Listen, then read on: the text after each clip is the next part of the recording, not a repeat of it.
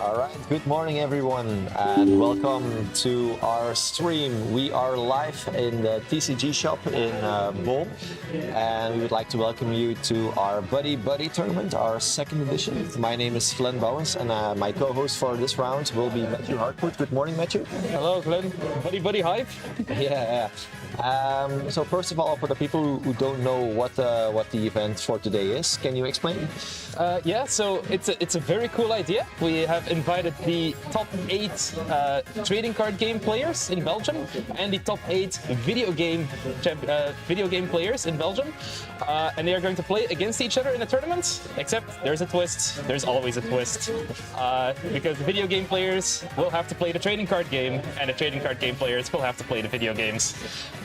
We are both trading card game players, and we now have all the video game players ready in the room. They are going to play the trading card game, and we're going to give you some analysis, some costing, and hopefully give you something that you can enjoy. All right. So let's look at our first round.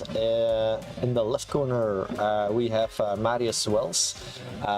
He is playing the Goldengo Dragapult deck, and in our right corner, we have Roxanne Jonio, if I'm saying that correctly, playing the Dragapult, straight Dragapult list.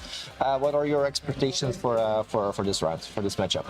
It's hard to say. I don't have any experience with this matchup. Intuitively, I would say Goldengo can one-shot Dragapult and Dragapult. It's kind of hard to deal with that. However, I have seen Dragapult do crazy things. It is just a very, very good deck in general. But yeah, also one of the main game plans of Dragapult is Iono people late game, and it's not that effective against Goldengo because you can always draw out of it. Yeah. But I don't know what you're expecting.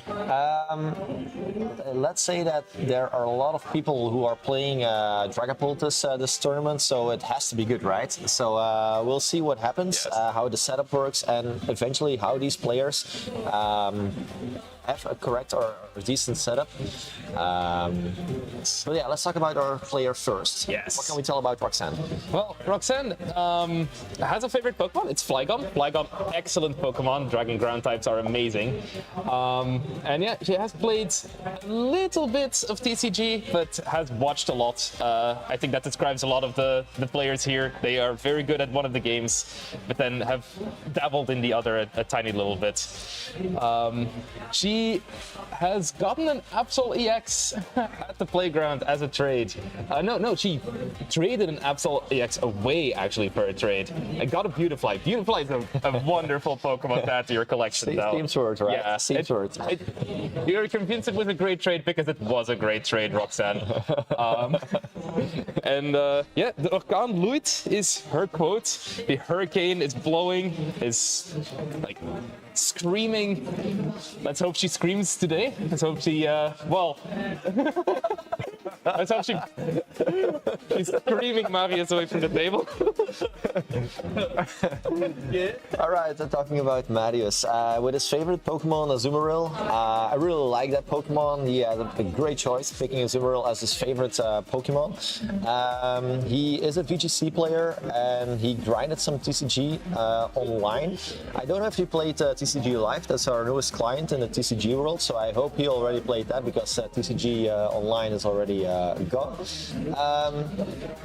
About him, he's more like a single player instead of the doubles, which is in our VGC standard. It's a doubles battle, but let's see what he can do because he's gonna do the funny. Yeah, let's see if he can do the funny. And we're off at round 1. You see the Budgie start? That's always good. Monkey Dory already hitting the table. Now, Marius is going first. Do you think that means Roxanne won the coin flip and chose to go second? Or do you think Marius chose to go first? I hope that was the case, yeah, because you don't want to go first and start with Badoo, because you want to, because a player who goes first isn't able to attack, and Badoo is such a great card to have in this format. Yes. The HE Fallen is so good. The opponent can play any item cards from their hand, which helps you in the setup, of course. Setting up your deck, setting up your board, setting up your Pokemon. It helps you a lot. Yes. Now, I think I also saw the pink card in Roxanne's hand already. The A-Spec, the Energy Surge Pro. Not very good on turn 1, but could be good in one of the later turns. However, it is, of course, an item card. It is an item card. So, against Budio, maybe not even the card you want in your hand on the first turn. So you have to make a decision, right? Do you want to thin out your deck, get as much items, get as much energies as possible, and play the card while it's still available, or will you not play it and only play it when you really need the cards? Well, we will definitely see what she does. I think it also depends on the rest of your hand. If you have an energy, which she doesn't seem to have, you could consider playing it just to be able to play TM Evolution. But otherwise, it might be worth keeping it for the later game, because otherwise you get all these energies in your hand and Marius will play Iono and simply get rid of all these energies. And now it's very difficult to one-shot a Dragon Ball. I definitely agree on that. Playing Artisan as first card, which is pretty good. You can check the deck, you can look at your prices. You can't look at your prices, but you can check which cards are priced, of course. You can also get your basic Pokemon. What's the Pokemon you want if you were Roxanne? I mean, I definitely want a Gimmighoul and like try to evolve it straight away, get some draw on the board. And I believe I also saw an Arven in her hand, so we're immediately seeing Monkey Dory. That can also work, just getting a Dark Energy on it immediately. There's some potential plays here. It wouldn't be bad to immediately get some evolutions out with the Arven in her hand, but it seems like Roxanne just values getting the Monkey Dory with the Dark Energy on the board. Would you play, if you pick the Monkey Dory, would you play the E-Surge Pro then in this turn? I think that or simply Arven for Earthen Vessel could also work. In that case, you don't get any other basic Pokemon out, but you do have the Artisan in play, and the game is going to go rather slow. You have the Dracloak in hand to start drawing on the next turn. It seems like that might be the line she's going for, but we'll see. We'll see. She seems like she is going for the Buddy Poffin anyway, and then it's going to play maybe the Energy Surge Pro for the energy later, for the energy to TM Evo with. At least, well, let's see if that's what she does. In an aggressive playstyle, you can play the E-Surge, attach to the Dreepy, do your TM Evo stuff, and in the next turn you have the energy already, the darkest energy already, to attach to the Monkey Dory, attack with the Dreepy and KO. It does 20 damage, right? I think it does 10 damage. Does it 10 damage? Yes. Yeah, I think it's 10 damage. That is relevant. Otherwise, you could have KO'd the Budio. However, this might actually be even cooler, depending on how many tool cards Marius plays. But I think he doesn't play any. In which case, you can do the play you're describing, but only put 20 damage on the Budio. It doesn't KO it, but if they want to item lock you again, they will have to put 10 damage counters. They will have to put 10 damage on the Dreepy again. Eventually giving up 2 prizes. Yes, and then you can move it up to KO the Budio on the next turn, and then continue attacking. When looking at the deck of Marius, he doesn't play any tool cards. No. So that seems like a fair route, right? Yes. Well, we'll see. We'll see if this is what Roxanne goes for. There are many possible plays here. Like even just retreating and attacking with the Goldengo seems fair. It's not going to get one shot, and then you can attach the Dark Energy to the Monkey Dory on the next turn. Marius does not play Unfair Stamp, so you cannot really get punished for that in the early game. And just a pass. Okay. That also, yeah. So it seems like Roxanne does value the Energy Surge Pro enough to not play it.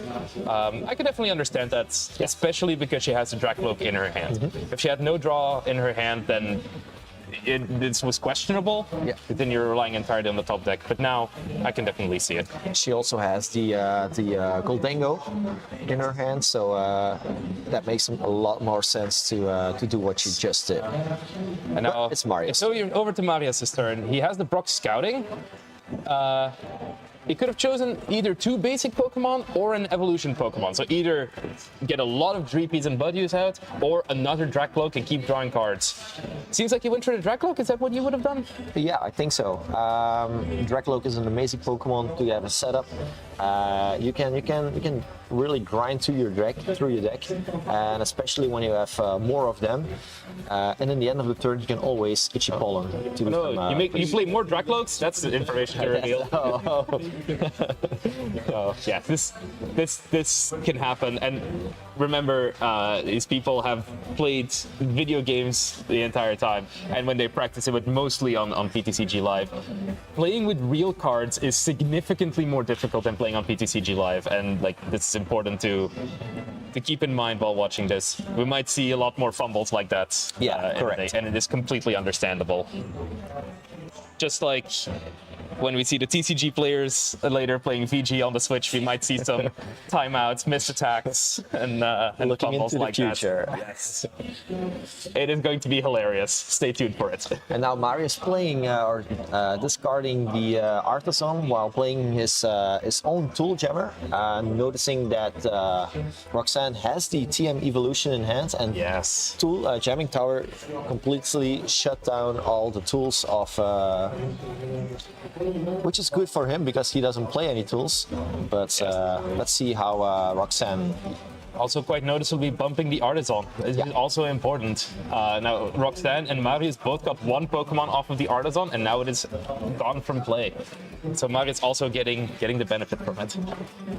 Opting for the Goldango first, using the ability to draw 1 card when the Goldango is on the bench. I think it is guaranteed that Roxanne is not going to be able to attack this turn because the Dracloak would need to retreat, and the Goldango does not have an energy yet, and you can't play Switch under item lock. He does play, or Roxanne does play the Turo though. Oh yeah, that's true. So that is theoretically a way to attack with. Doesn't look like she has it in hand or fended off the Dracloak, but she did find a Gimmighoul, which is an amazing thing to find under item lock, just a raw Gimmighoul. Not Buddy Puffin for Gimmighoul, because you can't play it. You're always happy to see the raw Pokemon there. Roxanne just checking. Yes, those are 2 energies on the Dracloak already. It is a Psychic and a Luminous energy, so if Marius evolves to Dragapult next turn, he will actually get the first attack, which is not something you see very often in Dragapult, do you? That's pretty fast to get your Dracloak, and it's also quite vulnerable to do such things, because if Roxanne can do something, if she can KO the Dracloak, Marius is in a rough spot, but that is not the case. She passes her turn and it's back to Marius. So like, I'm wondering now, suppose you're in Marius's position and you have the option to attack with Dragapult. Would you even do so, or would you take 1 more turn to Itchy Pollen? Because if you do attack with Dragapult and then that Dragapult just gets 1-shot on the next turn, it leaves you in a fairly vulnerable position with potentially no energies on board, but also only 1 more. Okay, there is now an energy on board, but still only 1 Dracloak in play.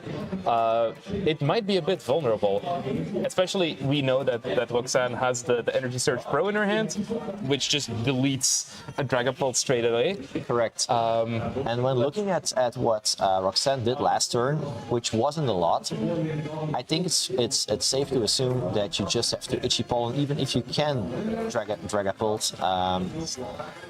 Playing an Iono. The Iono. Let's see if both players put the hand on the bottom of the deck and do not shuffle it in the deck. But yeah, I think it is correct. Yes, they're both doing it correct. All right. It's another thing I definitely expect to happen at some point. I hope it doesn't, but we will see. Okay, so Roxanne no longer has the Energy Surge Pro in their hand. Can of course draw more cards. Marius gets another Dreepy, that's huge. And goes for the Itchy Pollen. I think Did he use the Dragloak abilities? I think maybe before that. I don't think he used the second Dragloak. I don't think he only did one. Yeah. Again, this can happen. But yeah, it's. I would lie if I said I never forget. It's. But yeah, I think still think Marius is in a pretty good position with the itchy pollen.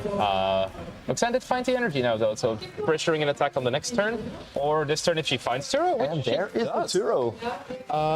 There is of course also the option to just play Cybermaniac's Decoding and set up an amazing play on the next turn. What do you like more here, actually? Like, given that you have both of these options, I think it's better to wait a turn, trying to set up using the Cypher Maniacs to put on top what you want, and afterwards, if Itchy Pollen attacks, if Marius attacks one more time with the Itchy Pollen, you can Monkey Dory it and take a KO. Yes, and it seems like Roxanne agrees. I also agree. This is exactly the play I would have made. On the other hand, if in the next turn Marius can attack with the Dragapult and like use the boss on the Goldengo, the Dragloak is history as well because it has 90 HP and already. There's 20 on it. Okay. But you're right that there is a Pheasantipity. No, not Pheasantipity. The other bird, Halucha. Halucha is in Marius. Halucha is a possible play. So Marius could indeed dust up the Goldengo and then play Halucha down to KO the Dragloak. That is more difficult though because Countercatcher is not active for Marius, so we would have to do it with a boss's orders specifically. And Marius, looking at his list, he plays 4 boss's orders. Yes. So quite possible, but it's still less possible. Yeah, quite possible. Yes. Yes. I have no Countercatcher to that font. Yes. This is. If you like more of our jokes, you can press the red button right now. I did not see which 2 cards Roxanne put on the top. But yeah, I mean, Marius of course also does not notice. The cool thing about this though is that they go to the top of the deck and Marius does not have any way to shuffle Roxanne's deck. He only has ways with Iono to make Roxanne draw cards off the top of the deck. Yeah. So these cards will be added to Roxanne's hand on the next turn, no matter what. Which is a very cool thing about Cypher Maniac's Decoding is that it's Iono proofing you. It's like legal stacking though. Yes. Well, I mean, I've done some legal stacking in my time. If your opponent doesn't notice it, it's legal, right? Comes from the Gardevoir player. All right, and we see the pass over to Marius. Now, okay, triple Dragloak. Do you think we're going to see the Dragapult attack this turn? I really think that I'm not sure if it's the best time to use the Dragapult, but it's fair to assume that if he got the Dragapult into his hand, that he will attack with it. If he's gonna play the Dragapult, I would love to see the Halucha play as well, taking down another VP for 2 prizes, or maybe put some 6. That's something we can debate later on. But I would love to see the Halucha play right now when he starts attack with the Dragapult. That's definitely true. Yeah. He has quite a lot of energies in play already, so he's not as vulnerable. He might be able to chain 3 Dragapult attacks in a row right now, given his board. So, and I think if he waits one more turn now, it is a little bit too late. Energy on the Monkey Dory, we'll see if that's ever relevant, because Roxanne can always just one-shot the Dragapult, but it does put on a bit more pressure for later. That is correct. I believe Marius also does play the Neo Upper Energy, so that is still a way for him to chain 3 attacks in a row. So yeah, I think the energy on this Monkey Dory is quite a good play. Eyeing up the Halucha. Yes. But he did play Buddy Poppin, so it only works when you play it from your hands. Yeah. This is another mechanic. Hopefully we're not going to see any mistakes with this. But yeah, it only works when you play it from your hands. Now this is something I noticed actually earlier. which doesn't seem relevant at first, but I think on the first turn, Marius played Ultra Ball for a Dreepy, and I think he discarded 2 Ultra Balls with it. Only going for the Yes. itchy pollen. And so he might not have a lot of access to Dragapult or Ultra Ball for Hawlucha for later on in the game. And it seems like he did either whiff it or say, no, I do want one more turn of setup before I go in. Yeah, Goldango and slow games are into things you like to say in one sentence, but this is exactly what's happening. Now, one thing though is that Marius is building up a very big hand, and Roxanne only has a single Iono in the deck. So Roxanne's gonna have to time that Iono very, very well if she ends up playing it. Players were discussing a little bit, what it might be. Oh, does Roxanne have 3 energies in her hand? If she does have Boss's Orders in the hand as well. And then she could take out the Dracloak with 2 energies on it, which would be very, very powerful. But I don't know. See? Can we see the cards? There is a boss, but no energy. Actually, 0 energy. 0 energy. So there's going to be no attack one more time. In that case, would you have retreated to Dracloak in that case? I don't think so. I would rather have my Dracloak stay in the active, because now, like we said, if Marius attacks with the Dragapult, he can just put 6 damage counters onto the Dracloak, which has 30 damage right now.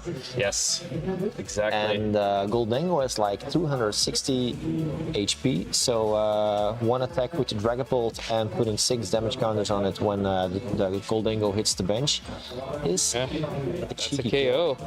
And we were saying earlier it would be good for Marius to boss up the Goldango to the active. It seems like Roxanne just did it for him. Yeah. We'll see how this works out, because Marius does, of course, still have to find the Dragapult.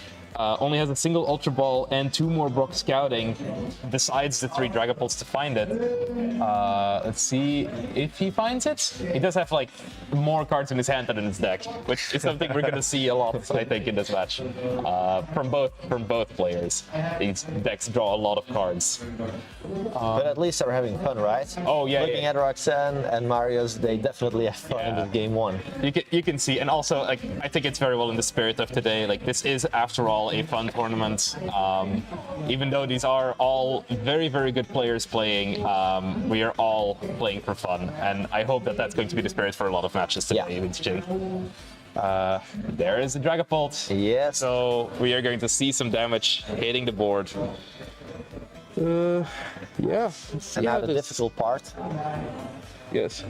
So this is going to be one of the easier Phantom dives. Yes, correct. But later on, do you think we're going to see some difficult decisions on the Phantom dive? Depends. If Roxanne gets access to the Monkey Dory's ability, then it will definitely be a lot harder for.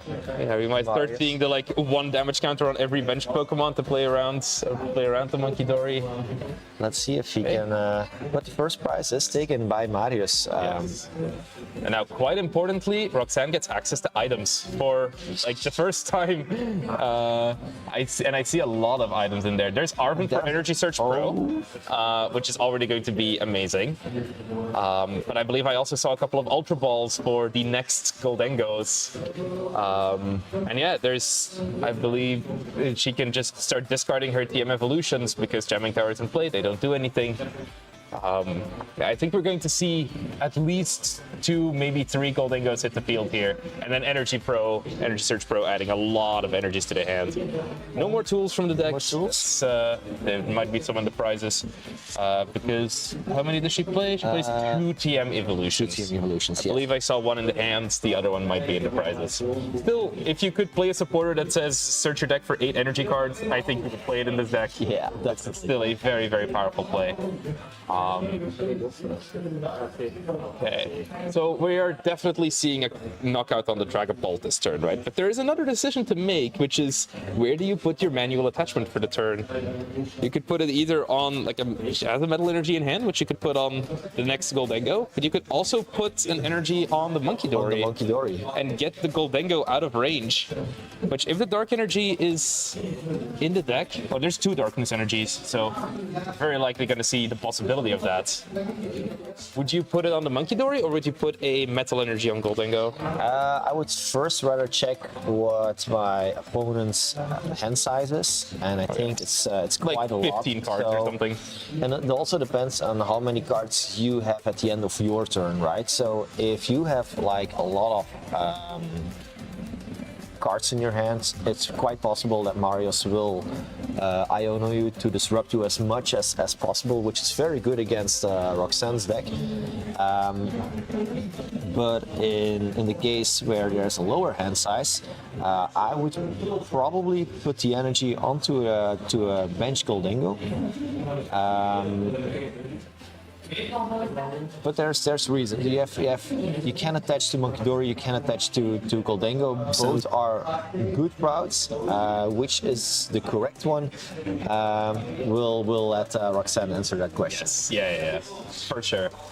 Roxanne needs 7 energies. Needs to discard 7 energies to one-shot this Dragapult. I don't know how many she was able to take off of the Energy Search Pro, but I think it was 6, which is maybe not as many as you would want. But she did have 1 energy in the hand, but that means there's maybe no manual attachment yet. Yeah. And she might have to Superior Energy Retrieval for 1 energy in order to get that, which is not necessarily what you want to be doing. There are some abilities. Grabbing Cypher Maniac. That's pretty good. You already played the supporter for turn, of course. But still pretty good. I would love to see an Ultra Ball for another, either Dracloak or Goldingo right now. But we'll see if she does it. I do see the Ultra Ball in the hand. Is she going to go for it? I think you want to play one of your Ultra Balls for a prop. Oh, she's just going for the attack. Simply going for the attack. So Marius is just checking whether it's 7 energies. Yes. You played that many energies? How? How does your deck still function? But it's okay. They're all going to the discard pile. Yes. Then the discard pile, of course, these cards are gone forever. There is no way to get those back, right? Would you say that Roxanne is in a better position right now, or would you still give it to Marius at this point? I still like Marius' position, especially if he finds Boss's Orders this turn, and especially if he finds Countercatcher plus Iono this turn. Yeah. Because this Goldingo is at 200 damage. It only has 60 HP remaining. So Marius can gust up something, KO it, and then put 6 damage counters on the Goldingo to KO that as well, and go down to only 2 prizes remaining, which then on the final turn might be Hawlucha plus Boss's Orders away from winning. Yes. So Marius does have a way to take these 5 remaining prizes in 2 turns, which means that Roxanne is going to have to find something to prevent that. And if you would play the counter catch, what would you put in the active? I think it would probably be the Dreepy, just because that's the one-off thing. You could go for Monkey Dory as well. We're gonna see how Seems Lucha play. like Marius is going for Hawlucha right now. It seems like he's eyeing up not gusting and taking a kill, but just simply attacking attacking and taking 2 prizes like that. That does remove the option of taking 2 prizes on the next turn, but we'll see how it plays out for him. Yeah. I mean, at least I'm assuming that he grabbed Hawlucha because he wants to KO something off the bench right now. And I'm assuming he has the Dragapult in his hand. It would be very sad if he had to, like, Speedwing or whatever the attack is called for 70. I don't know what it's called. That would be pretty good. Oh, no. I mean the attack on the Dracloak. Yes. Attack on the Dracloak is attacking for 70 damage. Dragon Headbutt. Dragon Okay. Headbutt. Thank you, Shmon. By the way, I mean, this should be emphasized very heavily. Shmon is sitting next to us, organizing this whole stream and organizing this whole event. A big shout out to... massive thank you to Shmon, thank you, Shmon, for everything he's doing, both today and for the community in general. Cannot be said enough, so I will repeat it 5 times during this stream. Okay, seems like Marius wants to play KO with Dragapult and KO a Gimme Ghoul off of the bench. Leaving the Dreepy alive. Yes. This also works. The 10 damage is on the Gimme Ghoul, so if you're Roxanne, I think yes. Yes, this is what I was going to say. You would push that one and evolve it to Goldango to keep it out of range. Roxanne has the option to play the another Ultra Ball. And they have enough Ultra Balls in hand. Yes, and I believe I saw 2 Superior Energy Retrieval. 2 Superior Energies. There is a KO guaranteed. And also boss's orders. Yes. Now I would like. I think this is the turn for the Iono for Roxanne. If she can find her. Oh, wait, Coco, not now. Oh, no. Oh, Coco wanted some attention. Stay out of it. Yeah, and he was getting too excited. Like it was so tight. Can't blame him though. Yeah, fair enough. He saw I could hit Goldango for weakness and was like, oh, I can do this. I can do this. No, okay. Like the optimal turn for Roxanne here, I believe, would be. Oh no! Wait, no. If you Iono, you don't. You can't play the. Yeah, you can't guarantee. Yeah. I was about to say like you just play the 2 Superior Energy Retrieval and then Iono. Yeah. You can, Seems pretty good, right? You can tell I haven't played this deck. I'm used to playing Gardevoir where the energies in the discard pile are just available whenever. Put them on the board. Yes. That's how this deck functions. Now, I mean, still, if Roxanne takes this one shot, I'm not sure if Marius has a play because there will be 2-2 prizes. There's no way to one-shot the Goldango because it's just out of range of Blood Moon or Saluna. And there's no way to place then 10 damage counters on the bench because Hawlucha is already in play. That is correct. But he does play the Turo though. Yes. He can. So that's what I was thinking as well. But the problem with Turo is that it's your supporter for the turn. Yes. And they're both going to be on 2 prizes. 2 prizes. So he cannot play Countercatcher. Yes. And you can't play Boss's Orders and Turo in the same turn. It makes it quite difficult for Marius to. I believe Roxanne, with this play, Roxanne has bought herself another turn. I think guaranteed, but we'll see what Marius can find.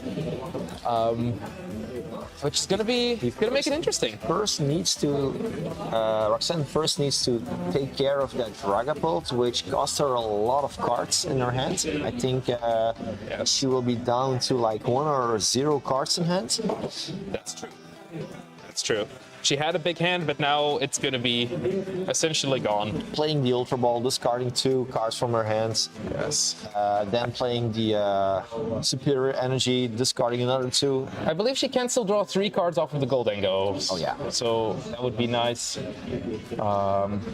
Seems like she's playing the Superiors before drawing cards of the Goldango, which I probably would have done it in the opposite order, but it doesn't matter all that much. And also have Cypher Maniac in hands. Yes. Yeah, maybe she's still looking for a different supporter to play, but no, I think actually you're right. That's why she played Goldango now first, because now she might Cypher. Oh no! Cypher Maniac, put 2 cards in front, and then use, if the Goldango is in the active position, you draw 2 cards. Actually, it might be better to use this right. Yeah, she's going for this. I think to use this right now and then play Cypher Maniac at the end of your turn, in order to guarantee 2 cards on top of the deck. Yeah, which Iono proves you. Yes, I actually like. Now that I'm thinking about it, I like this way more. When a VGC player outplays a VGC player in his own game, so yes, yeah. She convinced me. She convinced me that her play is better. We have a Goldango master at work. Yes, absolutely. She practiced a lot. You can tell. Yeah. You can tell. But I mean, both of these players have done nothing tremendously wrong so far, which I am very impressed by, and I do not think this is going to be the same for all the games, and definitely not for VGC. Yeah, let's not talk about VGC. Yes. Yes, I am. Things go their way in the VGC. But I am very happy with how these games are going so far. These could be games that I might be seeing, like, definitely at a cup, but even at a regional level, I would not be surprised if games like this would be played. I don't think Roxanne played the Cypher Maniac. Oh, did she not? She kept it in hand. Ooh, that's interesting. She didn't play a supporter this time, right? No, I don't think she played a supporter. Yeah, you're right. She did not play the Cypher Maniac, so maybe You want to take your words back from you said 30 seconds ago? no. She has a reason for this. Okay. She definitely has a reason for this. And there is the Iona, so Roxanne might get punished for this. We will see.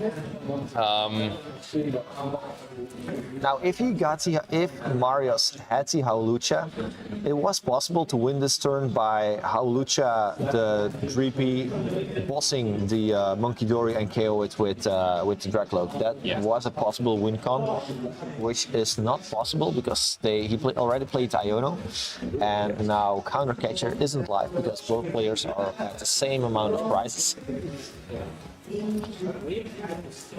So we're gonna see Roxanne. I believe Roxanne drew Arven and Night Stretcher. I mean, forgive me for talking about like Roxanne's part of the board while it's Marius' turn, but I do believe it is also quite important to see what she's going to be doing with the cards that she's gotten, because Marius is just trying to prevent Roxanne from taking game on the next turn. I would like to see an evolve into Dragapult here if Marius has it, but again, all of its Ultra Balls are gone, so it would have to be Night Stretcher or the one remaining Dragapult in his deck. Yeah, and we see Marius attaching the Neo Upper Energy, his Ace Pack, onto the. Oh, it has resistance. Ooh. Oh yeah, yes. yeah. And that's has mega important actually, because otherwise the Goldenga would be in range of Bloodwind or Saluna. Okay. Okay. So back to Roxanne with 3 cards in hand. I have no clue how this is going to play out right now. Going That's for so interesting. The benched Goldengo using the ability of the active, which let her draw 2 cards. There's the one Iono. That wouldn't be bad to use here actually. Oh yeah, if you. The question is, would you take the KO on the Bidoo, I was going knowing to. that you activate Pheasantippedy's effect, but also give Marius access to Counter Catcher? I was going to ask you the exact same question at this exact Great point. mind think alike. Yes. I think I wouldn't. I think I would not take this knockout, purely because indeed, as you say, it activates Counter Catcher plus Turo, it activates Pheasantipedy. At that point, you're giving Marius a way to win the game in one go. But there's one difference though. If you do find the Dracloak plus energy off of this Iono, I might consider it. There is the Night Stretcher. Yeah. However, she's item locked, so she can't play it, sadly. That is correct. She didn't have the option to take the KO here, but I think it is still also correct to not take the knockout. There's also something to keep in mind is there's only a bit more than 20 minutes left on the clock. There is a very good chance that the winner of this game simply will win the entire series because there's not enough time to finish. Don't jinx the Donkin game 2, man. Okay, fair. It's not necessarily the 2 decks that are known for donking, but we can. It can always happen. It's weird. Wait. We'll see what. Wait. Oh, okay. This is not about it's not about this game. Okay, we're ready to go. We have boss orders on Monkey Dory. Monkey Dory. It's good. Also no. Pass? No. Okay. Okay. So and putting 6 on 3P. So putting pressure on Roxanne right now. Roxanne, like Marius is essentially saying, you need to knock out this Dragapult right now, or I win the next round. Do you have it, yes or no? And given that Roxanne only has 2 cards in her hand, the answer might very well be no, that she doesn't Depends. have it. But we'll see. If she used Night Stretcher, get her Dracloak, get a Turo from the that is possible. That will give her. That will buy her. Yeah, that's true. That's also Cypher Maniac. But you can't play Turo then when you No, play but Cypher Maniac. can't you just Cypher Maniac for double energy retrieval and just knock out the Dragapult? Oh yeah, that sure is Does she have enough cards in her hand for that? No, actually she has 3 cards left in her hand, right? Oh, but you can... 4 with... No, yeah, but with the 1 card from the energy retrieval, you play the energy retrieval, discard 2 cards, get 4 energies, and then discard 1 of those energies for any other card in your hand. that would be the 4 game. other... That would be game, yeah. If both of her energy retrievals are in the deck. There's Cypher Maniac. However, Cypher Maniac. does she find it, and does she have both of the energy retrievals in the deck? Let's see. Both of the energy retrievals are there. Can she find it? Let's see. This is hype. Yes. Also, the number of people in the commentators booth has now doubled from 2 to 4 as we are very hyped looking on, seeing this she finds it. There's a double. Okay. Some of the 3 cards. You can do this. That is possible. Okay. There's go. 1. For 4 energies. I think she knows. I think she knows. I think she found it. She's 1, playing it 2, out. 3, and 4. Playing that second. And superior with 1 of the energies. Yes. Remember, you can't take the same. You can't take the same one, so it does need to be 4 energies. That's not the fire energy. But I believe she 1, did have 2. 7 in the discard pile already from the previous attacks. 3 and 4. There it is. And the right. That's the knockout. Game 1 goes to Roxanne. That's Roxanne with 19 minutes left on the clock. Very well played from Roxanne. Very well played. Also from Marius though, like I feel like we saw some very beautiful lines from both players, knowing like in the early game to not attack with the Dragapult yet, recognizing that Budyu is a very good way to set up more in the early game. But it wasn't enough. It wasn't enough, and Roxanne takes game 1. Wow. If this is the level of gameplay, we're gonna have a very, very cool event. Very cool 5 rounds. I was about to say this is going to be. I'm looking forward to this if every game is like this. Okay, wait. The timer. Reset. Okay, yeah. We're going to. This is not the official timer. We're going to make the timer set to 18 minutes again. Okay, well, Marius can probably still play for the tie or stomp twice. Yeah. We will. Dragapult is a fast deck, though. They said. Yeah. Well, I mean, the way his setup worked in the first game, it always was. He always took the first KO. It's simply Roxanne will open 1 Pokemon and pass, and Marius will just Budyu, and then Roxanne will top deck 4 Buddy Poffins in a row. Of course. How else would game 2 go? No, let us see how this plays out. We again see the players chatting, maybe discussing some of the lines and plays. Make it more funny, and let her start with Serendipity. Oh, yeah. And then use Ichipon. Yeah. Time. Or there is a Maractus in place. We have 16 minutes remaining, right? So the slowest donkey you've ever seen. Okay. Well, we'll see. We'll see what happens. There's a Badoo. Oh, Badoo inactive. You have to imagine Marius chose to go second.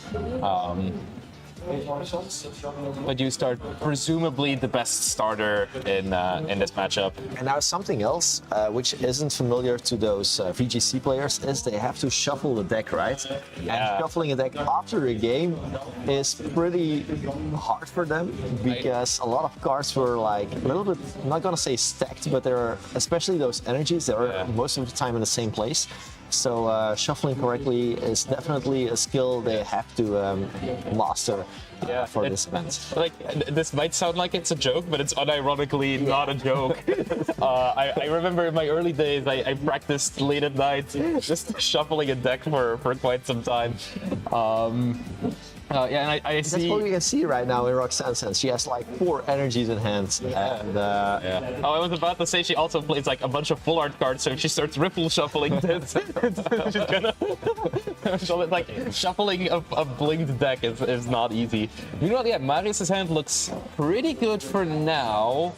Oh, but does have to Iono, which Roxanne's hand was really bad, but this happens. she had nothing to play with, and but this happens sometimes. sometimes, right? It's why you never concede on PTCG Live when you have a bad hand, because it's possible your opponents only draw for their Iono and they just have to play it. Here's your dunk potential, like we said. It's the Drippy Badoo. Well, Here we go. yeah. Item locking as well. I mean, so Donk- nobody poppins. Donk is a big word. I thought you. Oh, I yeah, mean, the Donk, I guess yeah. there would be the potential if Roxanne has absolutely nothing that next turn it's evolve to Dracloak, attach energy, and that's use that's still possible. Dragon Headbutt. Thanks, Schmoll, for 70. However, I have to break your bubble. Sorry, but I saw the Artisan in Roxanne's hand, so we're not going to see any Donks today. Never lucky. Well, wanna not see in game this 3, round, right? at least. Sorry. We want to see a game 3, right? Well, How it works on time. It's only 14 minutes remaining. Let's see what happens. Buddy Poffin for only a single Dreepy. So that means that fourth Dreepy is most likely priced. Or you want to keep your bench space open for a Lucha play. Also possible, yes. Okay, we're gonna see the Itchy Pollen. Someone's favorite attack here, right? Yeah, well, I think a lot of Dragapult's players' favorite attack. I know why. I know why. Yeah. Very nice of Marius to bring his straight Budyu deck with Dragapult support. Okay. Yeah, but yeah, Marius' turn was amazing. Just Itchy Pollen, energy on the Dreepy. It's even the Luminous energy. There's just a lot of good stuff happening on the side of the board. Meanwhile, Roxanne just has a single Dreepy, and let's hope she One can thing to mention is that Marius isn't playing the rare candy, so it has to be manually evolving to the Dracloak and then afterwards to the Dragapult. So no extra offensive power from Marius' side. Yes. But yeah, the Dragon Headbutt is a real thing. but that is the most powerful attack that Marius can launch right now.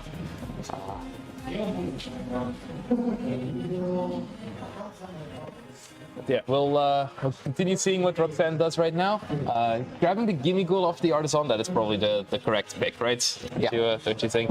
Yeah, Okay. Gimme Ghoul, And we definitely. We saw how much damage that. Okay. No, okay. Okay. Yeah, we got a message here, but we'll see if any of the judges intervene or not. If the judges don't intervene, then there's no issues. But yeah, we'll see. So Roxanne plays the Artisan, and anything else in her hand? Well, Arven, but Arven is amazing when you can play items, but not as good if you're facing a Budyu. And for us, Does Roxanne have an energy in hands? Because otherwise you can TM Evo. Yeah, I didn't see an energy. Otherwise, I would agree that the deck, right? yeah, four energies. all four energies that she plays are on the bottom of the deck. No, but yeah, she plays a lot of ways to search energies, or like with the Energy Search Pro. But yeah, only what is it? About 11 raw energies? No, 12. So yeah, like there's definitely with the 4 energies in the opening hand. Yeah, yeah. Okay, I just wanted to show I can count. Okay, I can't read, but I can count. Yeah, I was counting up all the numbers on the deck list, and then Glenn just pointed that that it says 12 here, right next to energy, right? To energy. Okay, yeah, we do see the 4th Dreepy. Seems like it wasn't deck, and Marcus just wanted to keep the bench space open. But now, recognizing that he has 3 Dracloaks in play, once Seems like a good attack again. That Itchy Pollen attacking Yes. for 0 energies. that is just 3 Dracloaks in play. Insane. Like that is every Dragapult player's dream, I think. That's very brutal. Yeah. Third turn, right? Yeah, it is on the 2nd turn. Roxanne, I believe, did she have a Cyphermaniac's Decoding in hand? Or not? No. But even No. so, what do you think you want to get with the Cyphermaniac? Because you are item. Yeah, I don't know. But yeah, there was no Cyphermaniac, so it didn't matter. But I think it probably could have been worth it to Artisan for a basic, and then Cyphermaniac for the 1 card, and then the card you would need on the next turn. It might be a Gimme Ghoul, it might be a Golden Ghoul already. The thing I don't like at Marius's board right now is that he bench locked himself, so no potential how Lucha plays. It is good to say that the Drippy already has 20 damage. But if Roxanne goes for a second Drippy or a Gimme Ghoul, that was a potential play to take out all the Gimme Ghouls that are left on the field. So that limited Roxanne's play to draw cards, and that's something that Goldango really loves, drawing cards.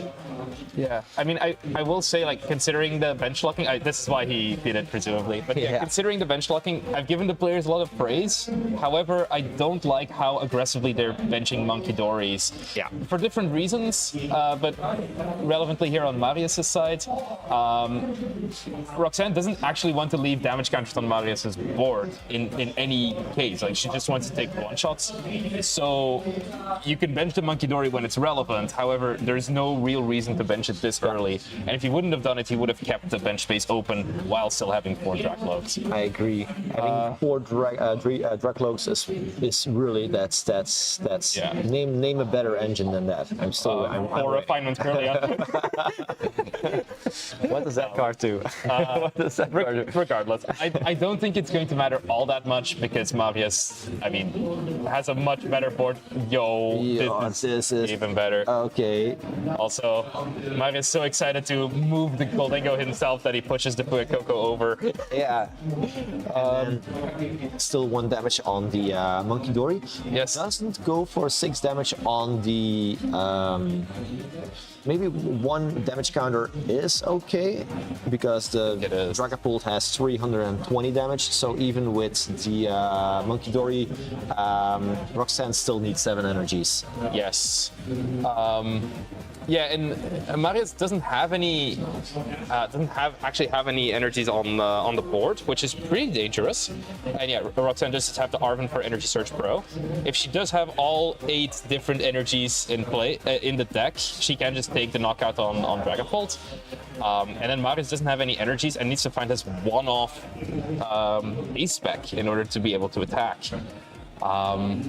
We'll see if Roxanne can find the one-shot, and then if Marius can reply to it. So let's go for the one-shot route. What is the route you want to take? You want to Article first? You want to use Goldango ability first, or you want to use the E-Search Pro first? What would you?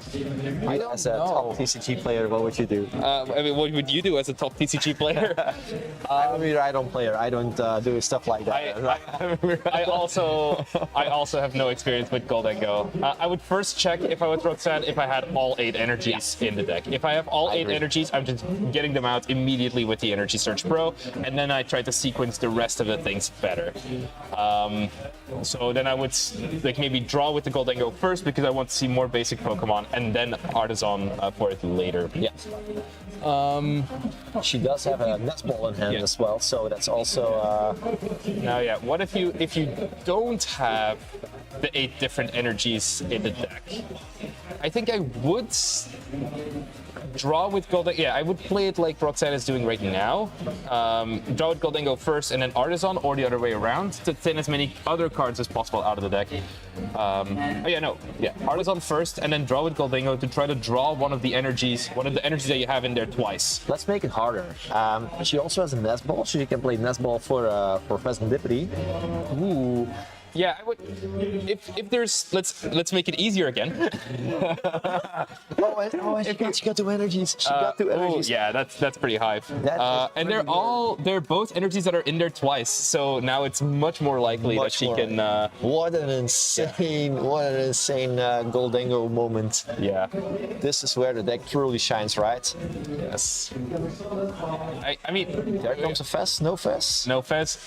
She probably knows that she has enough different energies in the deck at this point. I would hope that that's the reason. We'll see. And then yeah, we'll just have to see if Marius finds the Neo upper energy, if there's a KO here. I think that's going to decide basically the rest of the game. And yeah, Marius might be able to, if he gets a KO this turn, he might be able to tie it up and go to a game 3. Yeah, we'll see. Here's Energy Search Pro. That's one, See, two. Three, That's three. 4. I can count. You can count to 4. 5. I can count to 12, bro. 6. Okay, we need a 7th one. There's 7. No, it's like. Wait. No, that's a fighting energy there, right? I believe that's there's a lot of glare. I believe it's fighting energy. Right, that's so there's 7. Okay. Yes. 1, 2, 3, 4, 5, 6, 7. What's happening? Let's see. Everything okay? Yeah. We found 7 energies. What an amazing turn by Roxanne. Wrapping those energies out of the deck. That's a stacked hand. Let's That's see. a really stacked hand. Yeah. Her board is still a little bit vulnerable, of course. She doesn't have that many Pokemon. But yeah, like if Marius does not find the Neo Upper Energy, Now it's very just say much. to Marius, punish me because I'm gonna make it rain. Taking 2 prizes, Yeah, and we'll see. taking one and put one on the a ground. lot of it just Yeah. depends on Marius's hand right now. He has triple Dracloak, he has a Pheasantipity. Did he draw for turn? I don't think he drew a card for the turn. Which you have to do, but okay. He It's attached the luminous energy already. oh yeah. Actually, that might not be very good. But if he doesn't get the Neo Upper Energy, he doesn't get punished for it, I guess. See, we can't really see what he's grabbing or not. Oh, I think he put 1 card on top instead of on the bottom. The last Dracloak, I think he put it on the top. Orders. Okay. So our Yeah, well, we're just going Schmoll is jogging towards. So I think this is the best thing we've seen today. Yeah. Schmoll Alright. jogging towards the table. All right, there we go. Yeah, and we're going to see just an item lock. This is actually quite good. I mean, Roxanne does apparently still have the metal energy in hand, which actually was a great call for her to keep the metal energy in hand exactly for this play. She probably went through this during practice because if but you item locks you don't have access to your superior energy retrievals, so you only have access to a very limited amount of energies at that point. And it's pretty important that you keep the correct cards available in the deck. In this case, she could Cypher Maniac for an energy, and maybe a Turo for the next turn in case Marius tries to do this again. Actually, no. I think Roxanne needs to do something else here. Because if you... Maybe you're seeing what I'm saying, but like if you KO the Budgie with the attack here, you're in trouble. Because the Goldengo is at 60 HP remaining. That is correct. And then Marius simply takes 3 prizes and destroys your entire board. So I believe if Roxanne has another Dark Energy in the deck, it would be better for her to put that on top. Played it like you wanted to play the Turo, Oh no, that does make sense. She'd already played played Cypher Maniac. Maniac. Yeah. Or she's playing Cypher Maniac right now. Let's see if she has a Dark Energy in the deck even. It could be prized. Or maybe maybe there's other plays as well that I'm not seeing. Are you seeing Is it anything? like? Is there a way you want to minor errant running using the attack of Gimmighoul, grabbing 2 basic energy cards from the deck? Well, it's still dangerous, right? Because it opens up the same problem, or it opens up the same very good play from Marius where he can take 2 prizes in 1 turn. In fact, he would be able to clean up the game because the timer is about to run out, but he can take 5 prizes in 3 turns at that point. I mean, there is theoretically the option that Roxanne might know that Marius is only going to have 2 more turns, and evolve him to the Goldengo, so that it's much more difficult for Marius to Using the ability. to take 3 prizes. Yeah, evolving all the things, yes. And so now Marius will have a much more difficult time to take 5 prizes. which might be a way to guarantee that she wins the game because Marius only gets 2 more turns. Time has been called. That's what we see the judge explaining to our players. Yeah. So I believe Roxanne is turn 0. And Marius gets 2 more turns to try to win this game. Roxanne as well, but she doesn't have to win. She merely has to not lose this game in order to win the best of 3, because she is 1-0 up. Yeah, if there isn't a winner this game, this game results in a tie, which means Roxanne wins round 1 of the event. Okay, exciting again. What do you think is going to happen? There's a lot of things that can happen, right? But I think this favors Roxanne more because of the price rates. It's by having she may not bench any single prizes anymore. Yeah, but this is important. Or actually, I feel like bench them, or you bench if you got the fourth. Gimme Ghoul, you can TM Evolution it and make it a 4th Goldango as well. That does work. You can TM Evo into and you have the energy already available for your. But I was about to say there is one bait play, like a potential mistake that you might make is you have the Dracloak in your hand. And you might think ooh, I'm gonna go grab a Dreepy to evolve it for next turn. Roxanne fortunately does not do that. Like the Artisan was right there. Yes. It was very tempting, but Roxanne did not do it. Because in that case, Marius could have gone for the Hawlucha, immediately KO it, and then clean up and take 5 prizes on the next turn. Marius going aggressive, taking the Dragapult out of the deck first. I think that's rock scouting. what he has to do. So Marius can choose either grabbing up to 2 basic Pokemon or 1 evolution Pokemon as choosing the Dragapult, which is really the cards we want this turn, right? Yes. So last time we were looking at Roxanne's side of the board and how she was going to evolve it. Oh, evolving. Okay. The well, there's Neo Upper Energy still. It's okay. It's okay. We're simply going to see the Neo Upper Energy. He's not going to get punished for this, or another Dracloak. The Dracloak right? has also a very bad ability, so that's better not to use that. Oh no. Okay, this might be the first real. Does he get the Neo Upper? He has the Neo Upper. Okay. He's safe. This was not a mistake. He knew this. Yeah, he knew this. That was of course. Of course, he had it. If you want to make a joke out of the play, he had everything he wanted. So and he got. Okay. Now, Roxanne needs exactly 1 piece and 1 piece only. It is a Dark Energy on the Monkidori to get this out of range, and she can KO the Budew so that the damage is no longer Was that on her the hand? board. She has the Night Stretcher. Yes, and she's not item locked. She's But she does have to see that that's the play, because again, it's quite tempting to just knock out this Dragapult. Yeah. But I believe, correct me if I'm wrong, but if she does go for the Dark Energy on the Monkidori and puts the damage counters on the Budew to KO it, I think that's just checkmate, right? Because the Goldango will be out of range of the snipe attack from Dragapult, and so Marius will have no way to take 3 prizes on this turn. I think that would be checkmate, but I'm not entirely sure.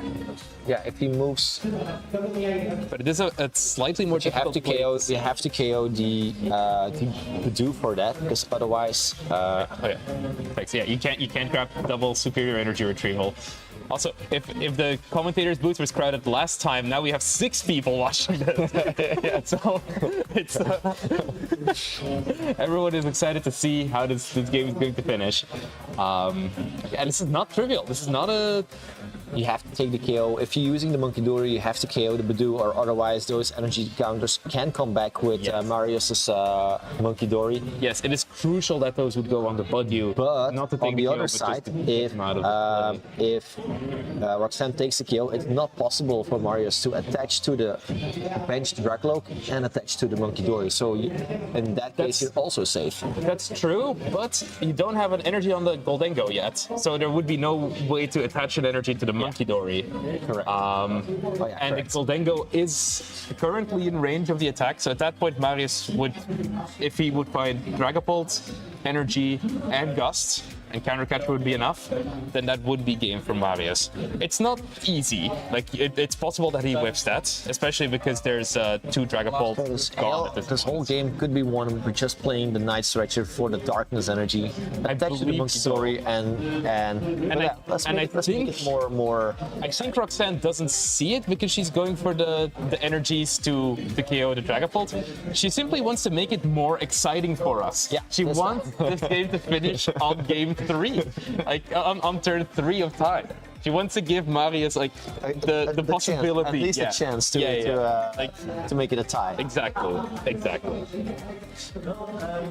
Superior to seems like a good card. Superior energy retrieval. And there's 8 energies in the discard pile from before, so you can attach to the active and get 7 energies on the active Dragapults. Unless she attaches that darkness energy onto the Monkey Dory and baited us the whole time. That would be hilarious.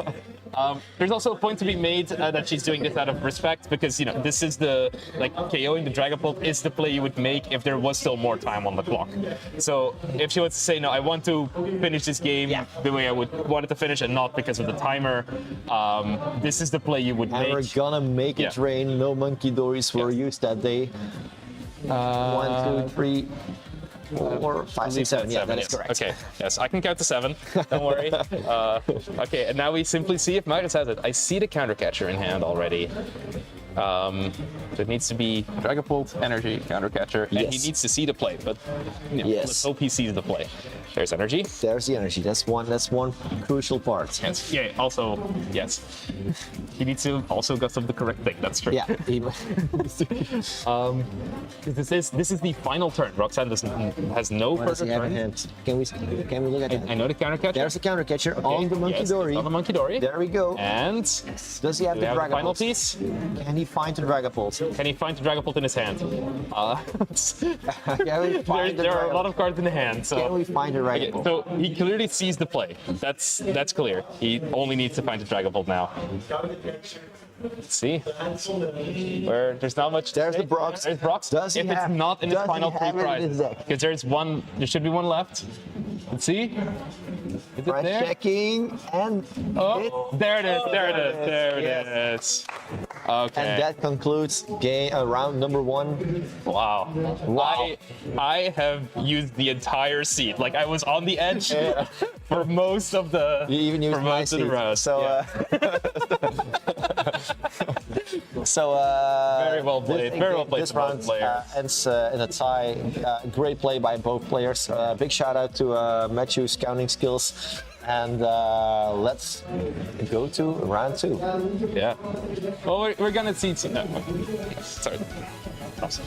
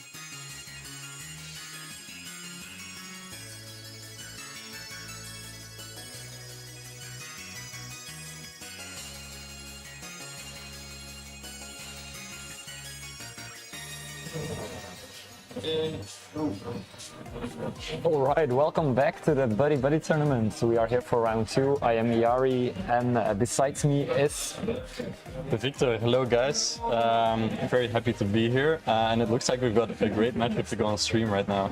they are the only two players who have won the first round. So so it's logical that they are on stream. We are looking at a Flareon box against the Dragapult Dusknoir matchup. It will be very heated because the Flareon Aspire, of course. We see Elias on the right side and Charles on the left side. So on the right we've got Elias, who I believe is your buddy for this tournament. Yes. So how are you backing your friend? Do you think he can win this? I'm pretty sure he will win this. All right. Yeah, Elias has TCG experience before. At least I've seen him play in a couple cups around here, and I think the matchup is kind of favored for him as well. What do you think about that? I think the matchup is kind of okay. It's like a 50 because Dusknoir can really like do some damage. But the thing here is if he like uses the latest Clefairy right on the right moment and make sure it doesn't get bumped, it will be okay because you traded 2 for 3 because you need to pop a Dusclops to get to the Clefairy, otherwise you just max it around. So I think it's fine, but it looks like a 50-50 to me. All right, so we'll see how it goes. And then on the left we have Shirel, another VGC hero, I assume. I just watched him play a bit, as I'm judging here as well, and his play did look all right. I'm not sure if he has any TCG experience besides the Buddy Buddy tournament last year. But he got second then, and yeah, maybe he'll win. Yeah, could be. He qualified for Worlds 2024, of course in VGC though. Yeah. Just to make things sure, because we have some crazy players, but I don't think anyone has done the double. Besides, no? Okay, no one has done the double in Belgium yet. Wishful thinking for the future. Maybe I will cross to VGC, who knows? Yeah. I think our most likely suspect for that one will be Shimon. I think so. We'll never know. As it seems like we are kicking off here. All right, maybe he needs to turn the cards. Yeah, that helps. Okay, let's see. I think Elias goes first. He starts with the Eevee. Okay, yeah, the fan wrote him straight from hand. So what will he get here? Probably 2 Hoot and 1 Noctowl. That will be my guess. I don't think he needs 2 Eevee here because there's no threat of being KO'd on the next turn, right? Yeah, that's a nice thing of going against these Dragapult decks. They do need some time to set up, so you don't have to start worrying about your stuff getting KO'd. Correct.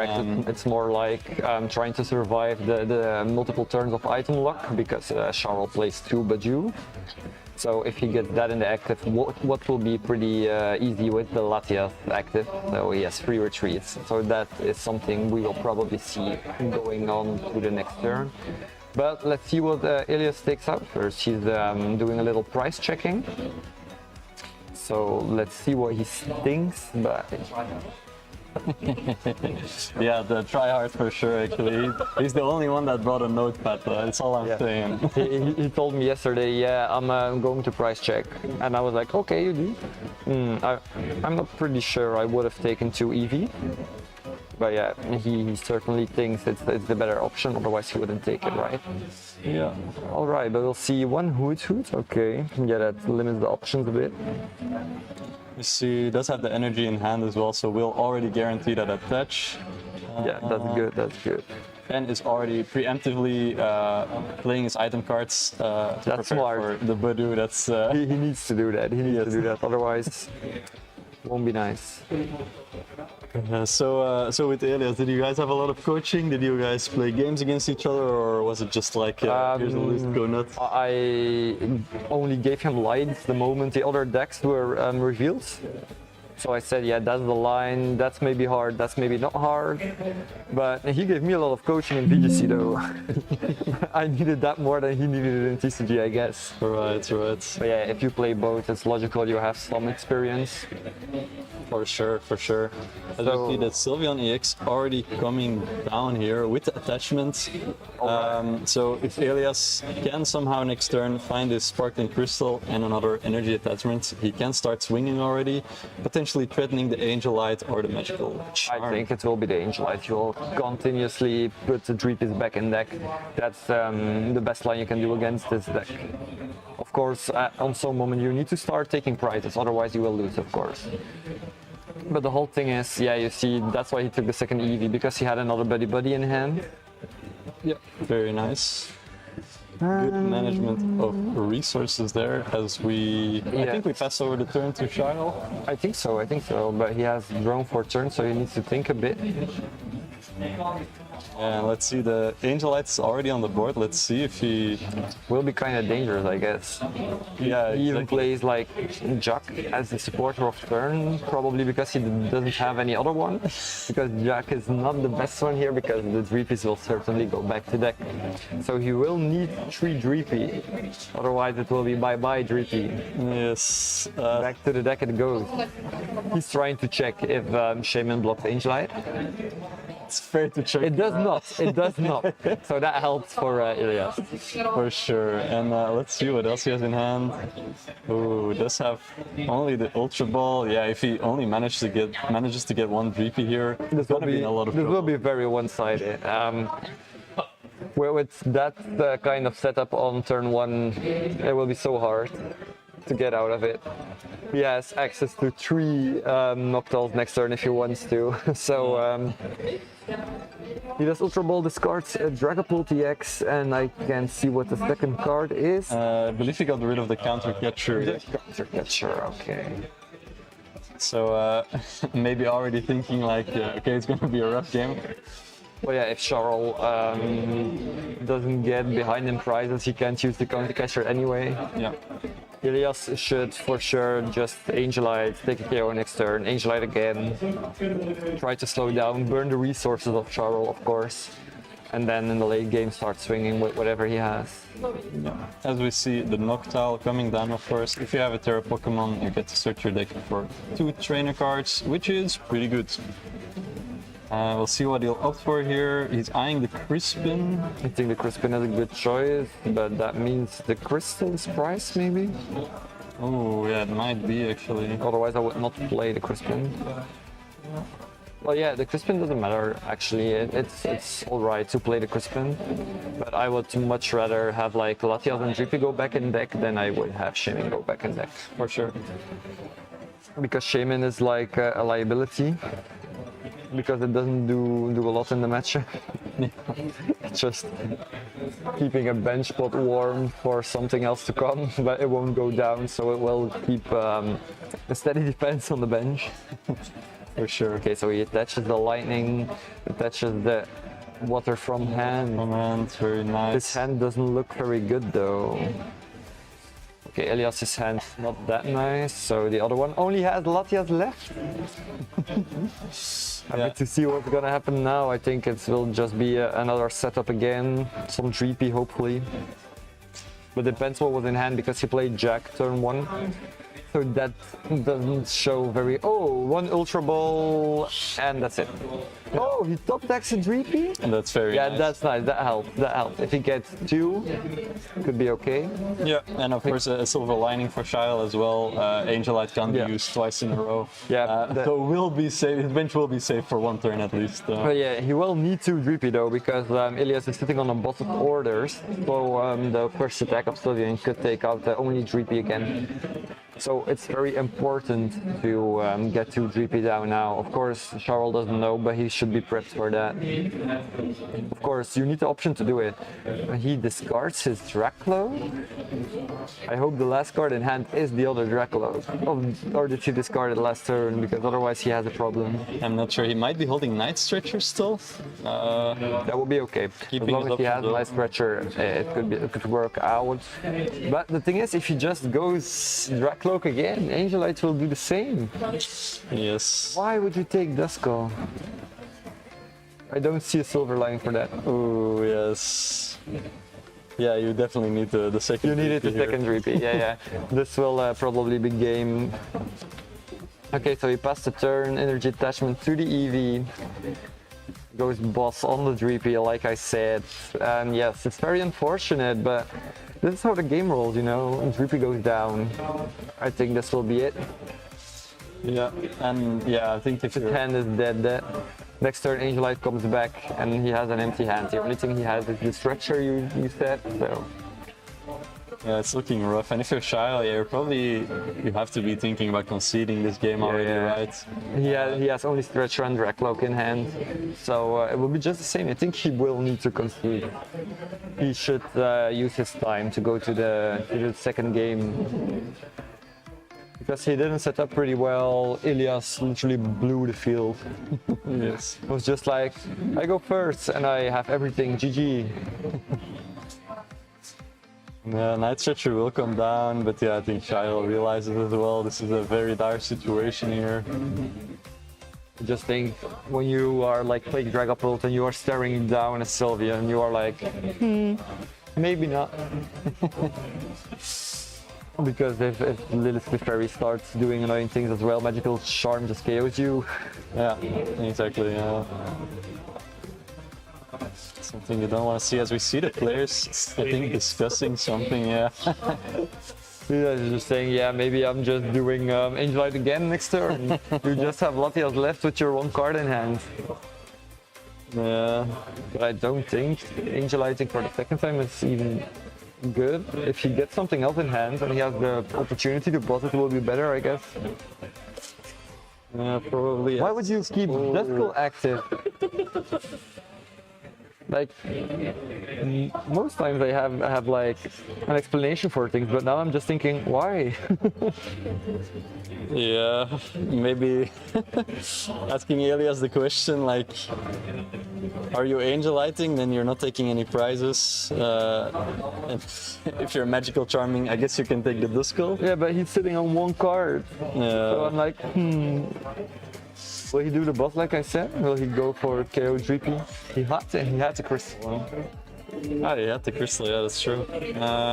Yeah, but at this point, probably It didn't matter at this point, yeah. If he now has boss, it will be good. I'm seeing him lining up other things, so the possibilities of seeing another attack is kind of big because he will go Angel Eyes, but taking prizes may be more important now because, as you see, Charles is not trying to scoop. Yeah. So if he gets stuck on one of like random Iono, you could go harsh in the late game, but I don't think you should be waiting on that. Yeah, no, I agree. So we'll see the Leafeon coming down, attaching to it and crystalling it. So Elias already has a second attacker lined up. We're kind of unsure what it did, the Leafeon EX. It hits 230 and heals. 230 and heals? Not Okay. mistaken. So yeah, not a bad second attacker to be loading up here, but It heals one of your bench Pokemon, yeah. like 120 or 100. 100 each of your bench Pokemon. Okay. And 60 for each energy attached to all of your opponent's Pokemon. So in this case, it won't too much, but he has both Pokemon ready to go. Yeah, and Shyle relying on a Top deck here. again, the stretcher. So now he has a chance to try and do it again because he got Angelited. Oh, but he doesn't have a Dreepy in the grave yet? Oh no, it's back in deck, so Back in deck. he just takes the Dragapult, but he has game then. Yeah, that's a game. Bro, we were so starstruck by what was happening that we weren't even checking what happened. Wow. There we go, and Elias taking game one in a pretty spectacular fashion, of course. It was like, yeah, I'm blowing up your whole field with Angel Eye. Go back to deck. He didn't even need to take a lot of prize cards, he just took two to win the game. Yeah, exactly. No need to sweat anything, just attach your energy, attack the guy, and For now, Charles is like still laughing. And Elias is sometimes looking at the camera like, do I still look good? Or is it this lightning that doesn't make me look very nice? Yeah. But he looks very good, very handsome, so we keep on going. Of course. Probably already thinking like, I hope I still Maybe look good for the final. maybe he should start like shuffling up his deck instead of like counting it again. We are in the mid game, so I don't think the card will get away. But You never know. you would see his sleeves as well. If the opponent took one of his cards, I think you would see it. Yeah, exactly. Yeah. That's quite unique sleeves. So now it's Charles here. I assume you want to go second? Want to let the Eevee player go first? if you let the Eevee player go first, you could get angelited very fast, right? That's true. That's true. But the thing is, first or second, you get angelited very fast anyway. Yeah, that's true. That's true. Yeah, as Eevee box, do you actually want? Do you want to go second? Do you want to go first? What do you prefer? I think with Eevee box, it depends a lot on the matchup, but I feel going first is better because you played the Hootsuit line. Yeah. So Noctols, you want to set them up because turn 2 you can be very aggressive. If you go second, you don't have the Noctols, so the chance you get turn 1 Angelite is a bit slimmer. And the opponent has a chance to candy into Dragapult then. But the thing is, Angelite just throws everything away. Oh, you have a Dragapult? I don't care. Go back to the deck. For sure. All right. As We see Show starting with 2 Pokemon. Terapagos start. Okay, that's not the best starter you have in the deck, because you have the problem of retreating the thing, of course, and that like makes you with an energy attachment to the Sylveon or the whatever, the Eevee, if you think so. Yeah, correct. So Shadow will be going first here. Already coming with the Ultra Balls, the counter catcher, and the research, probably to get one of his repeat down. Yeah. So we will assume that this game he has a playable hand at least. Well, if you discarded Professor's Research, turn 1, you will probably have a playable hand. Yes. Let's hope. But we are still playing Buddy Buddy, so they only have VGC experience. Of course. They are hoping on a crit of a Dragapult. It does then 250. Would be nice to know. Yeah, it would be nice. Then you have a crit dice, you just throw it every turn. Crits! Last week, had to win on board, had to retreat for, just had to retreat attack for 3 turns. Opponent, same thing. Well, now we are like giggling a bit about the plays, but I think if we are playing TCG in a bit, VGC in a bit, it will be the same thing. Yeah, probably. I will 100% Spore in an electric terrain. So, might as well get all the jokes out now, Yeah, They're gonna get you back later, so... Well, I actually tweeted I was going to win the VGC portion, so maybe I need to do that. Okay. being a bit cocky again. So we see an attachment to the Terapagos. It's the only thing that happened now. Oh, he passes the turn with only Terapagos active, 1 attachment to it. So that means the hand is dead. No supporter, no nothing, just an attachment. So now Charles needs to... Oh, the second research, so that's what we were telling him. Okay, so we go to 7. We will see what happens. I hope he has energy candy for him. It will be nice. Then he can just slap and see what happens. Yeah. Yeah, he plays the candy, right? So, He actually does not play candy. yeah, so no turret so far. No. Elias, while it's looking dire, at least he has 1 more turn to try and get something. No candy, no TM Evo, so he plays the slow game, but if he gets Bajou now, it will probably be very hard to get out. Yeah. But the question is, how is he gonna retreat? The ace pick coming down. I would actually probably have retreated with the Neo Upper. Yeah? I would have Bajou. My opponent is stuck, and if he pulls like Buddy or whatever, he's fine. But the thing is, okay, he missed the Fan Rotom turn, so that's the problem, right? He can't get to it again. It's true, so Elias now has access to items, as the Earthen Vessel will come down. Terapagos swinging for 0 right now? Yeah, it's for 0. As long as there is not a bench Pokemon, it's a full 0. Yeah, if he's holding the crystal, he can start Crown Opaling for a bit. Yeah, Crown Opaling will probably be the best way to do it now. Yeah, Because if he doesn't find any bench Pokemon, he needs to do it. Exactly. So he should take like Grass and Lightning Energy now. He will go through his deck for the first time this game, so we'll check what's priced. Yeah, very weird, but they have time enough. There's 32 minutes on the clock. If I was Elias and I don't draw very well the next couple turns, I would probably scoop and go turn game 3. Exactly. Because you can't lose this game with 5 minutes on the clock, because no way you will finish it. For sure. All right, so we'll see what will come down from Elias' side. We'll go for the attachment, and there's the crystal actually. Okay, so he goes Crown Opal. So that will be 180 on the Pheasantipity. And of course, basics can't do damage. So, but you will just item lock. Yeah. It is good if it just item locks, it doesn't matter too much. Exactly. But at least this way, Elias is putting some kind of pressure on Charles. It's better than just not But attacking. Charles, his hand seems pretty dead again. Ooh. Well, maybe he has a research in hand and didn't see. Oh, did he top deck a Dracloak? That would be very nice. I think he did. Okay, that will help. But he is thinking pretty hard about what he should do.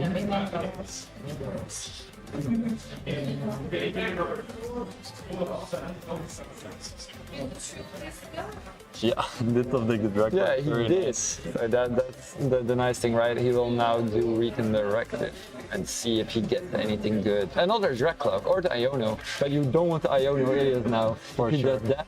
Okay, There we go. if he does that, would not be good. No, for sure, very nice. So does have access to the second Dracula. If he has access to another energy, he could go Biju again. So hopefully he gets some energy from this now. Let's see what he He gets the Latias. Latias So works. he has it. He can start Bajuing, so that just makes the Terrapagus stay in the active. So now he should try to get like one Duskull. Yeah, that is not possible because Mimikyu was benched early. He only had Fez and Munkidori, Yep. and he benched both. So I don't know why he did that because it didn't matter too much. But you will go down, so then Duskull comes. Yeah. And then he can clean it up if he wants to. Yes. Yeah,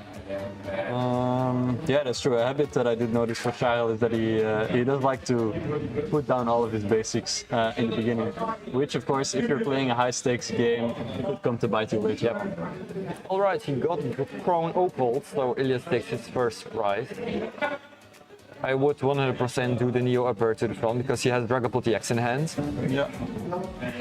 So Charles has access to all the tools to start swinging, and yeah, all this means is Elias is gonna have to top deck something good, otherwise this game is over. And we can It will be over, it will be over.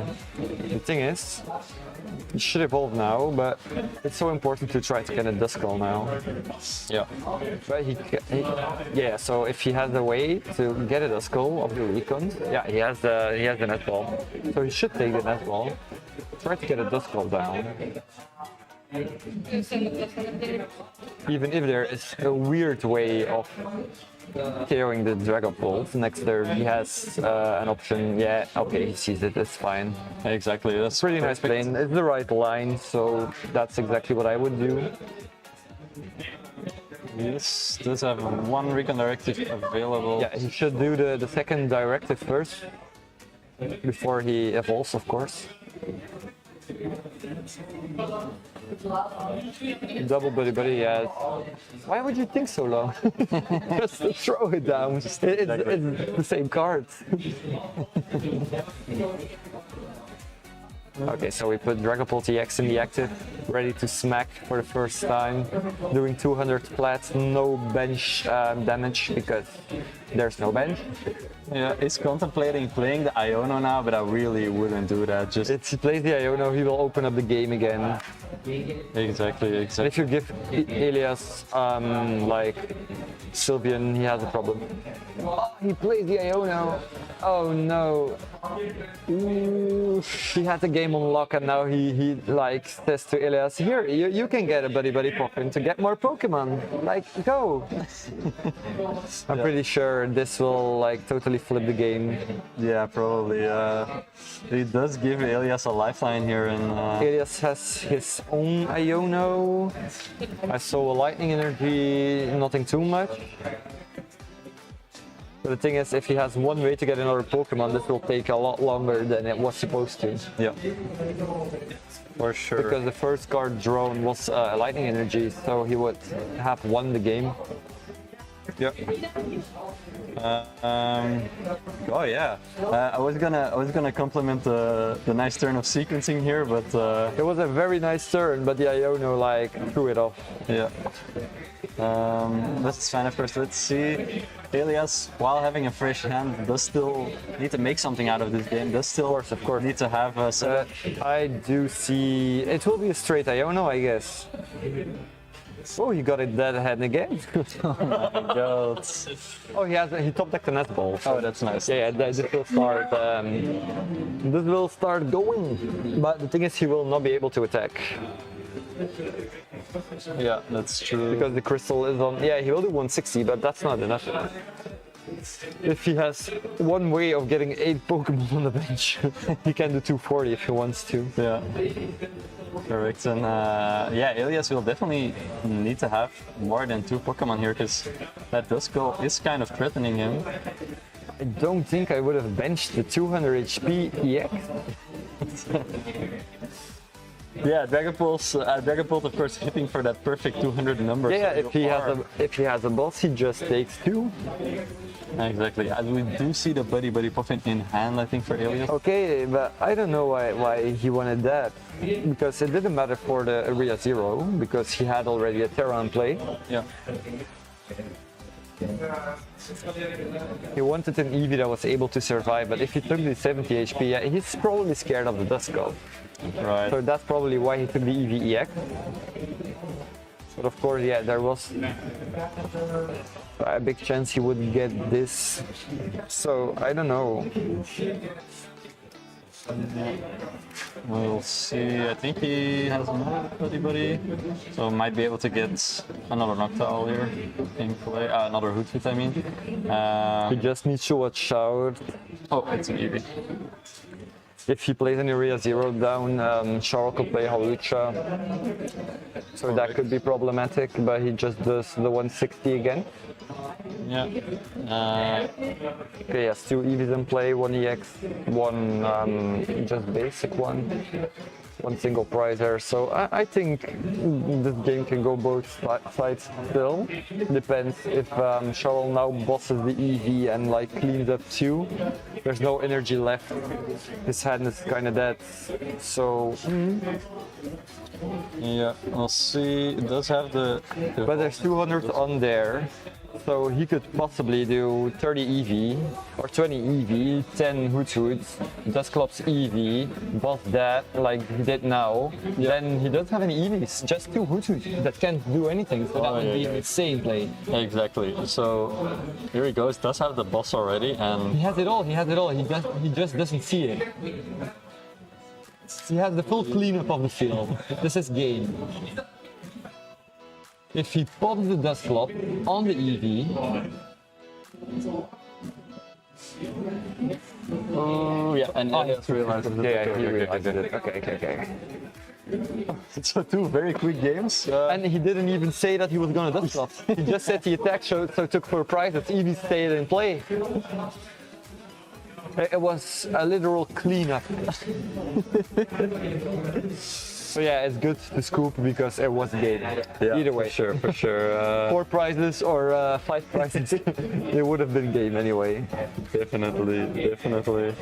So now we see Charl this time, looking very handsome as well. Yeah. We see Coco on the field. It's a cool starter. It's a good start. It's A bit derpy, you know. Yeah, it's a bit like. Did you pick him?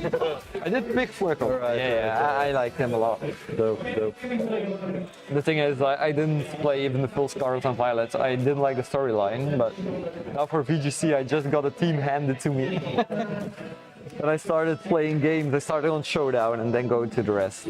But the TCG portion is starting again. We see 7 cards for both players with 22 minutes left on the clock. 22 minutes should definitely be enough if they play fast enough. For sure. Otherwise, it could be very slow. I think Elias will start now. Yeah, you would assume so. They started 2 Pokemon, like with 3 Pokemon. Yeah, I never understand why you would do that if there's no dunk potential. Yeah. Yeah, just fear to getting knocked out. But yeah, they don't know what the other deck does. Maybe I don't think there's any deck that's playing today with dog potential. Yeah, don't think so either.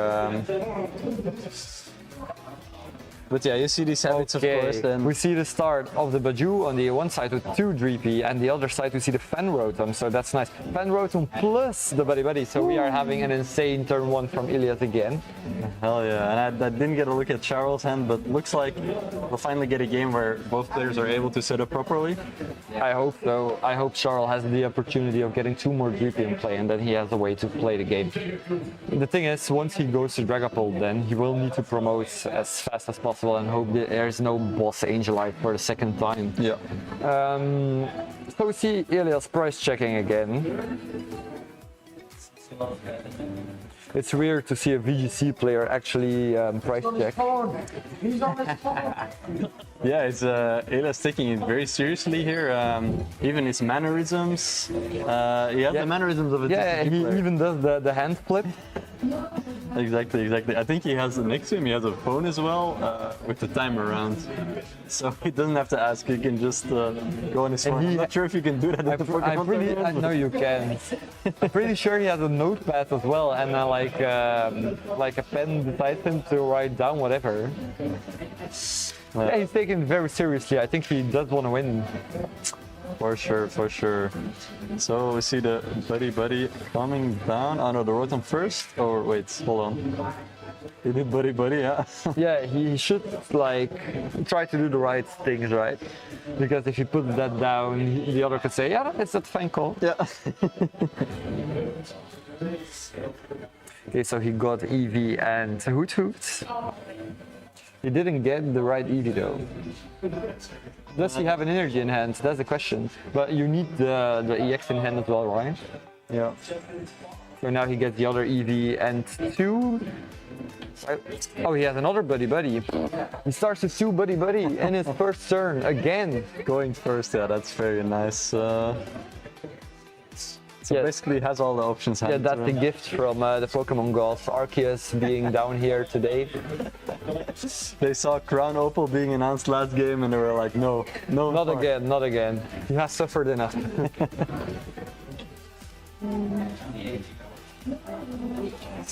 It's so crazy to see like him thinking it out and actually trying to get the right ones.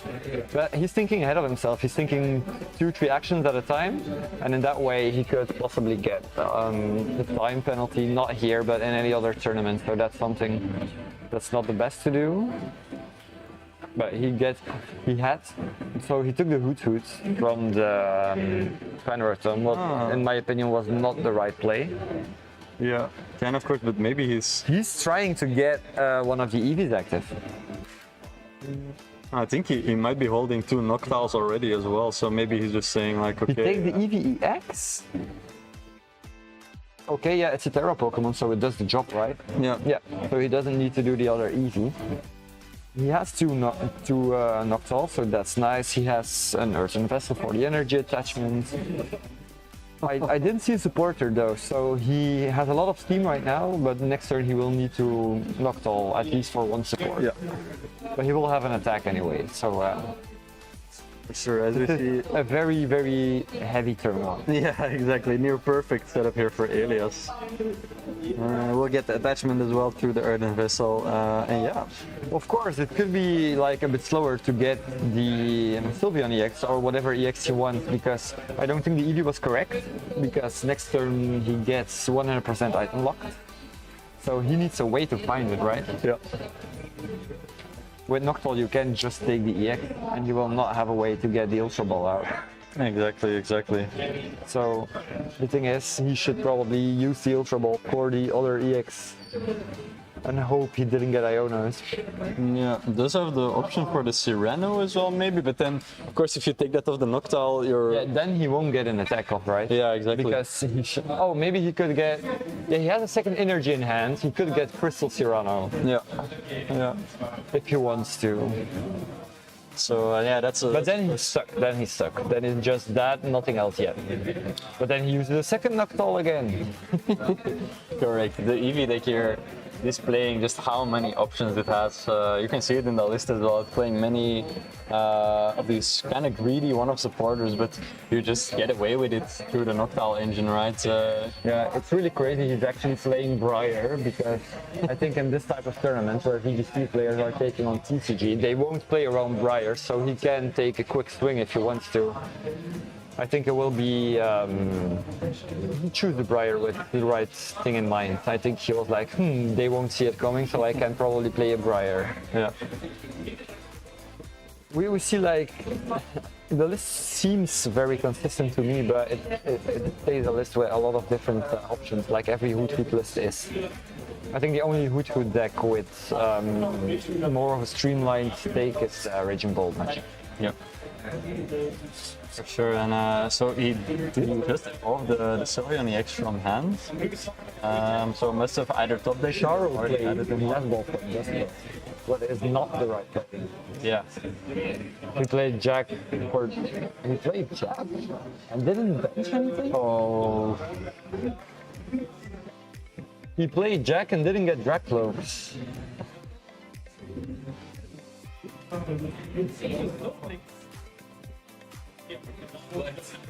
Yeah, the Drippy are gone again. So yeah. And he used Nesball for Duskull instead of a third Drippy. Yeah, of course, if he would have gone double Dracloak, the double Dracloak would have disappeared anyway. But he would have a Drippy more, so that's the thing.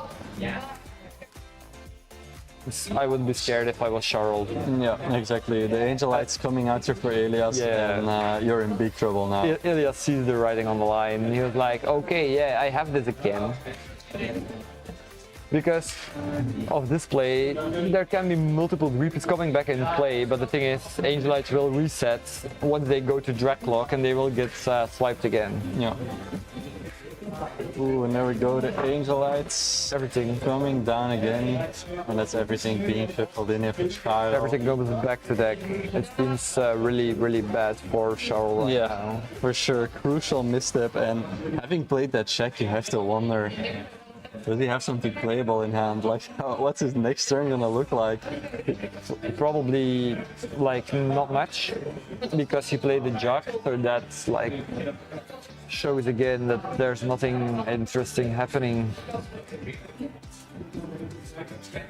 I think his hand is so dead. Yeah, it's not. Just also, by the way, he's not playing anything right now. But I think his head is just dead because he didn't put Dracloaks down. Okay, they would have gone back in deck, but it would have been very nice. Yeah, exactly. If you got a third 3P, you can play down the Dracloak. Okay, he will boss something else. I think the best option here is the EVX, right? How many retreats does that have? 2, 1? Probably, but yeah, you either force the attach or you force an evolve from Elias, right? You're basically asking like Elias to have it. Now he just needs stadium energy or a retreat somehow. Thing is, Elias has a second Noctile, so he can get stadium. He has energy. He could get a second supporter if he wants to. No, has everything on the line. Yeah, he sees it. He takes the stadium. Probably goes for another supporter now. Yeah. He really should actually, because now he's prone to Iono. What is he taking? So we see him, I think that's a Serrano that's coming down here. Together with the stadium. I don't think I would have taken Serrano myself. Yeah, I mean, you want to look for setup, but there might be better ways to do it. Okay, you don't want to give him a new hand with Iono, but it's better for yourself to do it. Yeah. Yeah, exactly. Now you ran out of Roots to evolve, so you are kind of viable. You are kind of liable. Yeah. Iono could possibly swing the game again, but he will need to stall with Iono to do it. For sure, and yeah, also no additional Dreepy coming down for Child is. I really don't think the Fan Rotom was the correct one to put in play in the active position, because it does 70 kills it. Okay, the budget goes down. Elias goes to take his first prize. Now I want to see what Charles does, but I don't think it will be nice. His hand is dead. Yeah, the Latias comes down, Monkey Dory. I would probably just bench one of them, not both. Just put Latias active. Yeah, I think that's the most logical option, because he could start going with the Monkey Dory attack and confuse the opponent. Yeah. If it doesn't get Angelited again. And it will. It 100% will. Unfortunately, it will.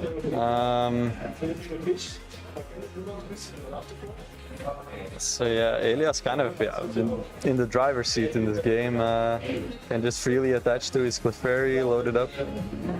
Let's see what else he's going for. Will bench the Serendipity preemptively. I don't think that's right.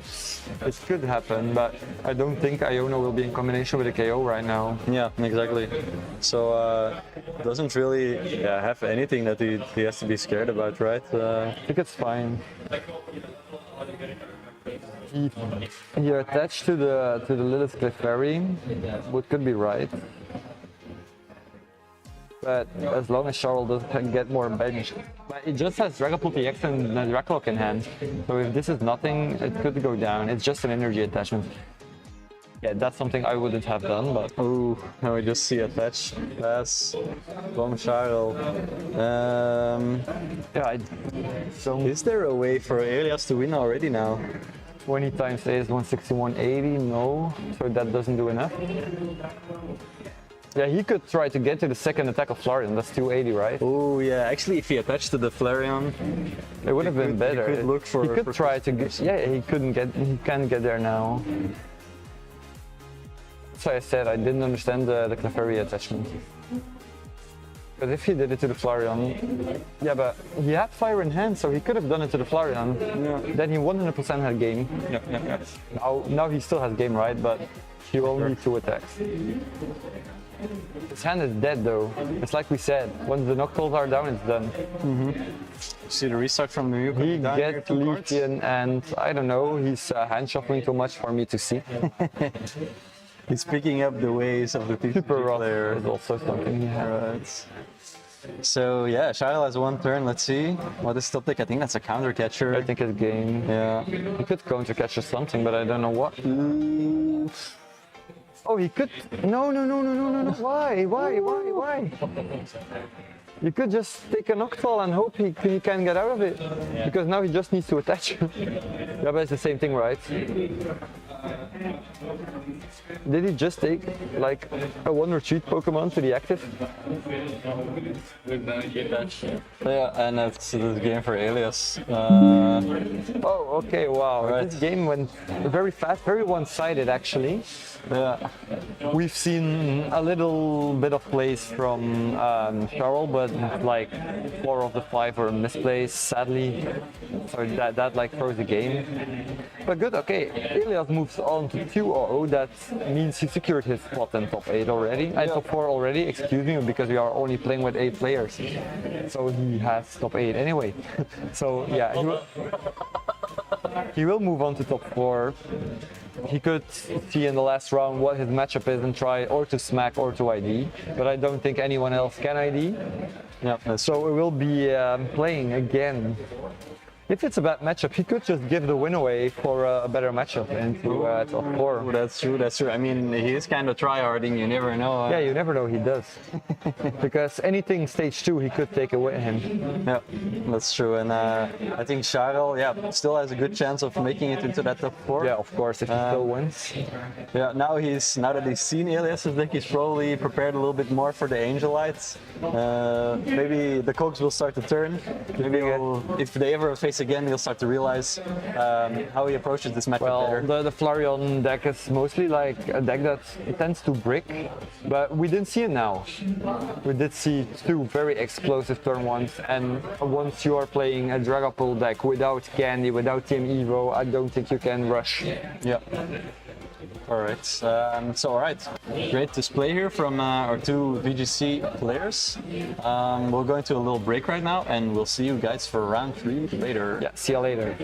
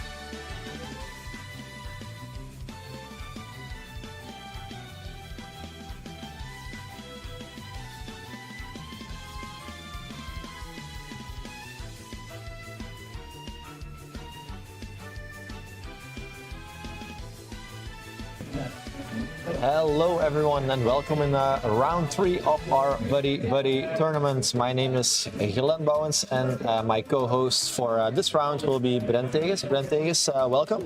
Hello everybody. Did you already watch some games today? Oh yeah, I was rooting for my buddy earlier when the Dango was on stream. Yeah. Going up to the next round, we have 2 new players again. Semi Erdogdu in our left corner, and in our right corner we have Christoph Willems. That will be Cynthia's Garchomp versus Zard Pult. Talking about Semi Erdogdu. What did you say? Talking about Semi. Oh yeah, his favorite Pokémon is Fikoko. Base choice in my opinion. Went 3-0 in a pre-release Distant Rivals. Sure, that's also pretty good. Played some TG in the beginning, then a random shoved me in front of me here, and then we are 2 here. Yeah, I see where it's going. A bad hand doesn't exist. Skill issue does. Well, we will see. We will see if it does. Because sometimes bad hands do exist, in my opinion. Yes, talking about Christoph Willems, he's my buddy for this tournament, so I taught him how to play. Didn't taught him, but we were talking about this tournament together. We were paired up. His favorite Pokemon is Gengar. He had only played the Buddy Buddy last year and a few matches online.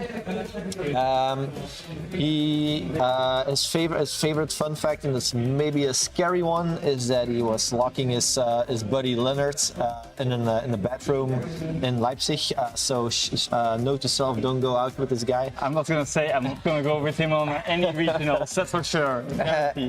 And he can't lose a game if he doesn't bring his Switch. So I hope he brought a Switch today. Because otherwise you're losing the But game. he's 0-0, so he already lost 1 round. So I think he didn't brought his They're Switch. starting immediately with, that's a pretty decent bench already for Semi. Already having the Cynthia's bracelets, it gives 70 HP plus to a Cynthia's Garchomp with a pretty popping start. I This think man it's is 70 HP. I think it's 70 HP. Yeah, that's good. My Okay. Yeah, I think you just want here 2 kibbles, I think. I don't think anything else that you really want. To be fair, I was not expecting a Cynthia's deck today. So I'm not familiar with all the cards it plays, but I've seen it happen. We're here to help. We're here to help. So the Cynthia's deck is has an engine on itself with the Gabite. The Gabite will let you search Cynthia's Pokemon every turn. So that's per Gabite, of course. And then you have the star of the show, the Garchomp, which does a lot of damage, lets you draw, and only with some energies. Then the Power Weight is also the card that will help you buff all the Cynthia's Pokemon. And talking about buffs, we have the Rose Raid that will give every Cynthia's Pokemon a boost of 30 damage. Yeah, 30, yeah, I was thinking the same. Meanwhile, it's his turn, 3 trips on the bench. That's really decent in my opinion. Who do you think is favorite in this matchup? I think the Garchomp, because it has potential, even though it doesn't set up, but I think it has potential to conquer it as soon as he gets some good starts and some few Crispins, if it plays Crispins. The way we tested this matchup is like the deck that has the best setup would probably win. In this case, we would just say the best setup class, because this looks pretty strong for both players, in my opinion. Like, you don't want to have a Jock in first turn, right? You want to have something like an Arven, get out those Buddy Puffins, reach out for those Charmanders. Very true. But I mean, it's Talking about Charmander, maybe it's common one. But to be fair, getting the Arven to play now isn't that bad. He already has 3 tributes on the bench, so I don't think he has an Arven in hand. I don't think it was really necessary to play he has a immediately. Prime Catcher in hand. Now he has 2 Dracologs as well. He's looking ready to make some plays soon, it seems. Only thing that was missing during this turn was the energy for a turn. I think the Luminous energy was necessary for an insane turn 2. I agree. I don't think he played. Oh wait, Luminous. Yeah, I wasn't sure. He plays 4 Luminous and Yeah. Now here an Arvin is being played, back getting to- the yeah. vessel. That's a very good place, taking the slower turn. Would you prefer to put Puffin here? I don't think so, right? I mean, sorry, not put Puffin, Badu here. I don't think the HP bonus a lot because he already has his two Dracologs in play, so I don't think he really wants to do it. Oh, he retreats. Interesting. Switching into the Gibble, That's interesting.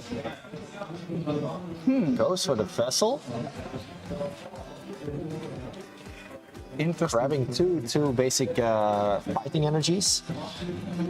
Would you not have attacked with the Badu yet? Or I don't. No, wait, that is possible. But if you saw your opponent grabbing two Dracloaks, it's fair to assume that you don't. the team Evo with Badu. Would that not be more better so you can make two cards? Unless you want to evolve the Badu, right? True. Oh yeah, there's already two Roselias on the Yeah, so that will work. that's already two That Roselias. works too. That works as well.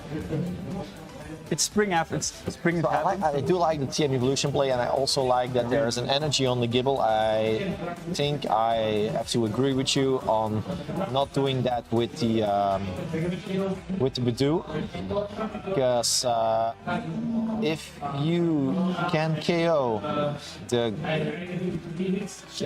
Gabite on the bench, Whoa! we know he has a prime catcher. If he gets to a Charizard, Then some plays can be made. To be honest, like I didn't expect him to just pop no. three Dracula. yeah, it has to be. He has to go for the Charizard play right now because he has the three Dracloaks, which is pretty insane, as we saw in round one. That having three Dracloaks is a very good engine. Yeah, just cycle through your deck now for free. And here comes Arvin.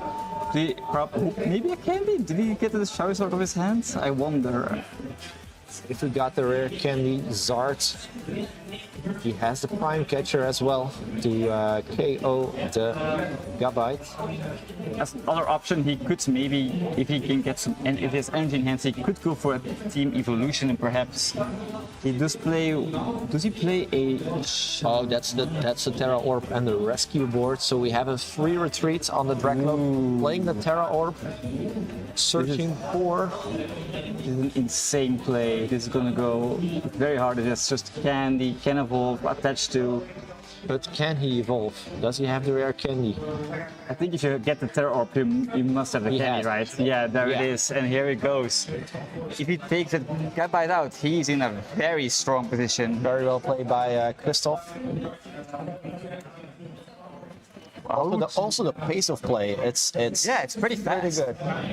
I'm surprised at their pace. Like, He must have a good buddy, right? Also how to play the game, right? That's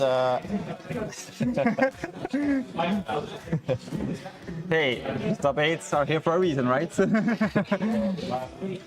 So how would you respond back as the Carchon player after he kills your Gabite? Like, how are you gonna come back from I that? think he only has like let's wait this turn first. If he Is takes he it, of course. gonna take out the Gabite with the power weight? That would be. I Will he think, take it down? yeah, The that attachment. there. Is it just gonna? He's going for the Gibble.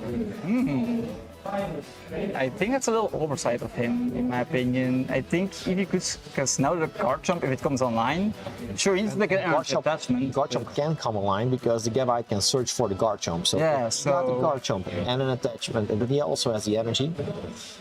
How much does the first deck do again from guard? It's 100, and you can draw up until you have 6 cards in hand.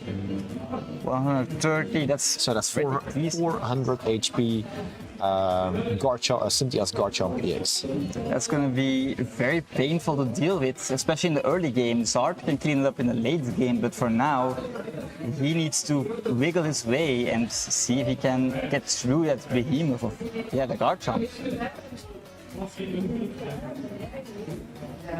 There's the Garchomp. And the Arbok comes down to get probably some more support. And he has 2 Rose Rates already, so it's going to do 160 damage. 160 and can draw up until you have 6 cards in hand. He can, yeah, that's going to be it. We are looking at a 400 HP menace over there. Keep in mind that even if Semi takes 5 prize cards, Charizard does not deal enough damage to one-shot. That's true, and there's no way in his deck to shut off these tools as well. I'm pretty sure.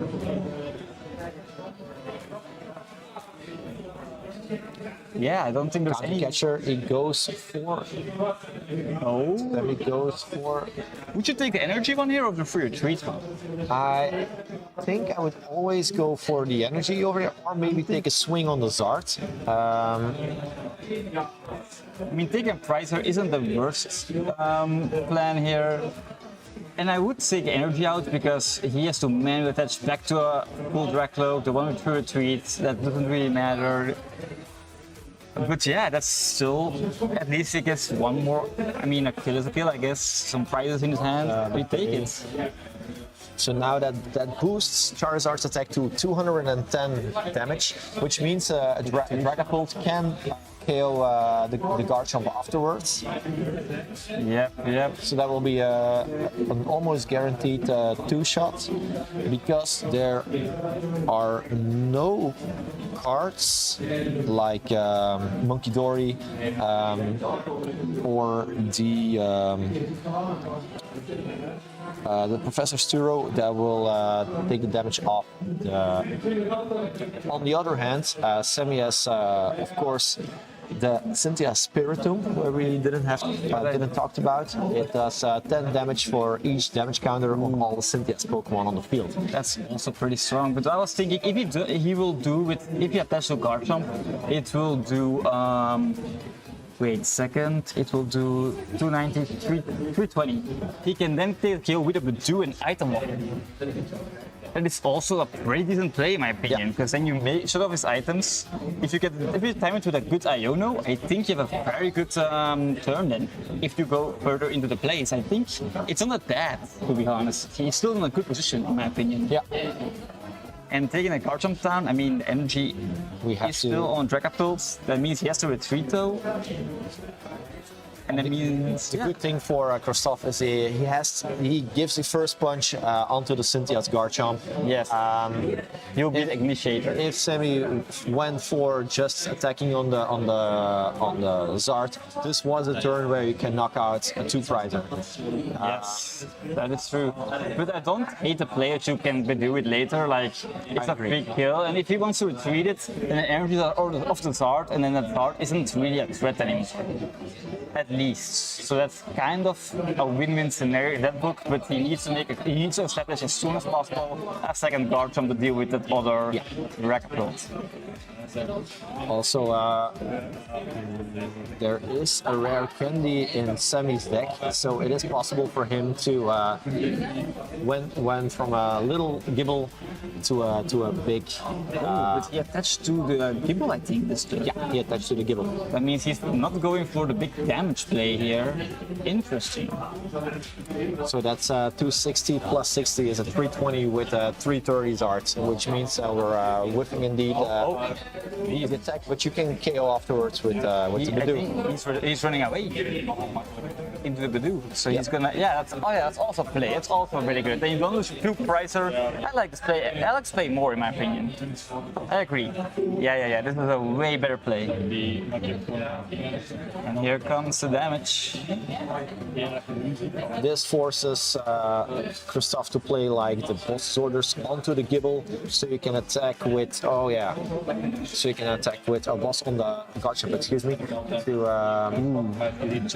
Another candy. That would be good if the Zard. Would you rather take the kill with the Zard or with the Dragapult right now? I think you want to take that Garchomp out. I think as fast as possible now that you can, because that's gonna be then you force at least either evolving into a Gabite if he cannot find candy. But he has the A-Spec though, but he of course doesn't know that. And he's just gonna take the KO. So well, interesting. He's gonna promote into the Gibble. Do you think he just wants to keep? He probably wants to play a candy turn. I think this turn. Gibble then? has also free retreats. If I remember correctly, the Gibble has free retreat. I didn't even know that. The Garchomp as well. I only know the Guardian pass. I didn't know the Kibble pass. That's also pretty good. Maybe it's a very good deck. So yeah, The secret box in hand. you can attack with a fresh Garchomp if you want with a secret box. That wouldn't be a bad play because then he has to go again, hitting through that Gabite. The the Dragapult cannot do enough damage But to. now you're attached, and you have to. If you want to play the secret box, you have to discard your whole hand, right? So he has the Gabite, he has the Garchomp, he has Power Glass, and secret box. So you need to discard 3 cards from your hand, and that would include the Energy you need for turn. not the energy. It needs the Garchomp. He is gonna secret box, but I don't understand what he's trying to do here. He attached to the Gabite, but he didn't attach to the Garchomp. He's just gonna get a new hand of 6 and hope he can ever kill it with a fresh Garchomp. You could have taken KO with. Ooh, he grabs a boss. Interesting. Opting to go for boss, but what would you promote? I think If you want to promote, that's a big you risk. can promote the Charmeleon, I think it's and then in the next turn you try to KO it with your benched Garchomp. I think he can retreat into Garchomp from the bench, take the KO, get to 6 cards back into hand, get a fresh Garchomp, take then the KO on the Charizard, and hopefully then he doesn't have one-shot potential anymore. I think that's his play. There you go. Interesting. Boss on the. Would you go for the I think you would go for the Charmeleon here, right? Because that's way more threatable. Is that not a bigger threat? Because there's already almost a second. I think is that you have to keep in mind. I think it's good for Semi that you let your opponent attack with the Dragapult, because that will give you 260 damage on the field, which is also good for your Spiritomb. I see. I forgot the Spiritomb. My bad. The Spiritomb is indeed very powerful. But his position is still. Semi taking the KO with the Gabite. Gabite with the Dragon Slide attack does 40 damage, which gets boosted by the Rose Rate, so it's an 100 damage, which takes down the Dracloak. To be honest, the Rose Rates are really pulling in the weight here. Just getting the free 1-prize win with another 1-prizer is pretty huge. He makes a Charizard though, so that's going to be very hard to take down the second Charizard. Second Charizard for Kristoff. And the Bidoof. I think the Bidoof is an overrange in my opinion, because free retreat is also fine, I guess. The thing you especially don't want right now is taking a 1-prize KO. I think you want to go for the Garchomp, so he had 2 prizes, so he has to respond with another 2 prizes, and also you have to play around the Spiritomb. You can't let the damage counters stay on the Garchomp. Yeah, I agree. But if he keeps now taking those 1-prizers, the Charizard at some point is gonna take them 1-shot. No, they can't take 1-shot with the belt. There isn't the power. No, there isn't the power weight attached to the. Oh yeah, there is. Oh, there was. Okay, there was. I see. But the problem is he didn't have a second kibble. Prime Catcher, maybe? Would you go for the Prime Catcher? I think you want to get rid of this Gabite, because the Garchomp, as long as you don't make more damage spread it on your board, the Spiritomb is not going to do the big output you want to do it. Because if only this Garchomp takes damage and he keeps casting the other Gibbles away, then you only have one big guy who can easily be taken down by a Charizard, and then the Spiritomb cannot upgrade for free. So I think that's his win con at this point. He takes a fire energy to attach on the dragon. He has a prime catcher in hands. And he's going for the Garchomp. Interesting. Promoting he went to the Budu, retreated to the same damaged Charizard. What do you think about that? Would you rather go for the damaged shard or the fresh shard? I think the fresh shard can stay. You want to keep that shard just currently safe and sound, because if you get too much damage onto that other Charizard, I think he has a better out with Spiritomb, because if the second Zard, if it's healthier, it might survive a Spiritomb attack. That's what I think. But what I'm scared of is there isn't second Gibble on the bench yet, but now there will be probably one coming. How much HP does the Spiritomb have? Is it first of all with Puffy? I would recommend, or I would think it's better to go for the fresh shard, because now the Garchomp because it already has damage on the Zard. Yes. You take 2 prizes with the second attack. The question is, if a Zard attacks now onto a Garchomp, would a Spiritomb take the KO? That's my question. No. No, so then as long as he can take a damage no, it's not. It's that's what I'm trying to say. For 300 damage. Because if it's not enough, then he just has to gust the second Garchomp up again, and then he can win the game from that on. Yeah. He has still ways to find, but he needs to find his bosses. He needs to get those track cloaks out, get some cards in his hand, and find that boss. Because now the Garchomp also loses his energy, which is also going to be huge. He will only be able to do Fork Scribe next turn. And he played a... Now Team Rocket's Patrol, that's a card we didn't saw this time. The Team Rocket's Patrol, that's you search for an item. Free. A trainer. Card, yeah, like Skylas from way back in the day. A trainer. So he chose the boss's orders. Thinking ahead. I think to damage the Zard maybe, or do you think he wants to go after the Dracloak? Will Dracloak be able to be knocked out with Spiritomb? That's what I'm wondering now.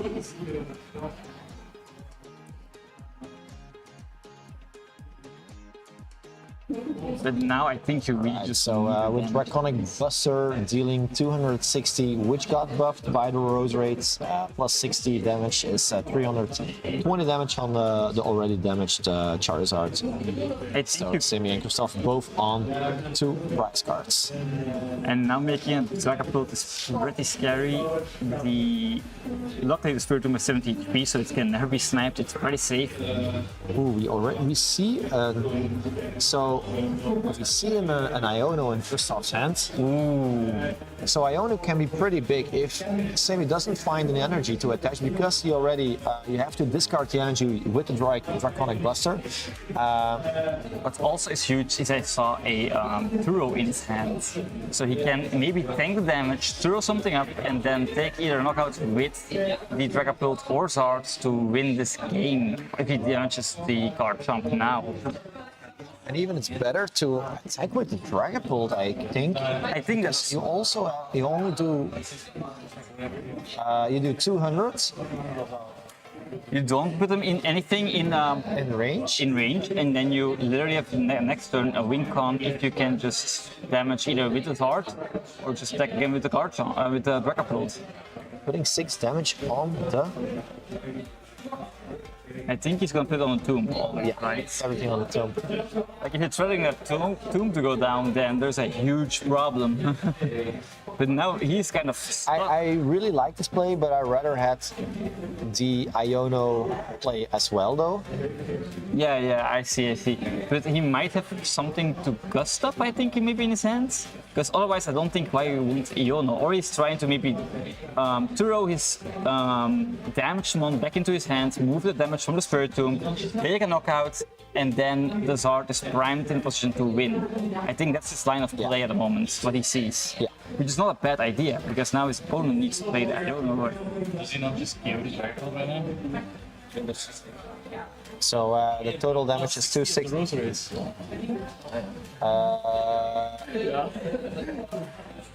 Oh no, wait. So a Spiritomb does 260 damage. Yes. And I forgot about the Rose Raid on there. Oh, So it does. 260 plus 60 is 320. So These rose rates wow. are so strong. Wow. It's insane. I forgot the rose. I forgot the forgot about the rose. Rose rate is broken. So neither does the player doesn't see it either. So, To be fair, we didn't see it either. no one sees it. You just have to attack for game. The Spiritomb is a crazy card. So Spiritomb attacking for 320, And it's taking the kill on the. Yeah, I think we're so immature because we're putting a damage counter just on him, and I think we need someone to. And that should be game, right? I think the They players don't don't- notice. Because we're getting someone to tell it that it's ending.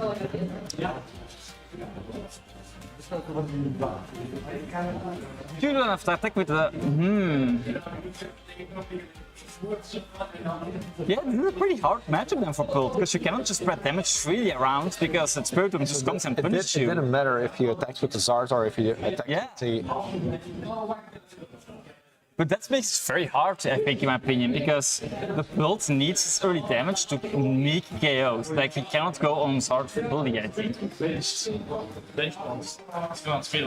Oh.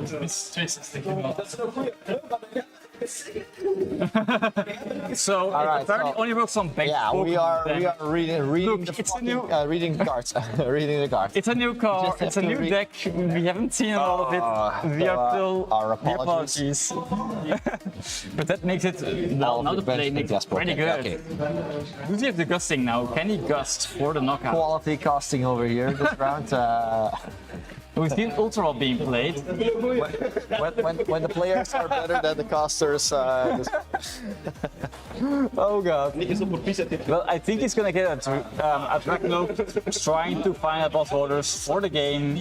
Will he be able to do it is the question. And otherwise, it's either throw. Yeah, you have to throw then if you don't find your boss to make it safe, right?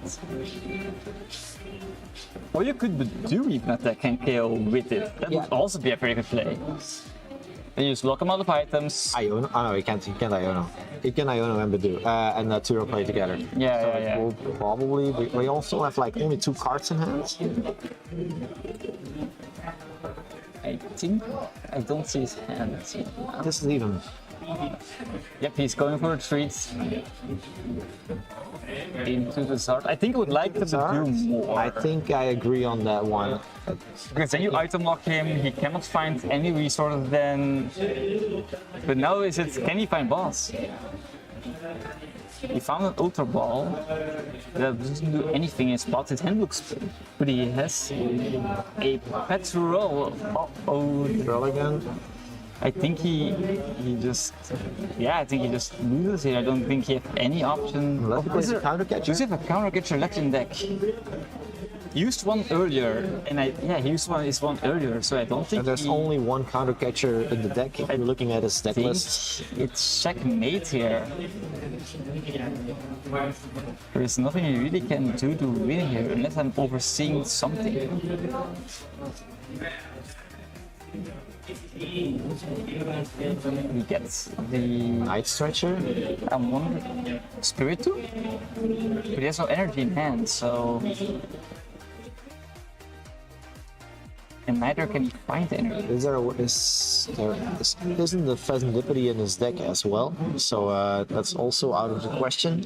Yeah, so I don't see a winning play here for him. I think he's just out of it. So that was These scoops, there we go. game 1 goes to Christoph. Very good play from Christoph, in my opinion. We still have to say that the players played better than the casters did, agreed. because we already I thought agree. that we won the game. But yeah, this looks. These are the times that new memes are born. They can take our jobs over. But yeah, what would you do differently as the Garton player? Would you make maybe something else as a play, or would you try to maybe get the Spirit Room earlier into play to make a KO? What would you do different here?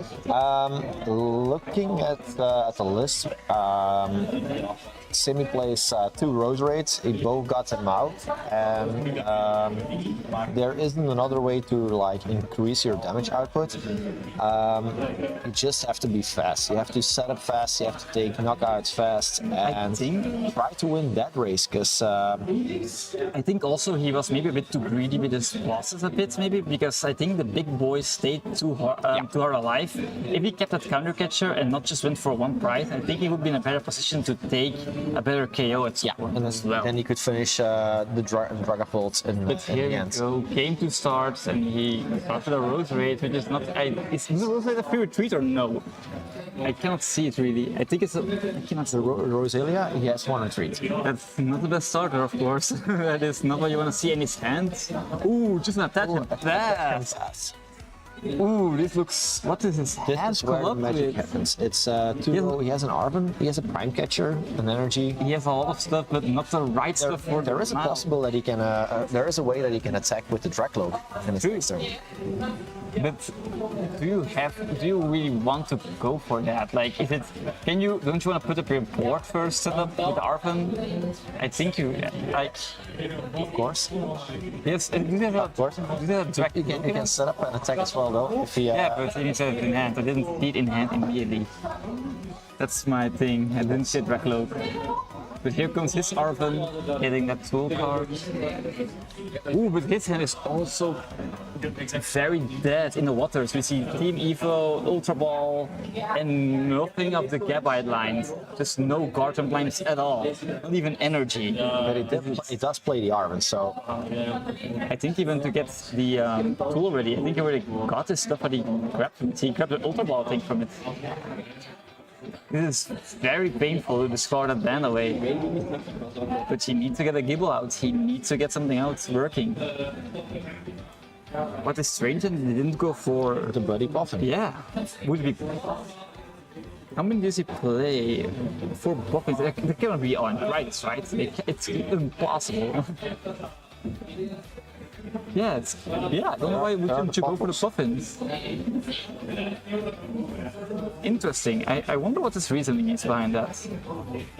And he discarded already 2 of those tools, so there will be only 1 guard jump with 1 because 1 is attached and 2 in this card. We were talking about setting up and Never mind that. being fast when setting up a deck like this. Yeah, both players have a slow turn. Using the TM Evolution, grabbing the Gabite, and there is your Gabite. There this is one, but I didn't see a card. I mean, he finds a guard jump, but he didn't see any energy. And his second turn is going to be painful. Meanwhile, the Arven here, he can just easily relaxing, setting up, seeing his board isn't that strong yet.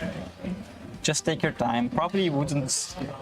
Looking at the 2 or 3 cards in the hand of Simi, would you want to go for the 2 play right now?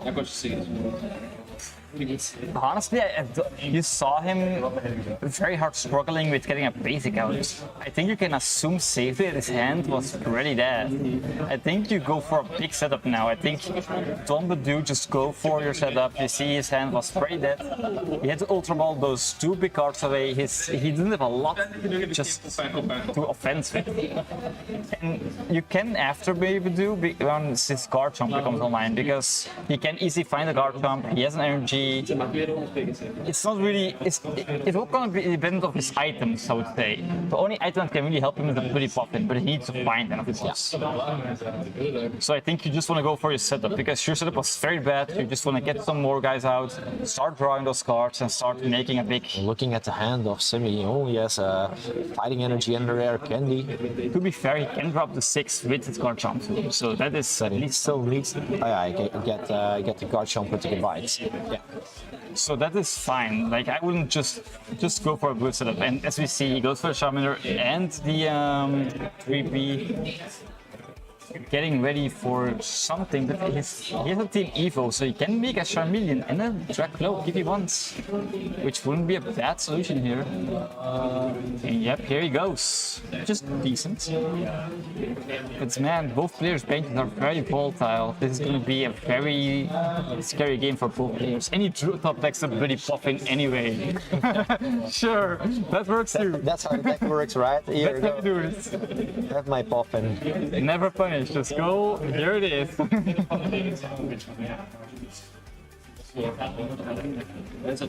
Well, you go here for Roseberry, then Gigabytes. Seems pretty standard. You want those two Rosarias in play for sure. And yeah, you just drop to 6 next turn. Here you go. 400 HP Garchomp hitting the bench. Insane. This is a very strong. Now his board, he went from a board we thought was going to do almost nothing into an insane board state now. And drawing until he has 6 cards in hand. So This is very powerful. and taking a knockout. That's. How will Christoph respond? Would you go here after a Rose Raid or a Gibble? Maybe try and counter Aircat or something? Would you try? Like you don't want to put the damage If on. you saw that's Badoo and the Draconic Buster does a lot of damage, I think it is. But you also want to get the first hit on the because it doesn't have a Gabite. Simi doesn't have a Gabite, so it is also a possible way to just go into the Garchomp. Because He can't KO you. I was just thinking, if you take a knockout on a Rose Raid, then if Garchomp uses second attack, then a Badoo or something like that cannot take the KO for free. And probably also makes Spiritomb a bit harder to use. I was thinking something like that would maybe possibly be a line, but Meanwhile, Christoph putting the Pheasantipity on the field. it's getting those 3 cards, Dracloak That's hit. also pretty scary because Pheasantipity has a fighting weakness. Yes. And with the Rose Raid, it's very easy for a boss play or a counter catcher play where you can easily take 2 prizes and draw cards until you have 6 cards in hand with the quad. Yes, that would be insane. But I think I would play that in a late game too, in a later game stage of the game, because that sounds like an easy prize where you can take with, getting your board slip and stuff. Yeah. That would be an insane play. And here comes the Charizard though. Getting those fire engines on those Pokémon. Setting up for a big attack.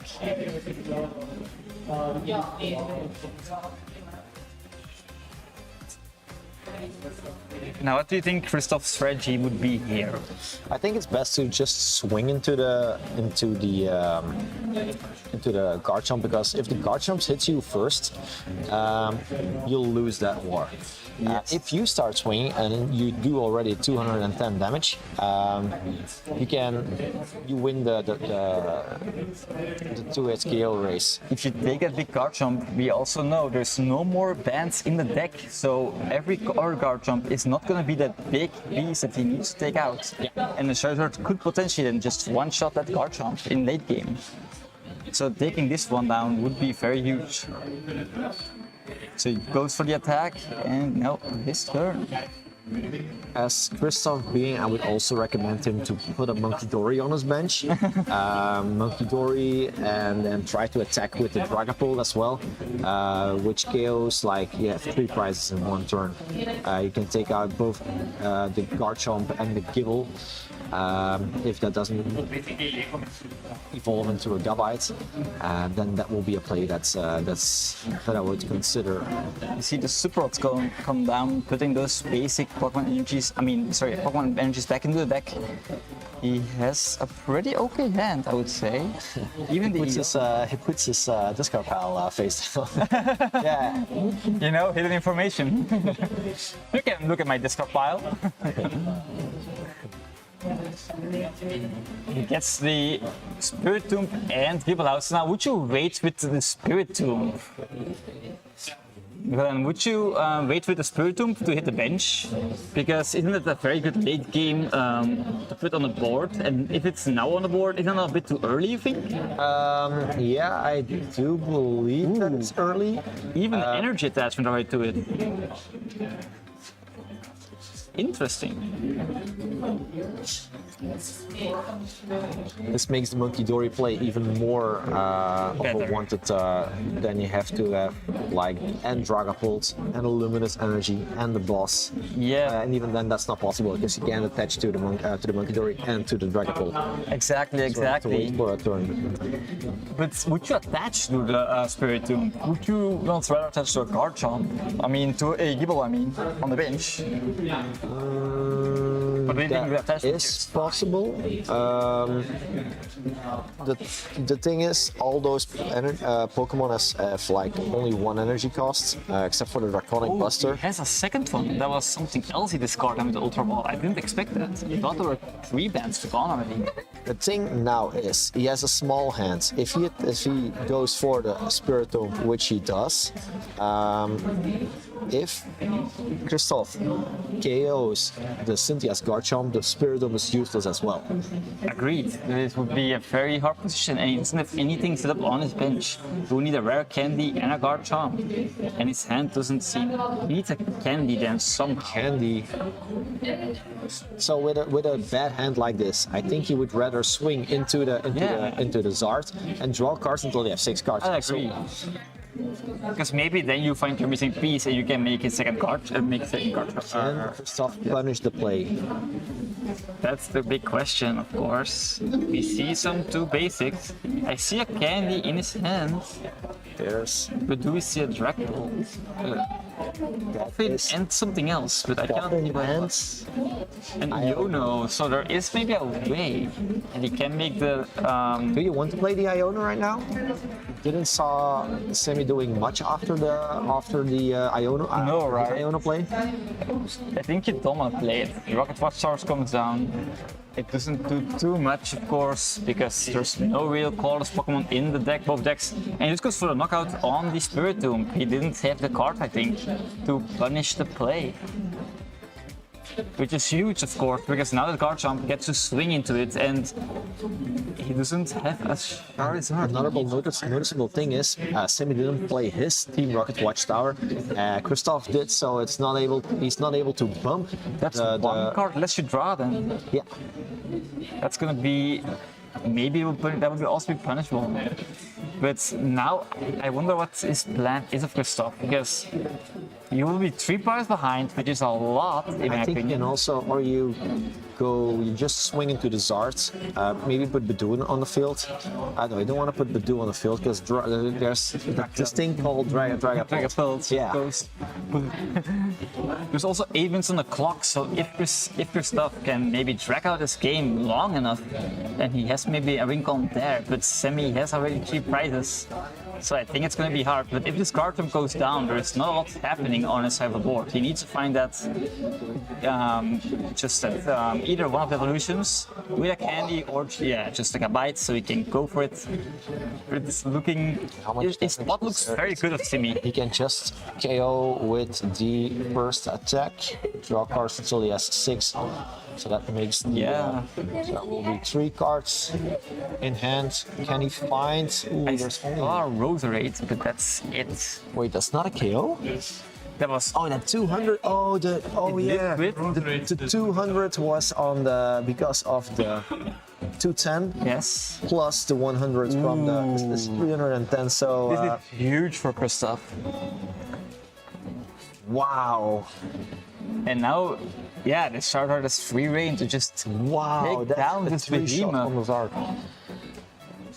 I mean, it's still fine because there's a fresh Kibble ready.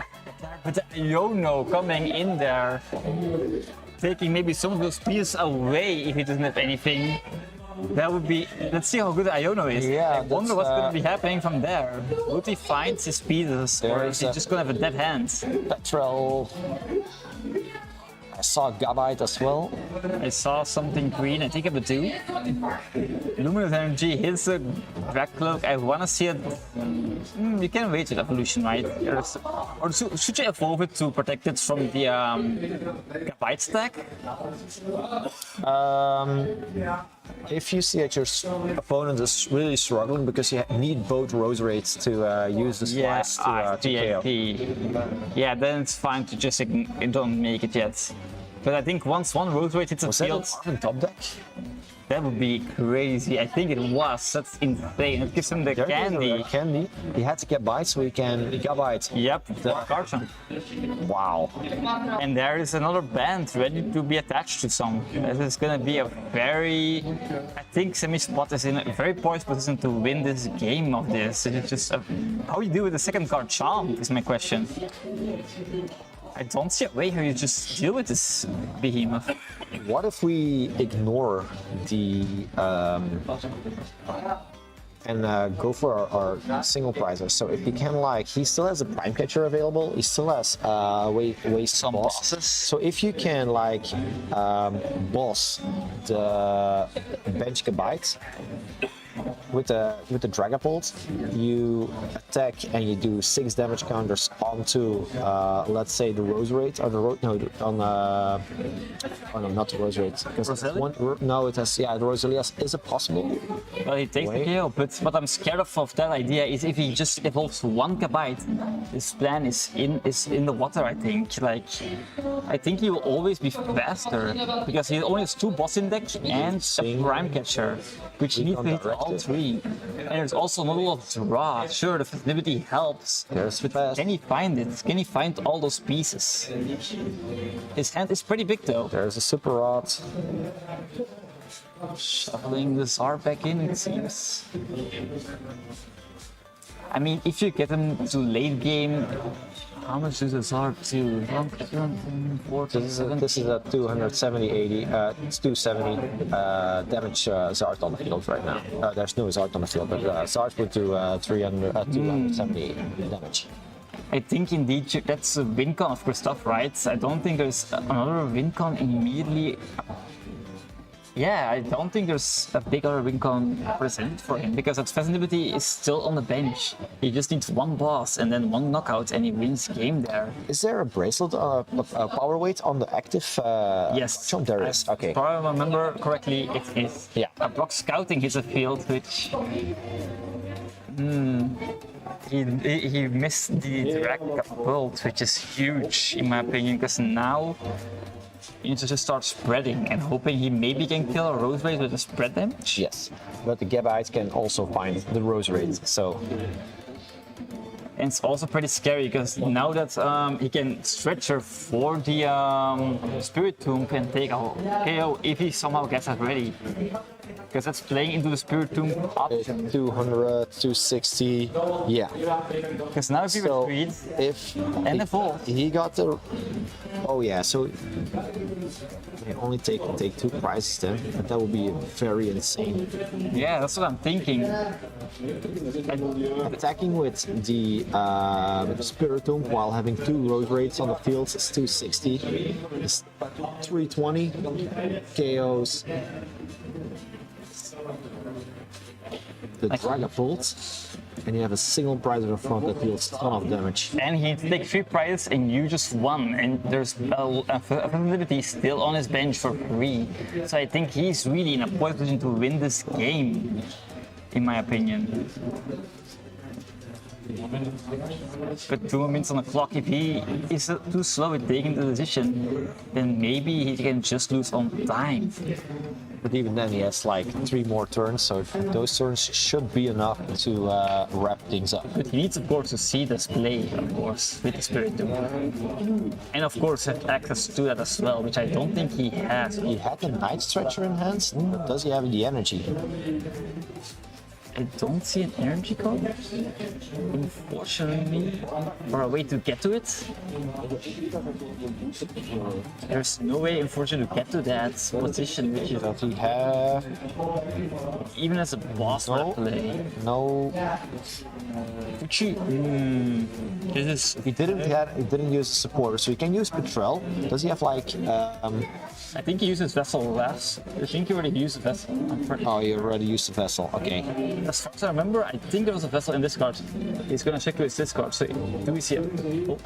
He's getting the energy with the stretcher, but maybe Petrel, maybe for how many stretchers does he play? Just one or how many? 2 stretchers. There are 2 stretchers. Did he use a semi second stretcher? That's the question. Oh, he's buffing the Dibbity. That's also pretty good. Stopping his draw, taking with a fresh card jump the knockout, and he has buffed. That's going to be pretty hard to come back from. The Artisan? Would you? Yeah, draw more cards, of At course. this I see. point, when you take 2 prize He wants cards, to take the cards. He's going to play his hand empty, which is very good. A very good play of him, making as much room for fresh cards to secure the next attack for a win, maybe. But taking the flexibility is huge, because now you cannot. I mean, now it's pretty hard, right? If he has one boss, he wins game. Now you really have to just Iono him constantly. not benching the Badoo is pretty good. And he got the secret on his deck, which is just all what he needs. As long as no Iono comes down, I think Semi has it in the bag. I don't see how he loses his game hearts anymore. You see up there, Orb? And yeah, you have to go with a Charizard attack at this point. Charizard. Guess who's back? And time has been called now. So now it's 0, 1, 2, 3. I think you want to attack with his heart and hopefully be able to pray he doesn't find boss. That's the only thing I can think of really what you can do in this situation. Iono. I think it's still good to Iono now. Yeah, that's all you can do, right? And in the next turn, or you play the it's like you have two options. With this hand, you would rather have counter catcher on the Roserade and an Iono play. That's But I don't think he has access to this hand. Is so. I didn't see it. boss. Show us the hand, Christoph. Show us the hand. Show it. I saw Arven, a 3P, a boss, a Fire Energy. I cannot see the rest in front of Buddy Puffin. He doesn't have enough pieces of the puzzle. He still hasn't used the Dracloak, right? Yeah, I think he really just wait and see what Dracloak gives him.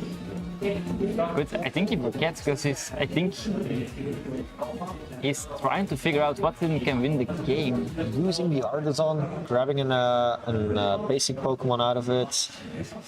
Let's see what Dracloak give him, a candy and something else. And the Zard, that was a candy and a Zard, that isn't an Iono. That's gonna be the writing on the wall, I think, for him. It's not over yet though, because the Garchomp doesn't take down the. I mean, if he doesn't make a Dragapult, he just bosses The question now is, do you attack?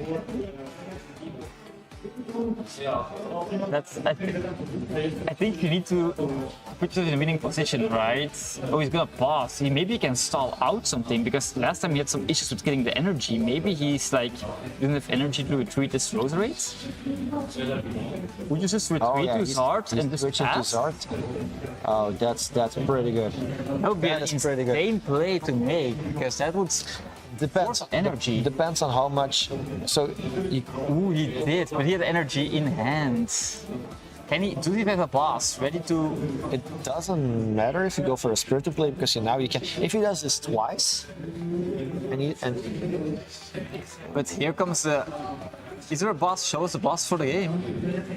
There's the boss. So And this will be the game. That game will be for good. Timmy. It was a good top 10 from Christoph though.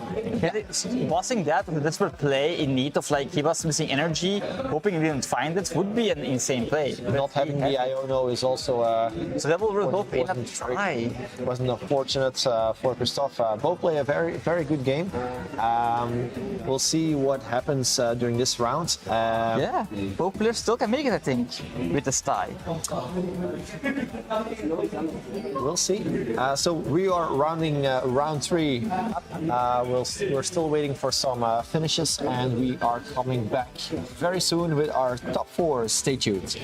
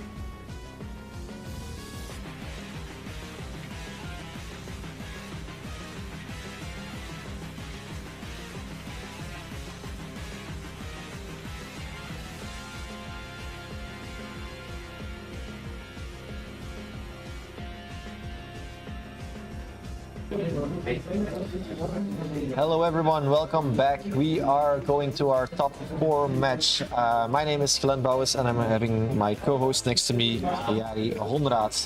Hello Jari. Hello, hello. Can you tell us more about our this stream match? Well, we see a Charizard Dragapult facing a Raging Bolt. The thing is, with these two decks, they got to the top 4, so they did something right, actually. With a 1-1-1 record, doing something right and hit the top 4. They did it very good, very good. I'm looking for anything spicy in the deck list, but I think they are fairly normal. I see a Slitherwing in Apollo's deck, but it won't matter too much. On the other side, we have Christoph's deck. He was on the stream during the last round as well.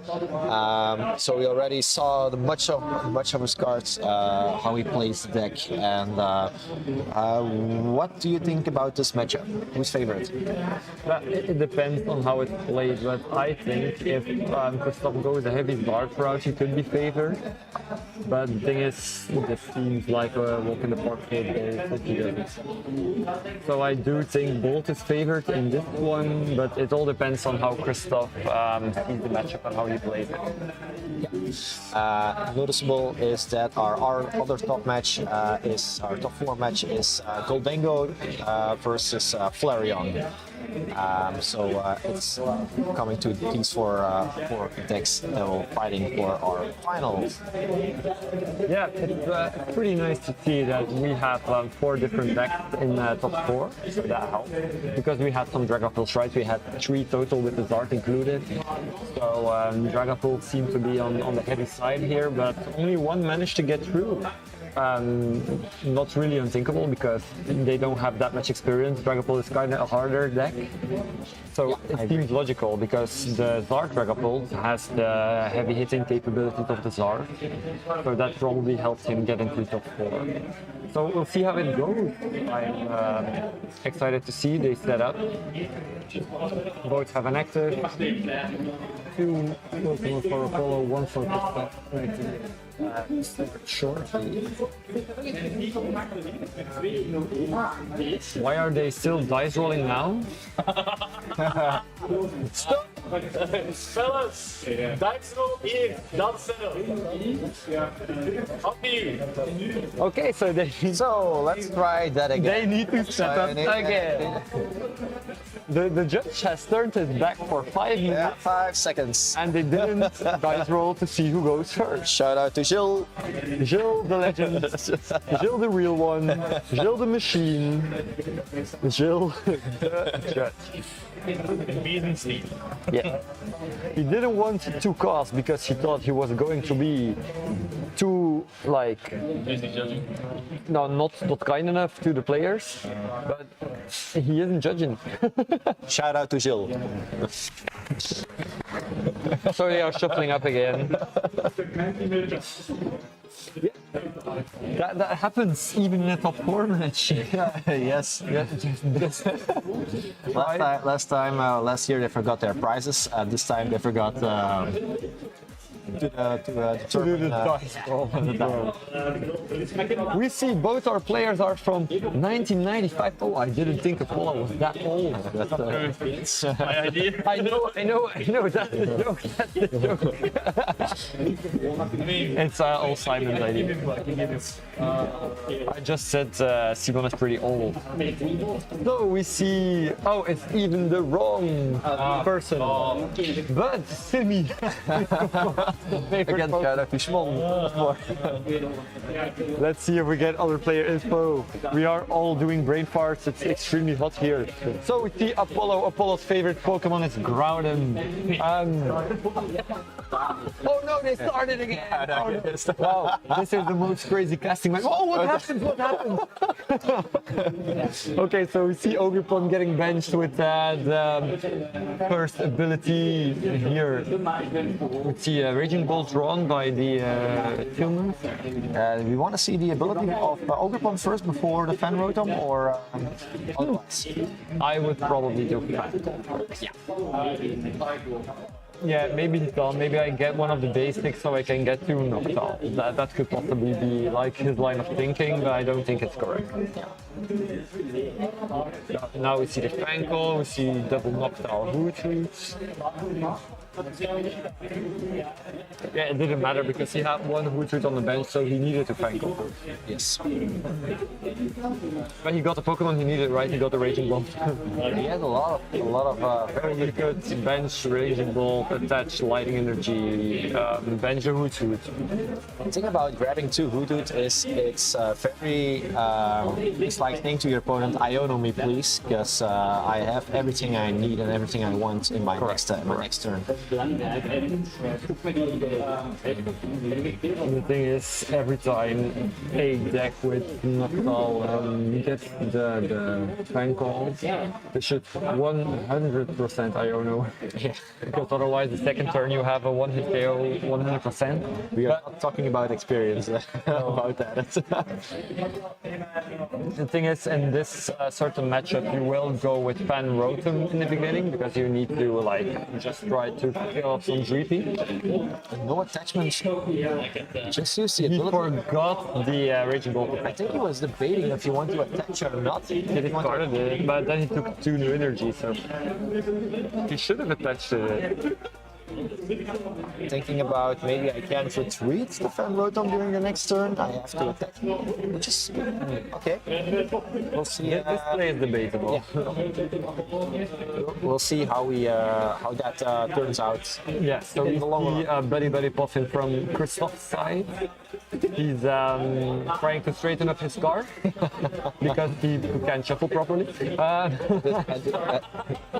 So we see him turning around his whole deck. Shout out to his buddy who told him how to shuffle. I'm the buddy of Chris.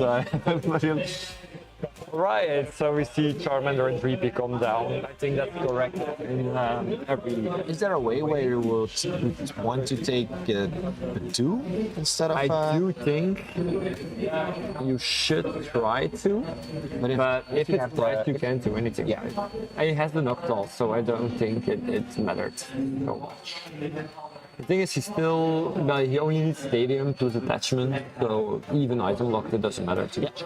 But he could have saved like Dreepy, because he's TM Evoing. That seems pretty good. Okay.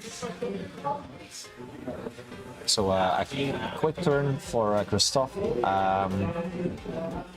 I do think attaching the Luminous instead of the Firing Hands, if I was not mistaken, is kind of wrong. Now he loses one of his Luminous energy. Which is Not that good. not that good. Unless you really want to go for the Zard play, then I think it's okay if you go that route. If you go for a heavier Zard. He didn't even bench the second Hoothoot.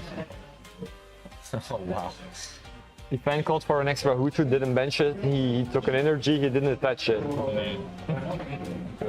Okay. He thinks, yeah, I'm going to BM my opponent by playing suboptimally and then he'll win.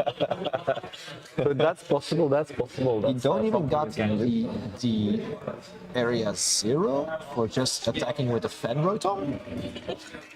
He forgot, so now he can do it.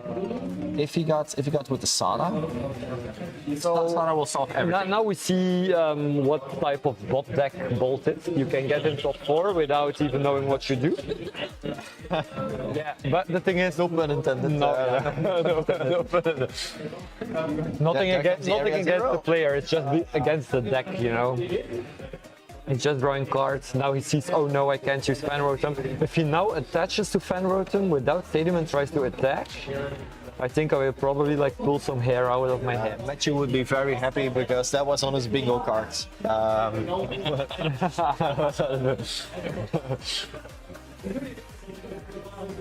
instead of casting, we are just looking at some kind of comedy show. And it's very funny for us. Welcome in top 4. But I think the VGC players will have as much fun as we do in this afternoon with or pretty play. So we'll be okay. We'll be okay. We see another earthen vessel. He took 2 earthen vessels from 1 knocked out. So he has a second. Ogre pawn. I do hope for him Hisadas gets the stadium.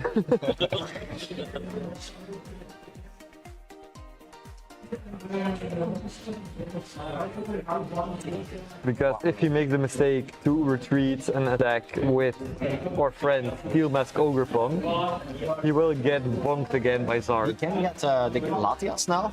Play the If he wants to. play the Sada.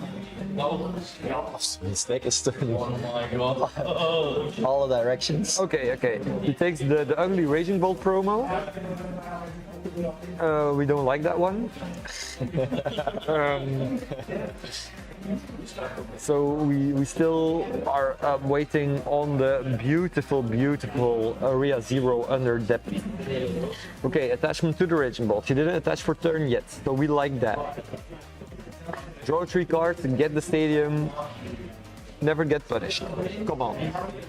And there's another. We see nothing. Energy, Sada, and a Earth vessel. Vessel. So he got the same things he got with the knockout. he did that very good, very well. Now he's kind of stuck. Because he still needs to attach. Well, yeah, he needs like 2 attachments. Yeah, he whips attachment now. So he just fucked himself up. Yeah, he can't get an attack of this turn.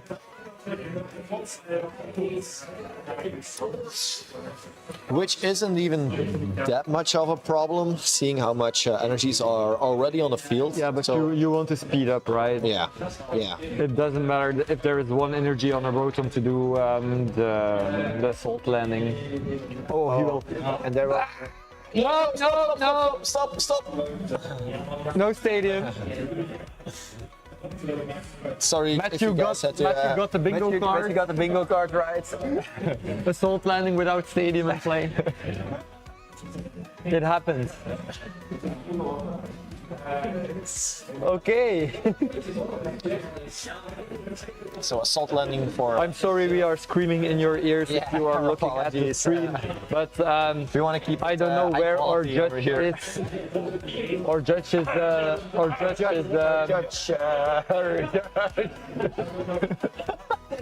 Shout out to Gilles.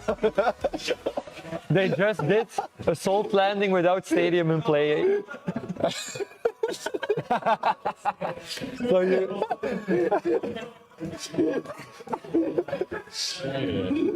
Okay, we got see the rescue board and the Terra Orb coming down. What's the play for Christoph you want to do right now? I think he wants to go Zard. Wait, did he not just put it down? He did put it down. Oh god. No, he No. TM. I thought you meant he put the Zard down. So he puts the Charizard EX down, goes for the energies. I hope he attaches to the right Pokemon.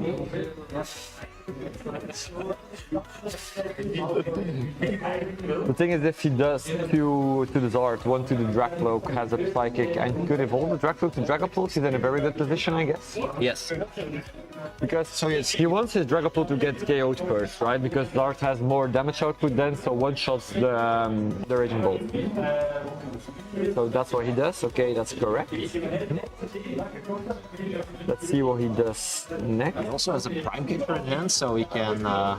Oh, he could save the energy on the Dracloak. Yeah. That's good. And he also has a Rescue Board in hand as well. This. The question is, what does he want to Dragapult put in? Does he take the root? I think you want to take the Hoodoo. You can spread your. Well, he could take the root, but he got a Watchtower, so I don't know. Oh yeah. That's like 2 ways, right? That's why Apollo didn't put the Area 0 into play to counter the Rocket's Watchtower. Okay, so there's the Watchtower. so he can't use the Noctowl anymore, and he doesn't have a stadium, so that's good. But he can't pass. If he passes, that's weird. So use Prime Catcher on whatever. I don't think he has a Dragapult though, so I don't know how good it is to Zard. Think you want to, yeah. That's not good. That's saying, gee, kill my Zard, please. Yeah, that's kill my Zard. I think he should. And it's on, maybe, because you know can Yeah, Dragapult KO Dragapult for KO. 2, but he doesn't have any damage on the others, right? yeah. Okay, but if he now has a lightning energy, it's gonna suck. He has Yeah, he lightning. has one. Yeah, And he already and knew. Stala as I think he well. already knew that because I think he gone. Oh, he used Vessel, so he knew. Yeah. Scary thing is that the Ogerpon is also one-shotting the Zard. Yes. So But I don't think you retreat a Raging Bolt in this situation because you don't want the 2-price KO happening. no, correct. Oh, wait! Stop! Watchtower! Watchtower! Yeah. Our judge was back at it again. Shout out to Gilles. So this is what you get Yeah. when you let VGC players play TCG, where you need to look at without a a lot of judge. cards. Without a judge. It's happening only now. We had 3 beautiful rounds, but now we got the beautiful top 4. Now we got the quality game. This is like watching Jeff Dunham. It's like practically the same.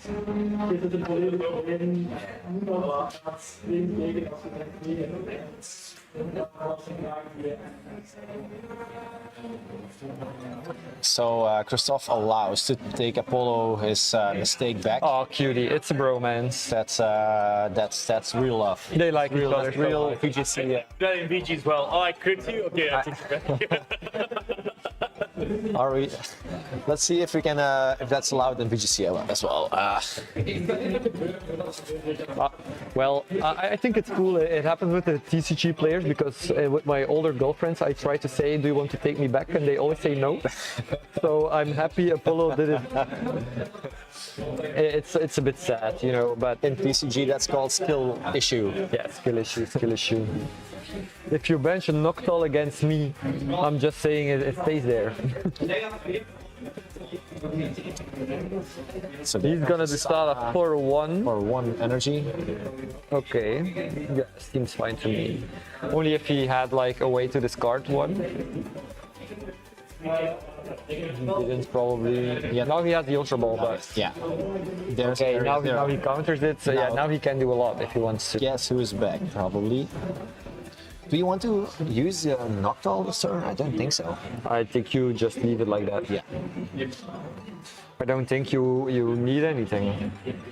Okay, Zard is a heavy But there is Pokemon the to way if KO, you right? don't use it right now. That's there's a Dragapult coming up after the Hootoots and taking out the Bolt as well. I do think. What does the list play? I'm gonna check. I do think you go for like something else. I think you go for the switch. To the Ogerpon, you lose less energy, then you have a way to KO the Dragapult the next turn. I agree. That seemed like the best play possibly. If he discards his energy now and he can set up next turn, he has a problem. Yeah. Because Dragapult will start sweeping. Why do we have 150 suddenly on the Raging Bolt? Of the... It was the attack of it's Yeah, but 150 is not enough, right? no, it should be 180. It should be 180. There should be 180 on the Raging Bolt. Okay, so we have our 4th mistake of the game. Let's see if we get to 10. Yeah, it's actually pretty funny to see. I do hope we don't make that much mistakes on stream. Yeah, I hope the same. I do hope you make them, but I hope. But you also play Among Us, right? like try to score on a grass Pokemon. I'll try to spore in an electric terrain. No, Yeah, that doesn't work. That doesn't work.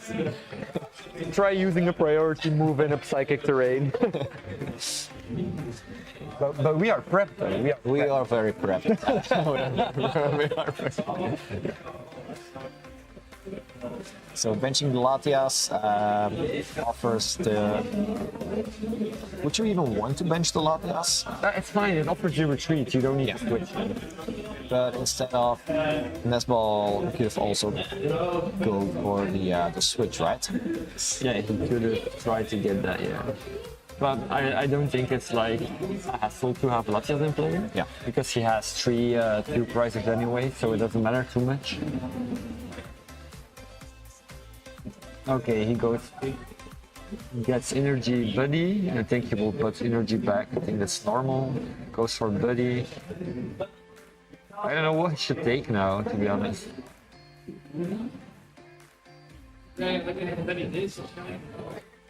Fine for another Mender maybe? Mender and a Dreepy? You need to Mender 100%. You don't want to get killed because that's your rate in the game. But of course, like we said, retreating the Raging Bolt was not that good because in Dragon Ball comes you lose like the Raging Bolt. But the thing is, you only lose 2 energies now. Yeah, so that helps because he has another Raging Bolt to clean it up.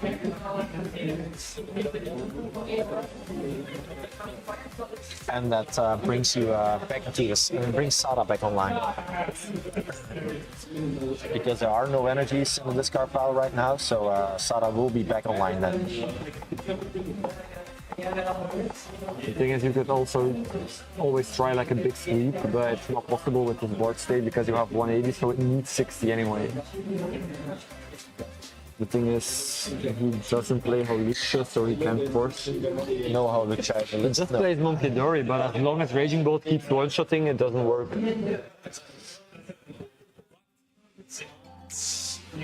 That's something we saw earlier in the previous rounds, where we saw Goldengo playing versus Dragapult, where our Dragapult player was also benching the Monkey Dory without even using his ability once. So I agree on not benching the Monkey Dory. I think that's pretty logical not to. We see the energy lined up, we see another Charizard already. Okay, then I don't think you needed to Mender. If you knew you had the Zard, I don't think you needed to Mender. Yeah. But now you need to KO the Ogerpon. So I don't think I would have evolved it. You would have been perfectly fine with 2 Menders in play and just wait. Yeah. Okay. He attached and retreat? No. Yeah, he's gonna kill the 2 most likely god, but then Bolt comes and does the same. Yeah. So I don't know if that was the correct play. He could have let the Ogerpon live for 1 more turn and just like Dragapult on it. Yes. This seems pretty weird to me, because he will get bonked now. And he promoted the right Raging Ball, because that's how you want to do it. Then you force the boss, actually. The boss or the Prime Catcher. His deck is also shuffled up pretty nice. 50% upside down. So that's how we like it. So we see the Teal Mask ability.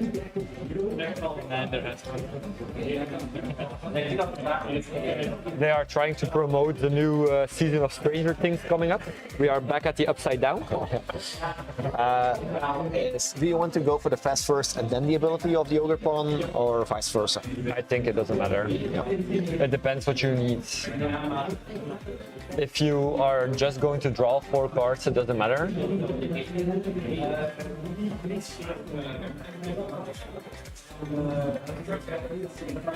If you want to shuffle something back first, then you should probably go for the overpawn, try to maybe hit it. But the thing is, with that hand, it doesn't matter too much in my opinion. I think his position is kind of good, actually. He should be able to outrun the star player. If this Zard goes down, he has 2 turns to set up a 2 price attack. Only if he gets the 3rd Zard, it would be very shitty. Yeah, indeed. And Christoph, he does play Iono. He does play like 3 of them. So that's... Did he play his Night Stretchers already? Because I do not think he has like extras. He played a Super Rod. Yeah, plays Super So Rod. if he has a Super Rod and a Night Stretcher and another candy, yeah, he played 2 candies, right? So I he think you're should right need the about that. Yeah, 3rd 2 candy. If he hits all that, yeah, then he has the win, but that's logical because then he like overrun the opponent so hard. But there is a way where you can Iono, so he takes the knockout. So if you try to attack This is Dragapult, he discarded to raw energy in my opinion. Yeah, but he discarded 5, but he should probably discarded 1 of this, so you have 1/1. So you just need attachment to KO with both. He could get stuck by the Dragapult. What do we want here? We want to attack with the Dragapult. Maybe you have an Iono and not a KO, like a counter catcher on the Pheasantipity, not taking a KO, just leaving Apollo with only 2 cards and no Fest to work with. So in the next turn, you can have like you can have like 4 price just in 1 turn. Yeah, that's why I said he shouldn't discard the 2nd one, because if that happens, then he has 2 cards, then he could just go and throw the Raging Bolt and Burst Roar if he needs to. It all depends what happens now, because Latios doesn't play, it doesn't matter so much, because he can retreat anyway. If he gets stuck on an Octal, he has a problem.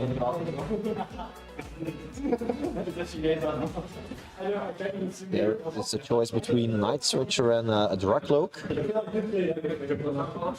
After playing the Super Rod.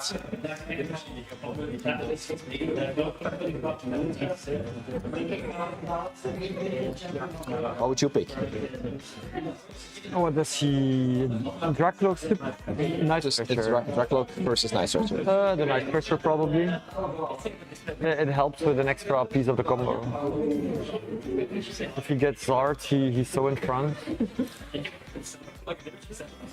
But he needs the Dragapults, right? Where the fuck are the Dragapults? Yeah.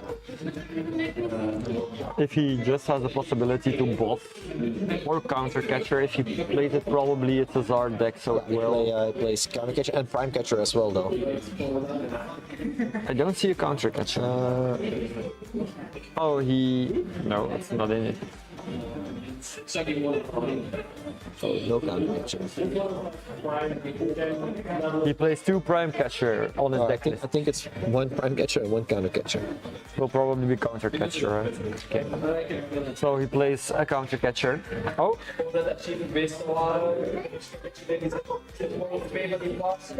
Grabbing the fast. So we want to have that Iona brings, yes, Crispin. You see a lot of Stardust in Apollo's hand, so putting them all back to the bottom of the deck, pretty good. Can he find the Iona? I think he finds the Iona on the last card. Does he have the counter catcher as well? I don't think you want to have. he doesn't have a counter catcher. And still doesn't have the Dragapult.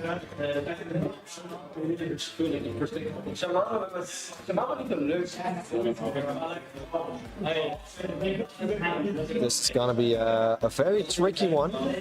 Yeah, if he doesn't get out, he loses. I don't know. There's the Iono.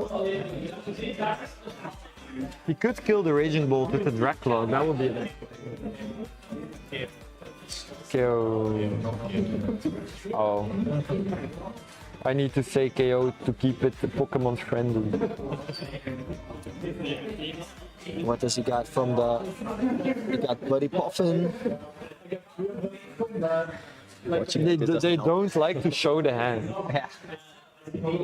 And just taking the KO with He the took the KO with the Dracloak, so that was a good play. That was a good play. You think so? Because now the Pheasant Yeah, is live and you but can like... he shouldn't have benched the Pheasantipity. Yeah. Because 1 energy and a ball sense in the game. I see energy. Does he find it? Let's switch. Ditto. I don't think he had. Not yet. Now he got Sada. Sada could get him the Prime Catcher. Back again, Prime Catcher.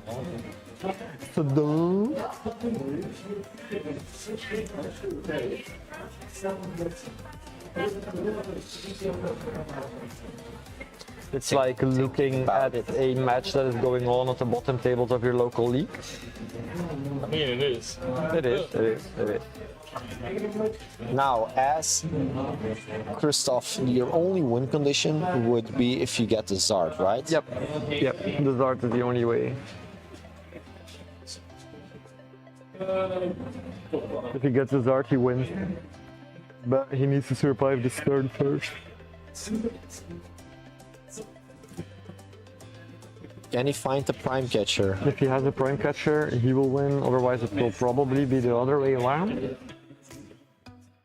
He could, of course, retreat to a 1 prize and just stall it out, right? You can attack with the Fan Rotom, for example. 1, 2, 3. Pink cards or not? No pink cards found. That's right. He had used the ability and just put a counter on it to show the opponent. But he didn't get the Prime Catcher, so... What would you do? Would you attack with the Fan Rotom? I would probably... Or would you like... Looking at the hand, even Burst Roaring, maybe? If the hand is very bad, you should Burst Roar, I guess. But no, the thing is, Zard comes in then. So you need a 1 prize. Taking the KO. Yeah, this is dangerous. Giving an option. That's Zard. That's rare candy Zard in hand. Candy Zard. Does he have the energies? Did he check? Did he check the energies? 1 and 1, 2. Final card of the deck. Good game. And the writing's on the wall. Christoph taking game number 1 in this top 4 match. All right. We see this handsome fella take the match with fashion just because the Prime Catcher didn't want to show it face. Crazy. Wow. What do you think about it? I think a lot went wrong in this game. A lot went wrong. Sorry for our shouting. It's. I think the mistakes were very one-sided there. Yeah, and it's like a good karma for Christoph by giving Apollo the Noctowl back. Christoph, why? Are you pile shuffling on stream? Oh no!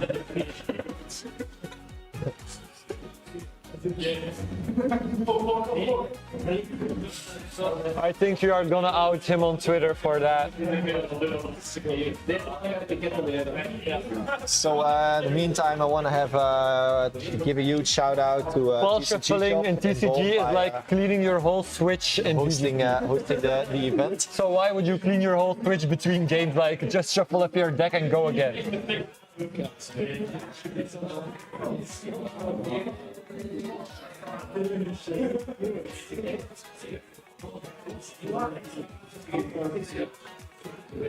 But we'll have to keep in mind, I told him that he has to shuffle really good, also between games, and that's what he did, right? He has a full way of shuffling. he is. So he does overhand shuffles, and then he just does like his hand, and then he shakes a bit like, Tango. Yeah, I told him how to stack though also. So Oh, that's you fine. taught him how to stack. Yes. So he's Oh, probably, that's how you got to world. probably Okay. going to with 2 CP more than you have, right? My heart. Oof. All right, we have a mulligan. That's what stacking does with your hand. You're giving a mulligan. You're having a mulligan.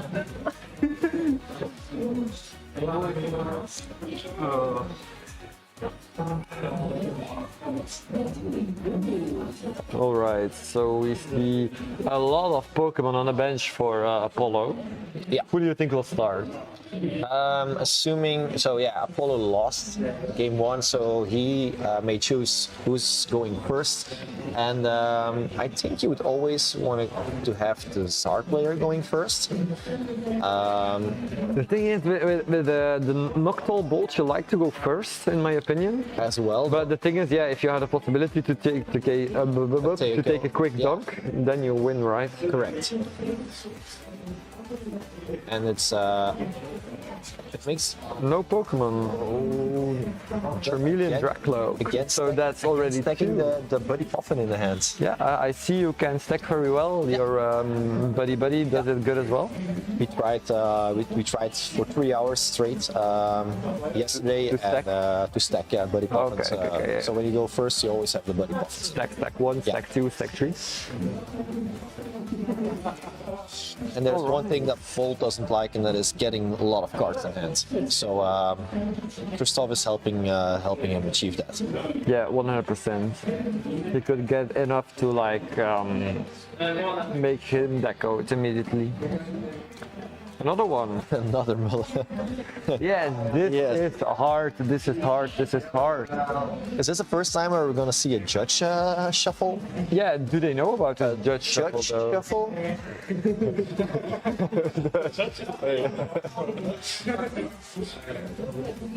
Of course, the judge is playing a game again. Shout out to Gilles again. Shout out to the judge. No, Brent is watching carefully as well. So they're in good hands. I need to give props to the ugly color of sleeve Christoph is playing with. It's your choice, right? And the Buddy Puffin in his opening hand. My sleeves. Ah! So Yeah, I don't know, they look like peach. Okay. The stream doesn't do peach good because I like the peach color in real life. oh yeah, we see Ogrepon in the active with the Why would you bench the slithering? Why? There is no reason to. I think Apollo just wants to bench every basic in his hand. That's not how the deck functions? No, Oh, okay. no. It's like a crayon bot deck, but you need to think a bit. It's Like, it's almost as easy as letting a brain dead person play it. so the reason why you don't want bench slithering. yeah, you don't want to touch the slithering because if you want to retreat, you need the Latias and Fen Rotom with the 2 Hoothoots. You only have 1 ancient Pokemon on the 2 ancient Pokemon with slithering, of course. But yeah, you want to have the bench base for the Latias, for the Fen Rotom, and the Hoothoots, of course. Of course. He is starting pretty strong. The Charmander to Drippy again. Like I said, again, the Buddy Puffin in the opening hand. Kind of strong, kind of strong. Oh, he did a weird shuffle. It was like a shuffle. Look very good, look very good. This hobby is card tricks. That's Okay, that's the yeah, hobby. yeah, okay. That's not true. I do that as well. Every time I'm losing, I do some card tricks to it. That's how it works. So the whole thing about this, he needs to do his setup like properly. But he's like Earth Vessel, Earth Vessel, Earth Vessel. And Christoph holding on to that Rockets watchtower again. That's a good one. Do you want? Because otherwise you'll shut down the Fan Rotom's ability as well. I do think he needed to bench it. You want I to? would have benched it turn 1. Yeah. Because if he doesn't get any Noctowl, it could be very, very bad for him. Would also like the Ditto. Yeah, the Ditto's pretty good, actually. So you have reasons to bench or to play the Rocket's Watchtower, but also if you want to prevent it. We could try to like keep him out of the game in that way and like run him over. A lot of energies in Apollo's hands. The hand doesn't look so good, actually. He will need to get good cards from the Teal Mask. There is It's another Teal Mask. That's not bad, not bad. But he doesn't have another Growth energy. that way you're clogging up your hand again, and it doesn't have the grass energy to use the Ogre Possibility. It does have Find the Nest Ball. And then at this point, it's again debatable. Do you want to put Rocket's Watchtower on the field, being Kristoff? Or He shuffled his deck again upside down. So we see the set number of the card instead of the name. It's pretty cool. and the weakness and the resistances. Yeah, of course, very important in this matchup.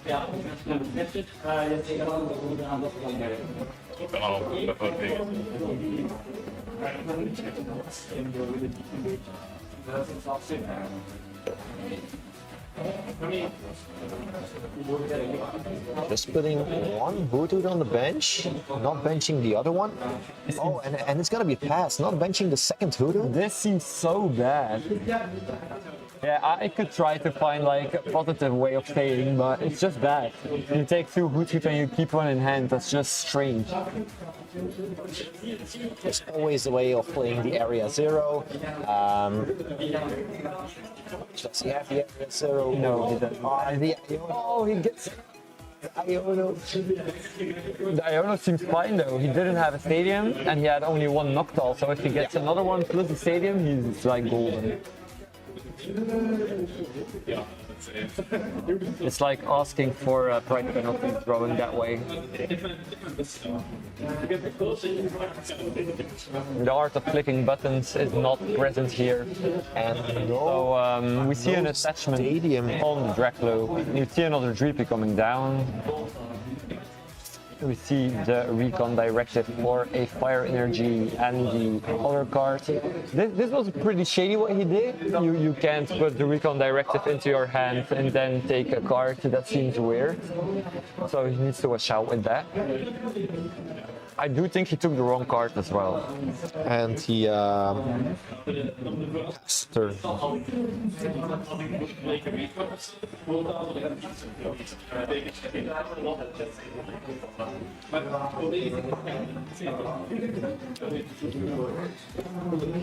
So back to Apollo.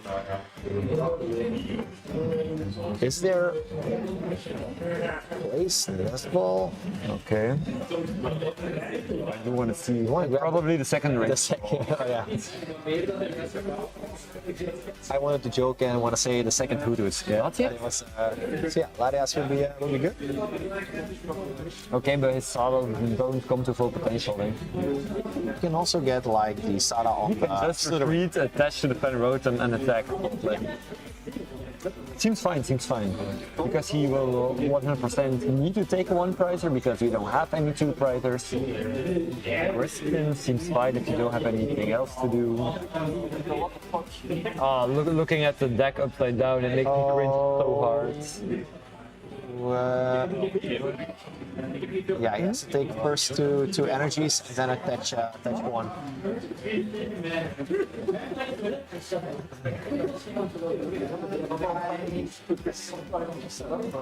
Okay, dance again, extra card. We see the rescue stretcher coming out, it won't matter too much now. He should just dash for turn to the Fan Rotom and then hits with the 3. hope he sees the writing on the wall. It's pretty obviously that this is the way to go. The hand otherwise is so. We can also debate like you can even attack with a raging bolt. Yeah, if he wants to start on it. If you want to start on next turn. But on the other hand, The Fenrotom will probably go down, otherwise it takes just another and if the price. Fenrotom doesn't go down, but it takes, for example, the Hoodoo,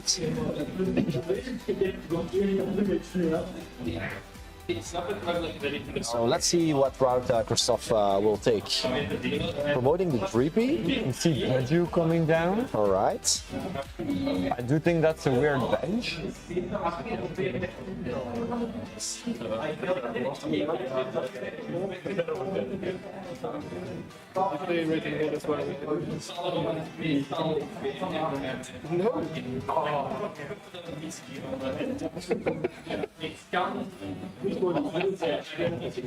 Okay, so we see him eyeing up Dreepy and Charmander.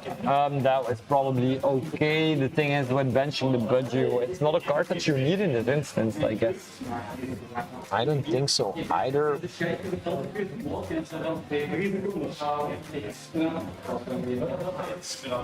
Because with Latias, there's also nothing. You can just retreat and attack with the Fenrotom, so it's like giving up 2-3 prizes. Seems like it.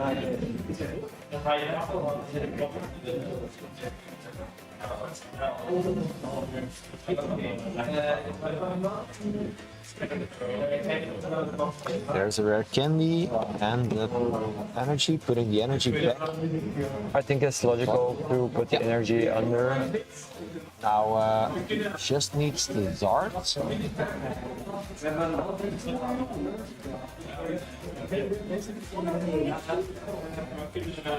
What does the hand look like?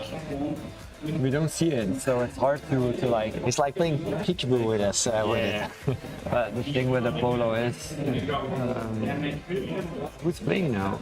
Oh, That's Christoph. just a pass. Just a pass? Yeah, then he will get behind. And that this way it's even more correct to put the Batoon on the field. Yeah, so he has the retreat option if you want. Yeah. We are a bit silent because we are like analyzing the game ourselves, because now it is a real game. I don't see any weird things happen. He had an energy in play. He attached it to the Slitherwing. He's going the single price route. 3. He gets the stadium, so he can use Noctowl if he wants. But I don't think I would have had replaced it. It's possible though, yeah, the tower is gone. But how many towers I've played? 1. So yeah, it's gone. What does he want? Yeah, what is He played a supporter, he doesn't need any Pokemon. I think it's fine. I think it's a bit of a overextended play. He will probably try to get the Dracloak instead, but then he can't use the Fenrotom anymore. That's a strange thing, right? Yeah, correct. I agree with that play. And you do have enough energy, so if that Dracloak becomes a Dragapult, you still have enough energies to one-shot it with your own Raging Bolt. The Dragapult isn't able to KO your Raging Bolt or one-shot it. So, but yeah, let's see what happens, right? Yeah.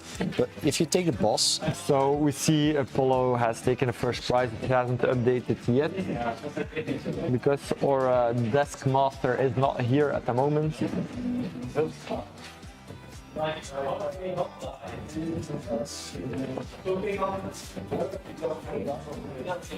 We see Pheasantipity and Steelmask coming down. I think it's like overextending, but it's like trying to get a good position, right? yeah.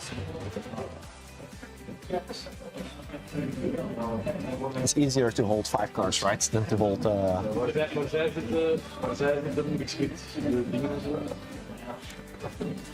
That's 8 on the bench. Attachment for turn onto the benched Raging Bolt. Grabbing Okay, the so boss, not playing a supporter. just a KO on the Dreepy. The thing is, if you grab a boss with the Noctowl and you don't do anything with it, I think it's kind of weird, actually. Yeah. But I think Apollo is in a pretty good position. Like, taking the second prize of the game seems pretty good. What is the... Didn't saw the... So we see 2 prizes taken. We see Jacques coming down, so we will 100% see a Dragapult. Or maybe... Dracloak Zard is also a possibility if he has the candy, right? I But think he had to get it. yeah, he takes the Dragapult instead. So I don't think that's a bad play, actually. You can spread around to get multiple KOs then.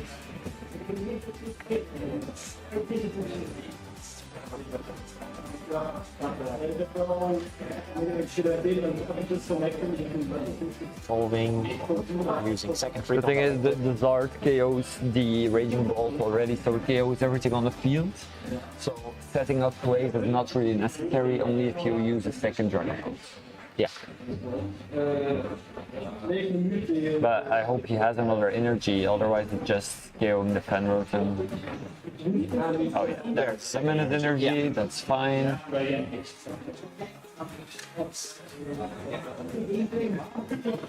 Now the cool stuff about Dragapult, where do you put the energy, the other damage counters? I think you do 114 probably. If you I would 100% have put 1 on the Fez. Because Fez Iono is so strong in this instance. Yeah.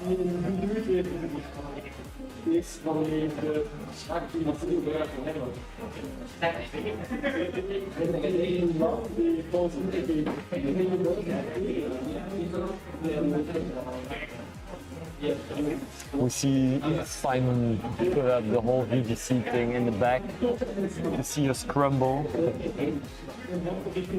Has Nipper used by Apollo, drawing those 3 extra cards. What can he do this turn? Using number 1.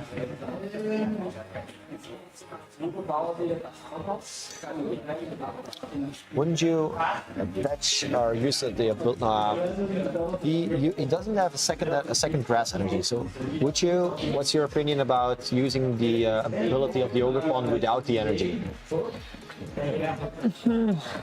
Otherwise, he had an Ogre that was ready to attack, but you also want to, if you not want to attack with the Ogre this turn, I think I agree to do what he just did and Yeah, put it on the It seems like the right play. But yeah, I think he will overrun Christoph immensely now. There are like 6 energy in play already. He has some more options available to him. He has also the full pass for the double Seda, probably, or Seda boss, also a possibility. But he'll probably double Seda, yeah. Seems logical to me. So Good guys are always in front in this pool Sard deck, so it's better to put the Saras back instead of the boss. the thing is, I think that Christoph did set up a bit too slow to match the Raging Bolt players. Yeah.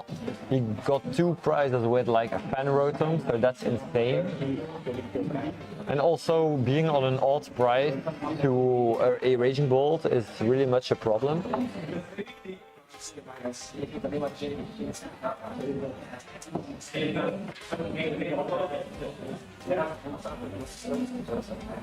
Okay, we see the KO on the Dragapult, so Apollo goes 2 prizes left. I think this game has been played.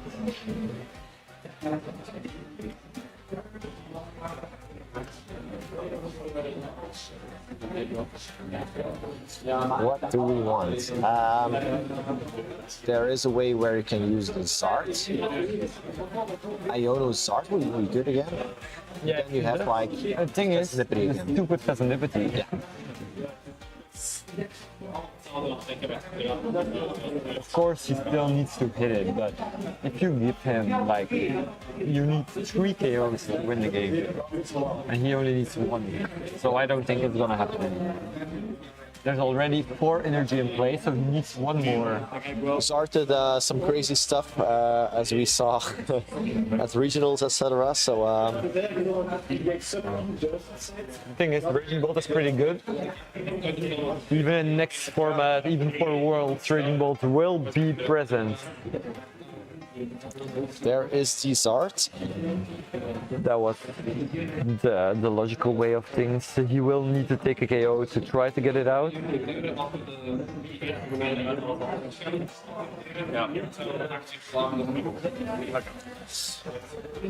Using that Infernal Rain ability, which lets you seek out 3 base up to 3 basic fire energies and attach them to your Pokemon in any way you want. Going for 2 on the Zart and 1 on the Dracloak.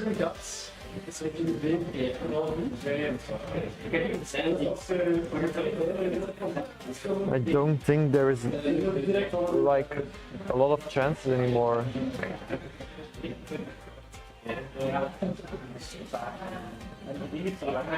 So Apollo needs 5 energies. I think it's possible. It's only 2. Can you do it? Yeah, of course. 2 prizes. Tick, tick. Here you go. Flip the Okay, script so we see the flip the script for the Sada. We There see is the Sada, there is the Sada energy. and a grass energy. Yes, So that's game. Hope he sees it, but it's just game. You should draw the card, okay.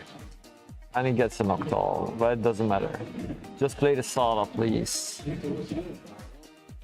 Okay, they just play the Sada. Now Christoph should go because Christoph sees the writing on the wall. Okay, he says it seems fine to me. All right, and with 23 minutes remaining, we have rounded up two games. Score will be 1-1 going to game number 3 in this top 4 match. I think.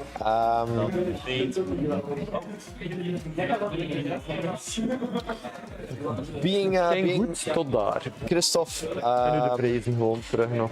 would you choose to go first or second in this last game? If I was Christoph, I would go first, I guess. Yeah.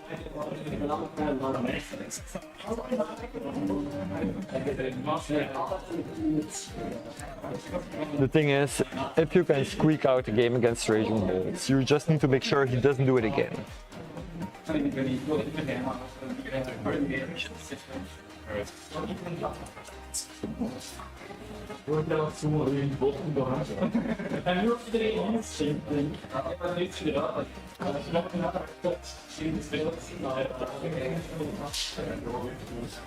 All right, game number 3. Our players setting up. Let's see what happens. And again, a mulligan. Yeah, he is giving mulligans a lot. We've seen what happens if you give too many mulligans. He does play 10 basic Pokemon though.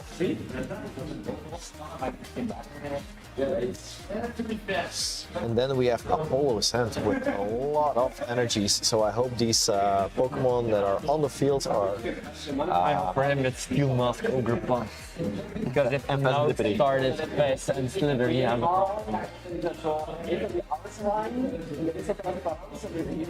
but he will at least receive 1 extra card. Yeah, of the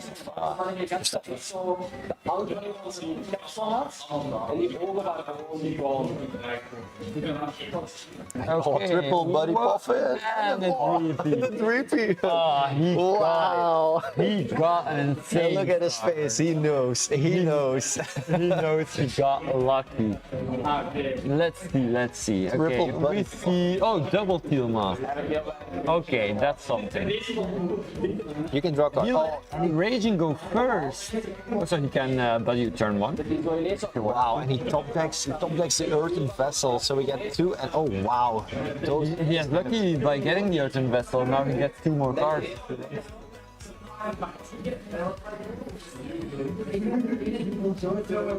I think he's debating about what to play first. Do you want to play the Ultra Ball first, discarding 2, or going for the Earthen Vessel? Not discarding, and Why would you discard the Ultra Ball? I don't think that's right in any instance. If you have 4 energy in hand, you should not discard your item.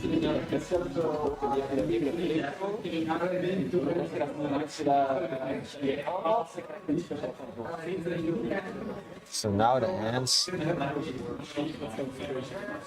locked with energies.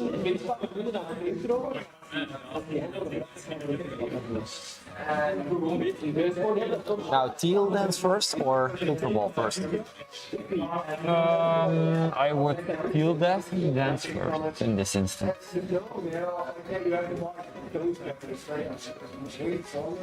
Because you could get what you want to get with the Ultra Ball and you can get something else. And now using two teal dances before using the Rotom? That's weird. That's so weird. But he is lucky that he didn't get the bird cards. He got a Raging Bolt, so he has that luck.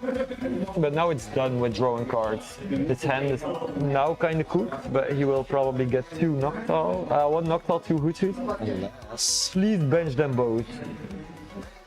unless Rockets, if you bench them both, you definitely need area 0.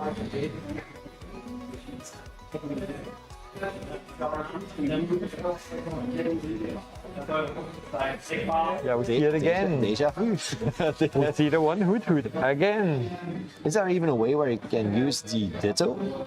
Where you could grab the Ditto, retreat to the Ditto, use its ability?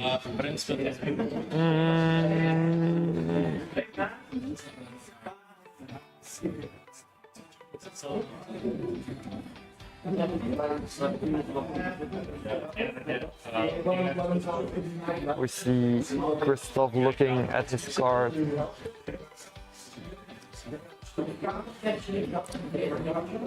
One buddy often played searching out that Charmander and Dreepy, but there are And another buddy buffet. and another buddy. Getting the whole squad I out. think another Dreepy, another Charmander, and the last buddy should get the Badu. Yeah. Then it will hurt for Apollo.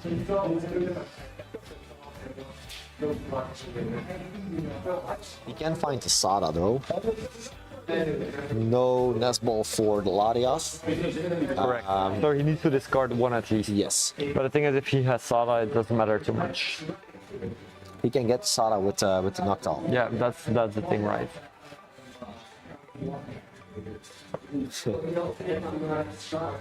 Enough cookies for today. Will it be the Badu or will it be one of the setup Pokemon? He eyes up another Dreepy. Okay. A very powerful field, but maybe not the best.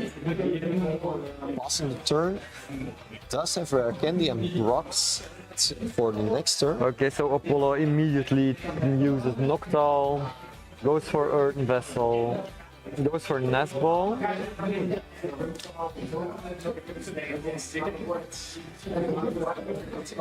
Again, no Stadium. Yeah, you have so many energies in hand, why would you use another vessel?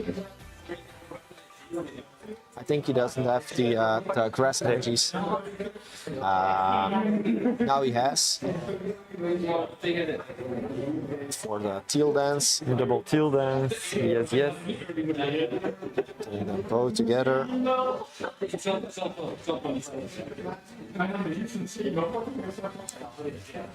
Okay, we see 2 cards drawn. We see Slitherwing and Fast. Yes. So the hand is kinda dead. He didn't take a Sada. He didn't take a Sada and he took 2 grass energy. Also doesn't have the energy, the area 0 for. He does have an attachment for turn, but he has to attack with the Raging Bolt. Then. Yeah, now he's kind of stuck actually.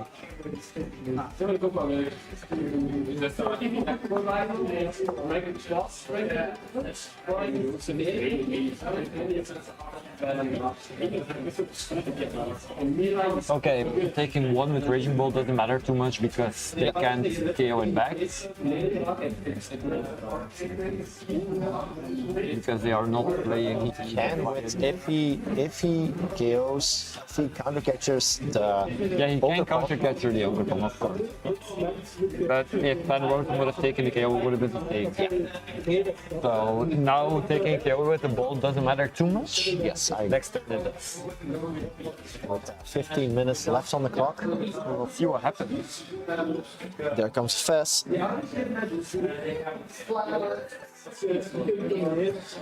Got Night Stretcher, Rare Candy. I think it was Shock. Yep, he will probably get the Zard and the Dragon.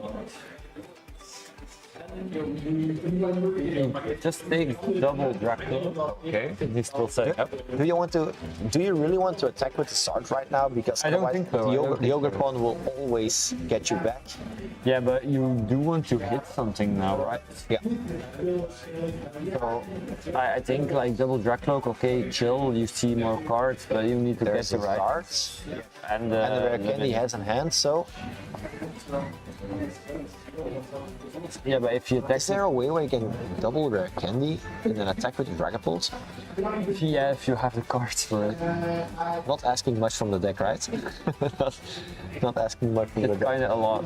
Like he used like all the abilities already, so I don't think he has that. Like he just goes for the save route, in my opinion.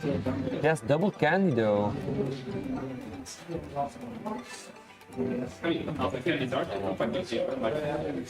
That's what I was saying about taking the double Rare Candy play. It was a possibility. He had double candy in hand before the Dracloak, so Yeah. he should have taken just the Dragapult. There comes the area 0. And there goes Whoa, the whoa, hand. whoa, whoa! But why the Slitherwing? He just wants double attach with the Saba, but I don't know why. Ah, okay, Balls on the okay, pass. okay, yeah. And Why not? thank you for two prizes. So, in the other top 4 game, Roxanne has won with Goldengo. Goldengo won Instead- versus Flareon. Yeah, she won against the Flareon block, so that was pretty hard. Okay, that's kind of insane. I think that will hurt for Ilias. He won against only 3 matchups.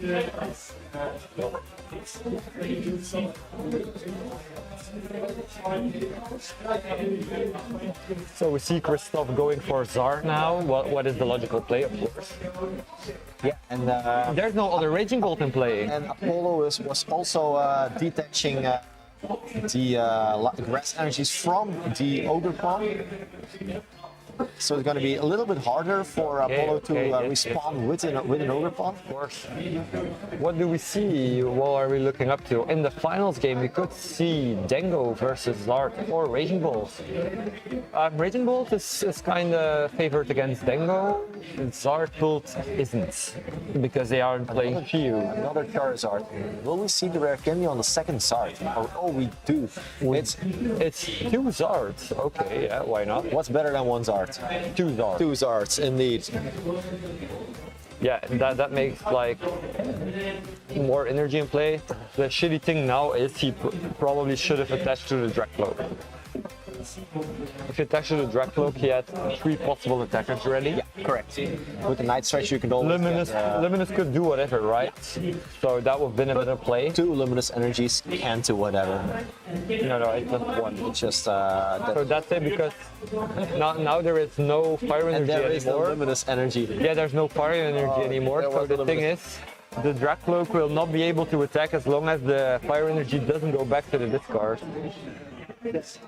Another Rare Candy. See a 2 as well. Oh, it does have the. Okay, So this seems also okay. it seems fine, but it depends on how fast Apollo gets set up. He has now 3 cards in hand. Can use Pheasantipity. For 3 more. He still needs a Raging Bolt if he doesn't hit that. A Raging Bolt or 3 energies The on. Sada is 2 Sada even, but no Raging Bolts. But there is a Hoothoot, right? Oh, he has a Raging Bolt with a Stretcher. Okay, I think that is fine. Looking. There's a Crispin and there's a Raging Bolt. There is no energy switch in the deck, so it's not possible to attack with the Ogre Pump this turn. No. But he will 100% need to discard all energies this turn. Yes. Next turn it's easy then. He just could take a KO with Fan Rotom if he wants. Yeah. Fan Rotom and then probably the Prime Catcher. Still needs the second attachment on the Bolt though. That's good. Oh, another Night Stretcher. That's pretty unlucky. Yeah. Still missing 1 energy though.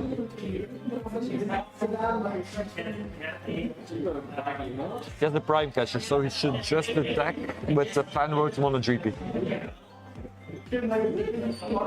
Night Stretcher, Energy, Fan Rotom on Dreepy should be the right play for him. And then we'll try to KO the Zard if it's not KOing you. If it's not KOing you, because 2 Dreepies, 2 Dragloaks can maybe get you the boss or a counter catcher, stuff that will get your Raging Bolt. Yeah, I do actually think Prime Catcher on the 3P is like the most solid play to like secure this game. Of course, if the Raging Bolt gets KO'd,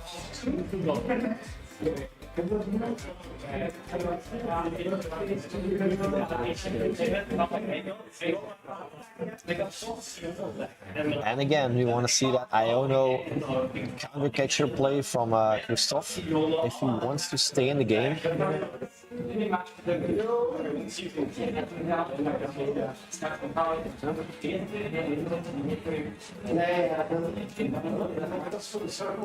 There's a nice stretcher.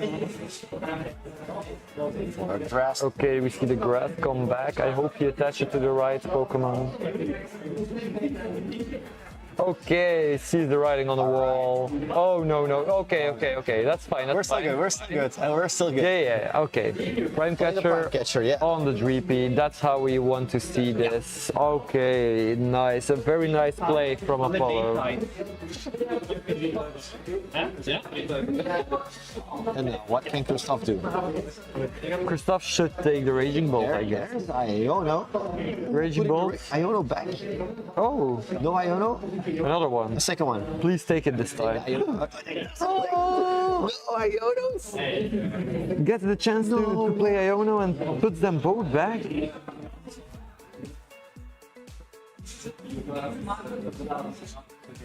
Okay, there's a. Oh, he wants to play the boss on the bolt, but the boss on the bolt is pretty sucky.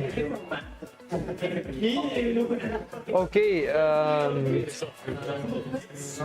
Christoph taking 2 okay. prizes. Let's And now see. No, Apollo had 2. there's no prize. Ik ben een beetje te lucky geraakt in de verkeerde wedstrijd. There are It's 3-3.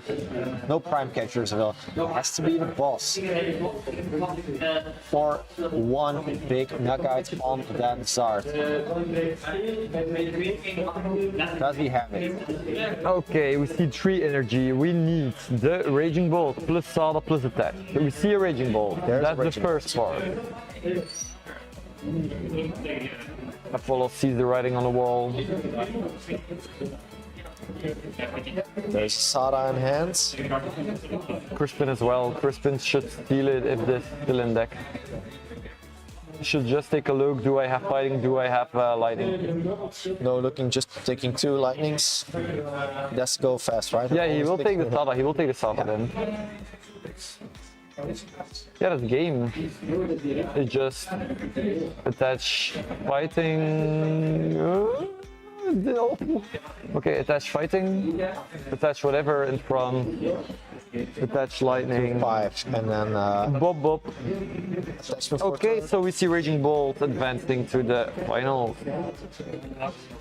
Okay, so we have Goldango versus Raging Bolt in the finals. Like I said, Raging Bolt should be favored, but let's see what happens because the player that won in top 4 with the Dango has the ability of taking down the worst matchup, so probably has the ability to take down the other one. And before we're gonna close this round, big shout out to Christoph and Elias for reaching the top 4. But stay tuned because we are heading to our finals.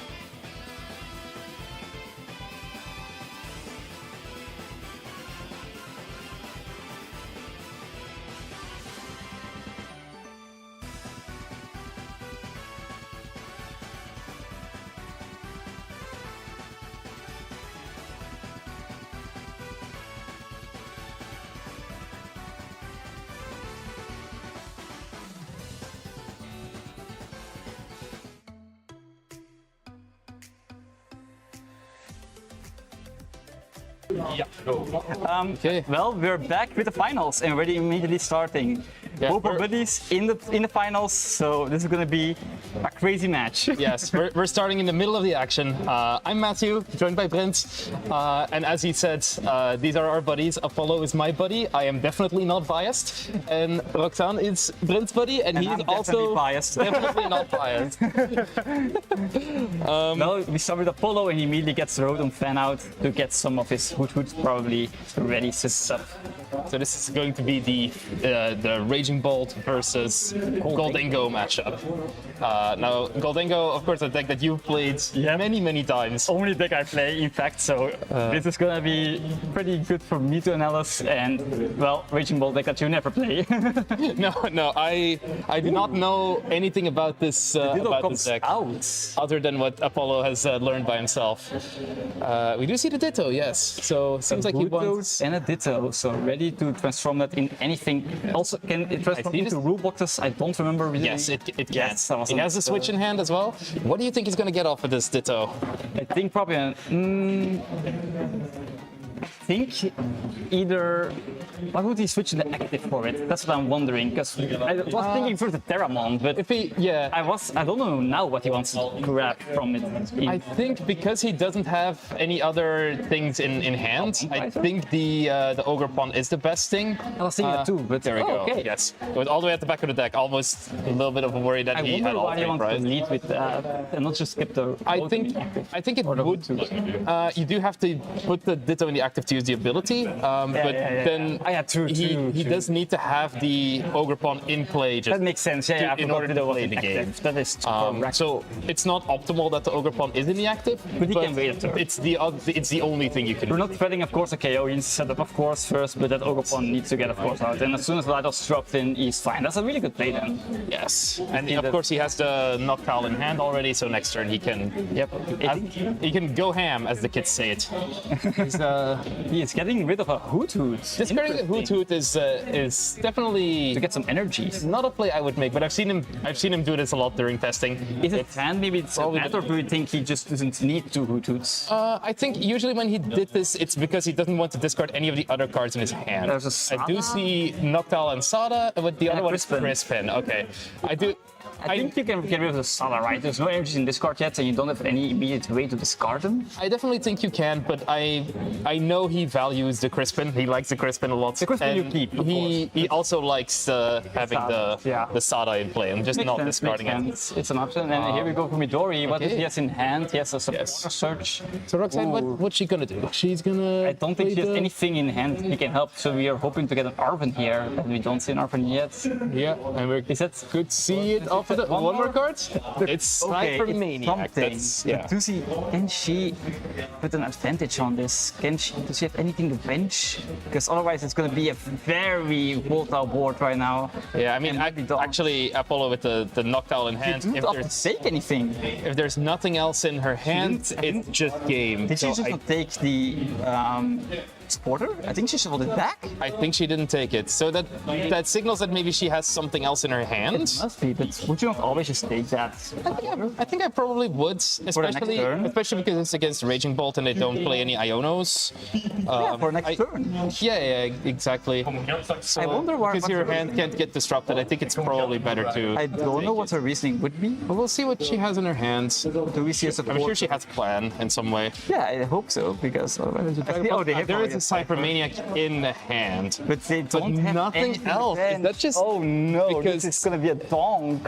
I think so because Apollo has Noctowl for the stadium. Yeah. And yeah, she just passes. Doesn't even use Cypher because I think if there's a stadium in hand in the deck.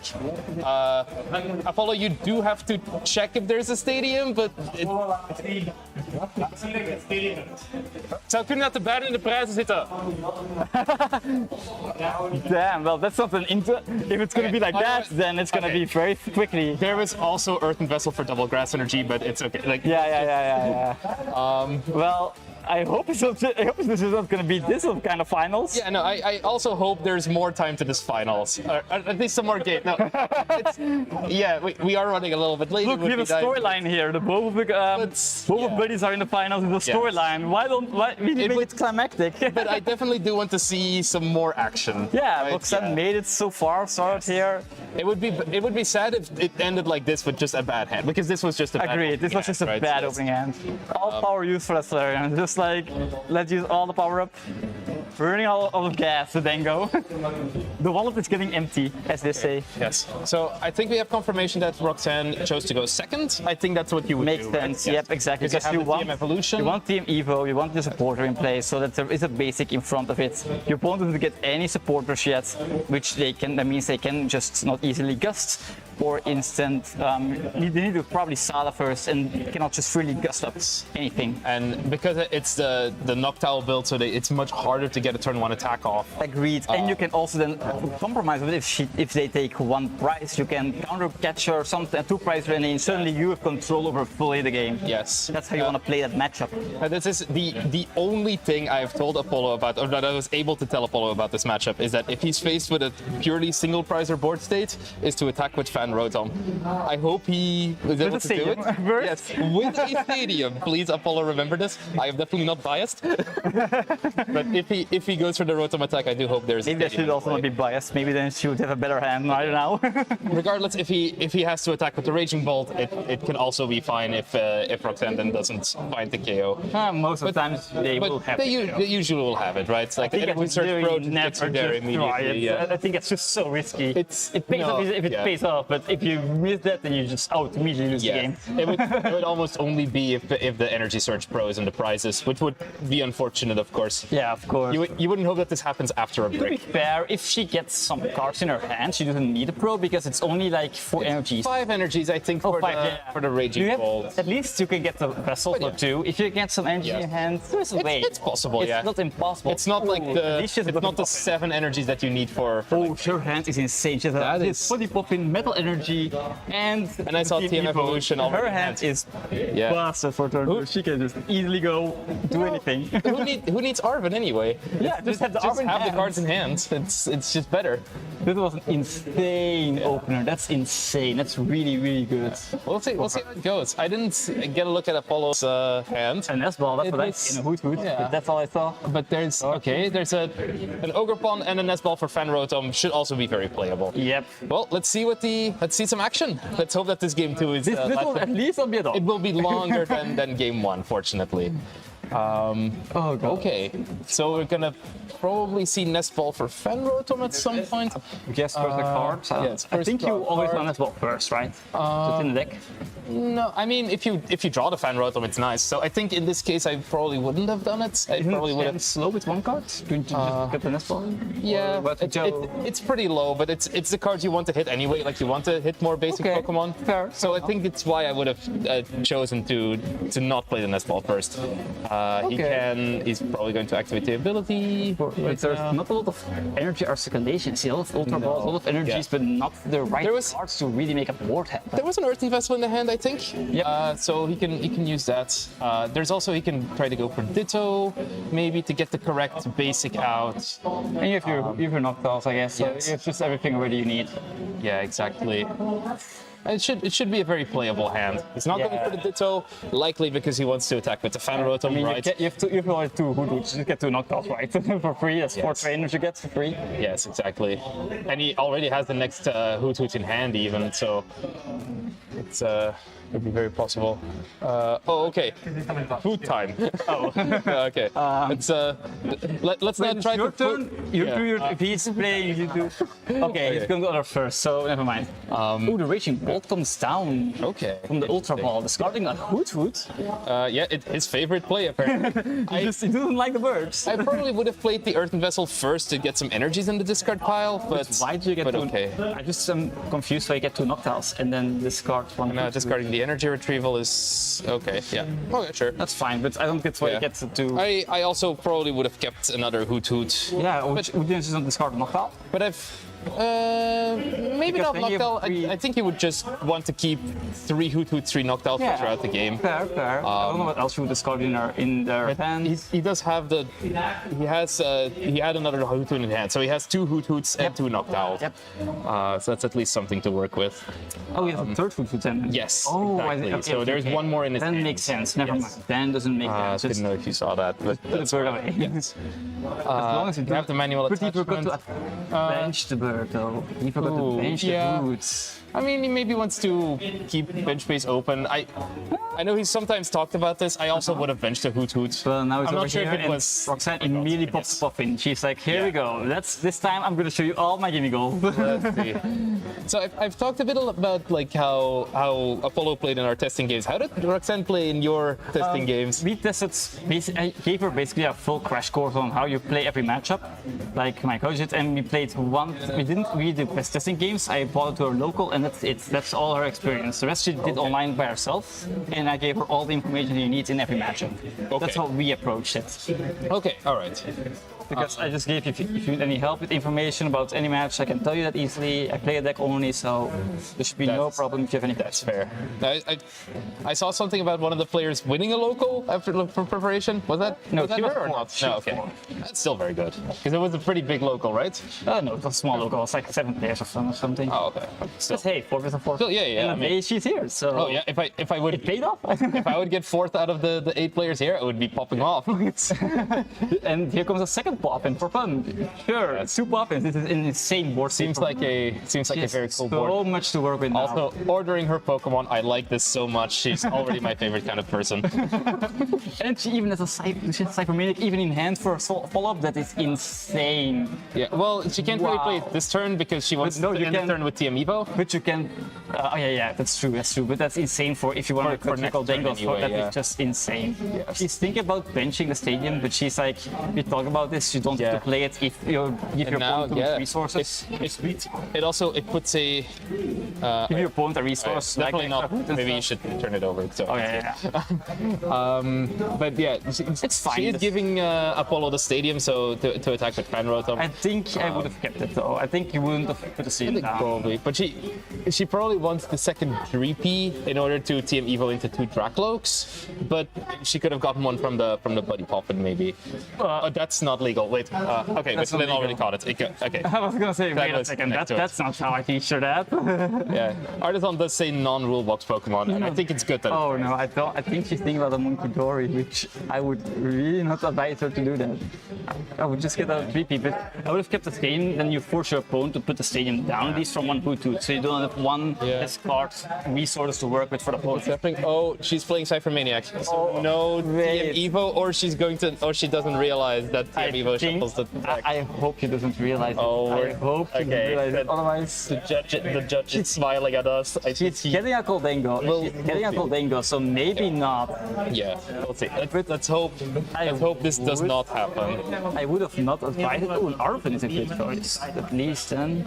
Yeah, that's a really good choice. If you don't do TM Evo, Yeah. getting Goldengo plus an Arven is a pretty good choice. Yes. Because then you can get to counter capture your item, depending what you need, if you draw something. I'm nervous though. I'm also very nervous for my buddy. I really don't want this to happen. Please, buddy.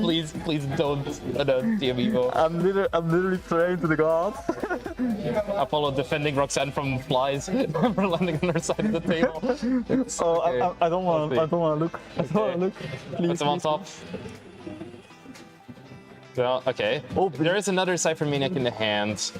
Okay, yeah, yes, and that passes. passes. Okay, so this was the So point. I think both are fine. Yeah, I because- just hate this play. To be Because fair. now she keeps a fully single prizer board, right? Yes, that's also that's a really good play. But also she has with the Cypher and Arven now 2 options. If she misses 1 card, she can go Arven. If she misses 2, she can Cypher, which is, in my opinion, pretty good. That she has those options. Yeah, exactly. This gives her a lot of resources to work with for the rest of the game. Yes. And she didn't get anything of the Artisan, so I imagine the second 3P is priced.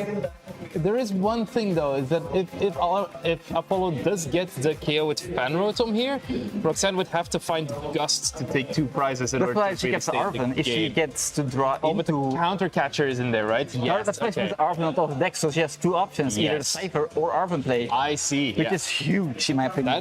That is definitely true. If Yeah. she gets then the second piece, that'd be insane. Yes. Because you need to draw still one of the pieces, but that would be an insane play if she gets that off. Okay. getting some energies into play. Are we gonna see? See, I think this is going to evolve into a very cool game. I hope so. I really hope The setup that both of these players have. this matchup in particular is a tough matchup for the Goldengo player. It's not the easiest matchup.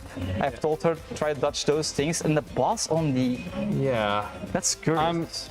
Do you agree with this? Not entirely, but definitely no. not with This is- KOing with the ogre pawn. This is horrifying. Now the Yeah, Goldengo now- takes rises for yes, free, and with the Cypher she has total Yes. control plus the Arven. This is Yes. going to be a very nasty turn for Especially because Apollo, he had the attack with Fan Rotom just on board. It doesn't. Maybe he doesn't realize it has to don't be your think- own stadium because. I also see. I don't think they know what Goldengo does.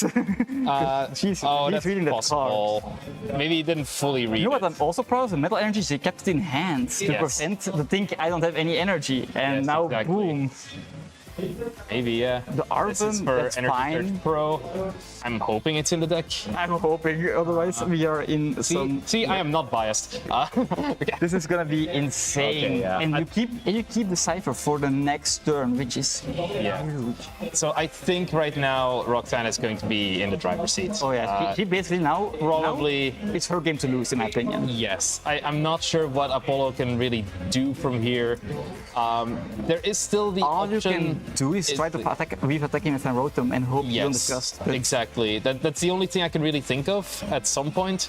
But like the later in the game you get, the more difficult that's going to be. Yeah. Because there's counter catcher. You're There's already used to the boss's boss, orders, and and if yeah. that's already out of the deck, sure Yes. tell of bosses, but you cannot just find those bosses for free. Your deck Yes. doesn't have the options for it. You cannot handpick those unless you played the Hoodoo in the play. Especially because I might keep repeating this quite some time, but Apollo does not play Iono. This is also- So like the hand, like Roxanne's Yeah. hand is just going to get bigger and bigger and bigger. And it's Wait, gee. Stick. Yeah. Okay. I was sure if it passed for a moment. My bad. No. I was like, wait. What already happened? put the ability marker on, and now it's going to draw cards with This it. is going to be also taking all those energies out of play is also very detrimental. Yes. That's Yeah. 3 minus energy. That's so much resources down the Yeah. drain already. There are- Sure, you have your what's her name again? Sada's Status Vitality, yeah. but there's only one bolt in play. He cannot get 2 currently, so that's gonna be huge. You can definitely still get there because you only need 4 energies for the knockout. But And yeah, there you go. there's a lot of reasons why I didn't really like this play from Apollo. And Attacking with the now- Fan Rotom was probably better. Yeah, and now promoting the bolts means probably you're gonna see a bolt attack as well. But who comes down though? No, Oh, you this can. is. I Oh no! I was hoping this wouldn't happen, but Okay, they're letting him taking it back. that would be a Because- disaster. That's all right. Yeah. Roxanne. This is after all a casual tournament. I mean, it is a there's- a lot of rounds of Swiss. It's warm. Yes. I get that the mistakes coming down. Yes, right? exactly. It's like no, The viewers at home can't feel this, but it is warm in here. it is super warm. And after all these rounds of Swiss, yeah, like your brain's kind of fried at some point. Yeah, So- it's like this is the first time they play so many long games. They already has almost on the time all games.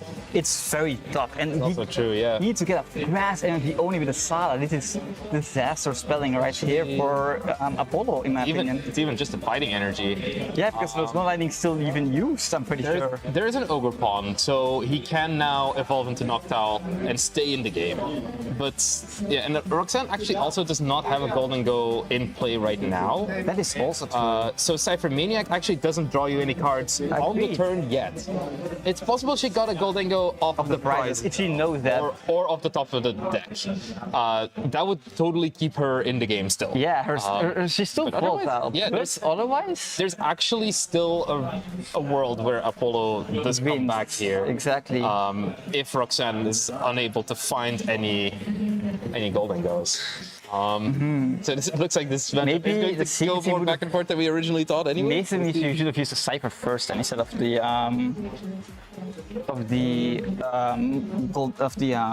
Arven to keep your Arven Ultra Ball at least. Then maybe that was a play then to keep your Arven for Ultra Ball and use Cypher. Oh, first, maybe, yeah. if you don't have a second Goldengo. Yeah, it wouldn't be bad, yeah. Okay, so I think from here we're going to be commentating a little bit like one by one because it is getting a little bit later, so we have to order food during the stream. But yeah, like we can commentate a little bit. Like one of us is going to commentate for a bit while the other I person already told gets, I want gets- so that it's Oh, easier for me to just do that. Okay. But yeah, so yeah, a little bit of a behind the scenes look. Everyone is already watching there. Discarding the lightning energy, so Pro is going to get another lightning energy or has another one in hand. Staat die kaas bij? Oké, Ik zal dan wel nog iets bij. ja, liever bij, want anders doen ze dat soms. Anyway, the lightning energy, discarding, getting some energy in discard for that later though. What is the play? A Nesball comes down. Probably for a Pokemon. Oh, you know, Belt. Yeah, Bolt. Raging Bolt, Never mind. My bad. My bad. He did already play. Yeah, it's the same Raging Bolt, but it's a promo art because I didn't have 3 of the same parts. I do apologize for everyone who wants all of their cards to be the same artwork. It's more flashier. It's more flashy. Yeah, it like adds this kind of pizzazz to the deck. But I like both arts. Anyway, And there's the other like same art as the previous one. his hand is pretty good though. Sada, like They're fine. Yeah, okay. they're there's not the gonna miss final an energy, attack. and They're not then gonna miss an attack. yes. They have And then plenty of take- energy, acceleration attack. Now, big can question. Roxanne retaliate? Does Good time. Roxanne have the golden go in hand? That's a boss. I see. Oh, Night that's Stretcher. even- Night Stretcher gets her there. And now you can just Cypher Now it's Maniac Maniac, yes. or your guaranteed out, and then you're basically safe, right? As long as Yes. she does that, she is in a prime position to win this It game. depends. Oh, she has 1 superior energy retrieval in That's hand. also pretty good. So then it would be Cypher Maniac for 2 cards, right? Like, which 2 cards would you take here? I would take, in my opinion, at least a Dango and just another superior, so you can just chain. You have plenty of cards on the prize to throw away to just get you the winning hand, because you only need like 5 energies. Yeah, exactly. Just throw that away. Probably you're not gonna make indeed a Dracloak anymore. Yeah. There's also, I think I saw Dark Energy in her hand, Yep. so she doesn't even need to take a superior from the deck right now. She already has the KO in her hand. Exactly. So yeah, Cypher Maniac into a couple of Golden Goes would be You know? incredibly good here. If she doesn't have the Cypher, because I didn't see it anymore. Maybe I was blind, but No, I she has think Cypher, right? there was one from the beginning, right? Yeah, there's Cypher Yeah, okay. Maniac. Now she's Cypher. Is she? She's thinking. Yeah. She's looking at it, and now, Yes. now as long as you take the right cards, it is basically safe. I would agree that you definitely need a Goldengo. And Would now it be the Goldengo plus Cypher Maniac for the next turn again? You could do that as well, or you could go for the Sensitivity, which gives you always 3 cards, which is setting up for later. If you're missing it, I wouldn't take the 2 Dangos, so that sounds not the correct play, in my opinion. Actually, 2 Goldengos does play around Apollo gusting and KOing with Panrotom. That's also true, but you need to draw those 2 now. Yeah, okay, maybe 2. That's actually... Which actually prevents, She's that prevents Apollo's only She's playing better than counterplay. me with Yeah. this deck. I might as well retire. It does mean she isn't guaranteed to hit everything Yeah. next turn, but you're gonna see 3 cards at least. 6 more cards plus the 2 prize cards. Like That's 5, 6. from like 8 cards in total, you It's do doing all of expect to energy, see. so Yeah. depending if she knows it's priced, that's Yeah. also huge. 'Cause You have essentially 6 cards to see she knows the before superior is if one priced. of the Cypher Maniac, you just draw the whole thing. Also, she knows Spirit's price, so you don't need to, right? Just evolve needs. Yeah, There you go. it's also not a bad play. We'll go But I would just secure myself. I think that's always safe to secure because you're not gonna see anything. True, yeah. It's also that's Throw a and a jamming tower. Okay. Basically nothing. I don't think. Yeah, those aren't going to be super useful cards. But there's still a couple of other cards left. Does yeah. Apollo play Belt? That didn't matter. No, he does not play any tool cards, I believe. Yeah. Okay, It then doesn't it play doesn't any matter. tool control card. But Roxanne takes another 2 price cards here and is now basically poised to win the game. Yeah. Even with boss in hand to pay less energy for the KO on Ogrepawn. So she only needs like 5 energies and she wins. For sure. She has 3 superiors left even. Yeah, Apollo is, Plenty of energy. She's in the commanding position right now. Apollo definitely not in a guaranteed spot. It's not even guaranteed that he gets the KO here. Like he can get there. He does have Sada for these 2 cards and Ultra Ball for Pheasantipity in the hand. But he does still need to get there. But even then, you're just praying Roxanne just whiffs now, right? That's your only win con at this point. Yeah, there's no The further board is played. There's nothing more to. there's no further play, I believe. There's nothing anymore to see. If Roxanne would have benched Pheasantipity, there was a Then chance there for was a chance, Apollo yeah. to KO it with Slitherwing. But that's the only thing that was possible. And Roxanne did not bench Pheasantipity. So He couldn't. that He is wanted, not- but he couldn't. Yeah, I don't. Those are 3 cards that didn't particularly help. So Apollo does have the Sada in hand. He needs to find the 2 more energies essentially. Do you think he can get there? The other energy, so like he needs to find lightning energy and grass energy. We'll see if he gets some energy surges from his deck. Then probably. I mean, I think Or energy he will get retrieval. to it. There's 2 more left of those.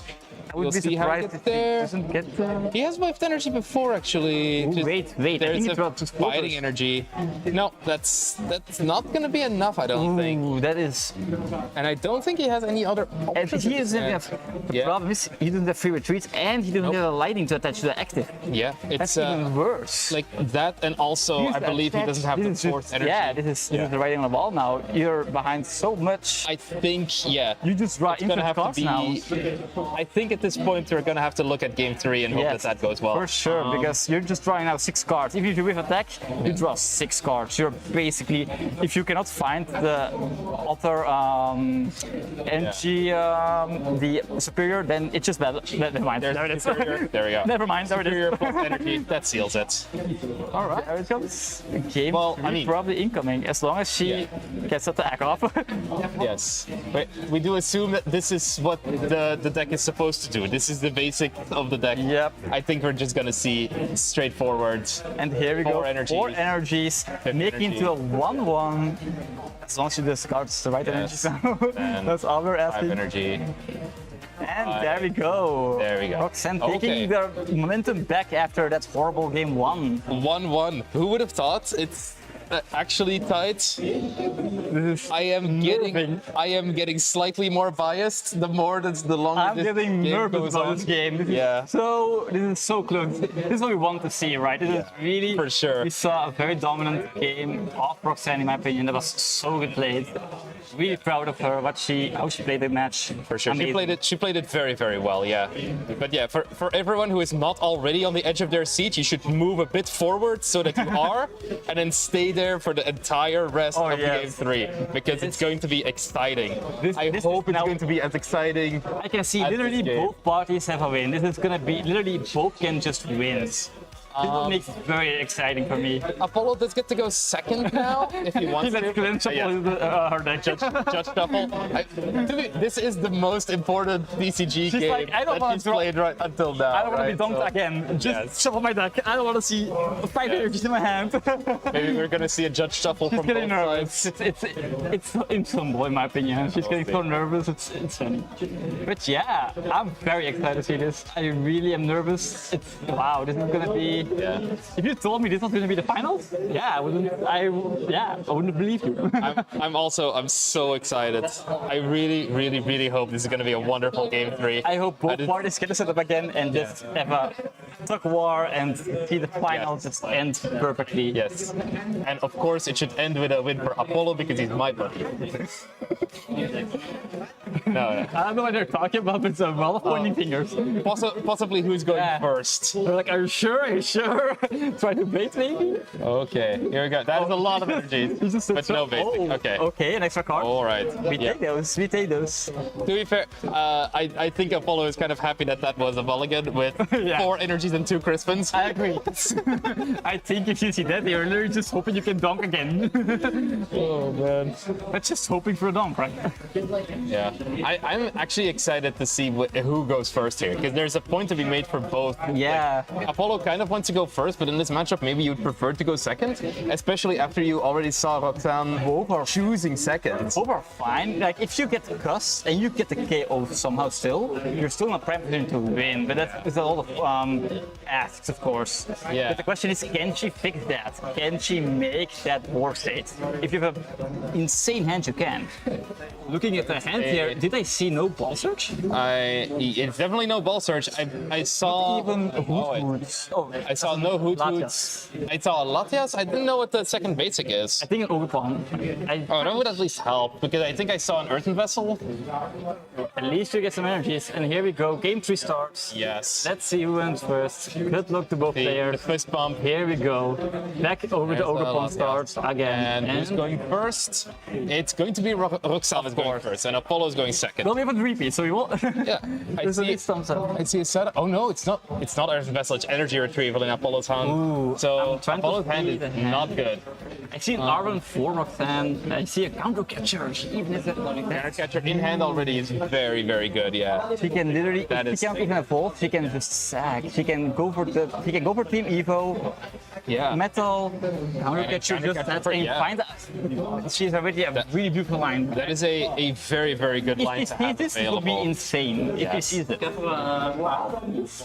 But the rest of the hands currently is dead now, of course. You can also go Arven for boffins, of course, later in the game. But for now, you have to do this. She's thinking about it. She's making a movement thinking about the second turn already. I'm pretty sure. Yeah, she's taking her time for the second turn. I'm pretty sure. Yeah, I think because this turn there's not too much to think about. But you definitely want to make your choices with the second turn in That's already a mind. higher Yeah. skill set, because that's not what everyone would do. I'm not sure if a lot of other players were thinking about the turn in this tournament. Which I find very impressive. Especially if you're With the Nesball top oh deck. Nesball top deck in Japan Rotom is That pretty saves his good. hand, because he has two Noctiles in here. Yes. Yeah, exactly. And nothing else to work with. It is just going to be a pass from here, I think. But still, like having an option for the next turn is very, very good. But that's insane. Oh, there's Ditto as well. What That's could fair. you get? You could get Raging Bolt already, but it doesn't do too much because he doesn't have energy. If he had Better, energy, is it not better than the Ogupon or to put it inactive? what's better? Is it not better to put the Raging Bolt inactive, you think? Or the Rotom just inactive now? Oh, probably Rotom active, I would say. If Roxanne wants to KO that, it would have to be with a two-prizer. So I It's think, not what you want I to do. think the reason is because his hand is kind of dead. He wants that he wants that Raging Bolt just guaranteed. Yeah. Now he could ditto into another single prizer. But I think his hand is kind of dead. He has no energies or energy ways to find it. So I think he just wants the ball search gone, because there's also no ball search. So I think you're just setting up for the future turn. Yes. That's what I'm thinking. He's going to leave Raging Bolt in the active. That is a little bit dangerous. If Roxanne gets the KO here, which I think it's possible, Very right? possible. If you just tango and have an and if you search know you pro. don't. But if you just have even a supporter, you just have it. Again, choosing not to bench the second Hoot Hoot, it's I think you need in this. I would have your definitely- hand is so dry. I would have resource. Yeah, I definitely would have benched the second Hoot Hoot with how Ultra Ball is coming the down. ball pretty good. Hold up. Hold up. She has Arven in hand. Does she have Arven in hand? She has Arven in hand. She can literally go have quick. Energy Search Pro in deck. That's the question. If Energy Pro is in deck, he can literally go hard. I didn't see it yet. There's the pink card. I think I saw the pink I card. think I saw it too, but I'm not sure. I'm a little bit scared now.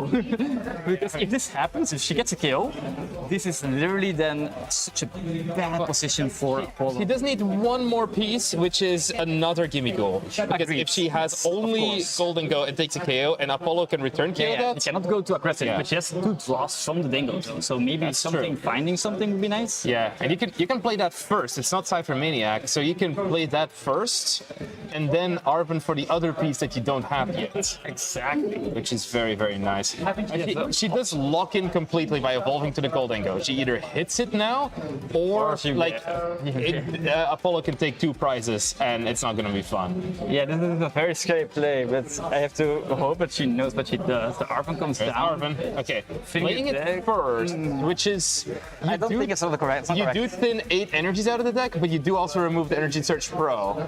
To be fair, there's an option to be made, right? You're thinning 8 cards, Yeah. plus the energy case is like 9 cards you tin, so you have more chance to hit that. Yeah, I which is, think- to be fair, Yeah, it's not 8 a bad play. Yeah, and then also the TM Evo that you're taking out. Totally, yeah. It's more riskier play, but it's also just like a fair play to make, in my opinion. It's riskier. It has a bit of payoff, yeah. but it's like if you don't have the payoff, you're punished severely. But it's also the case that like you could keep the Arven for like buddy puffin if you don't hit it off the draw, but then you still have the Golden Go in the active, which also can be punished really hard.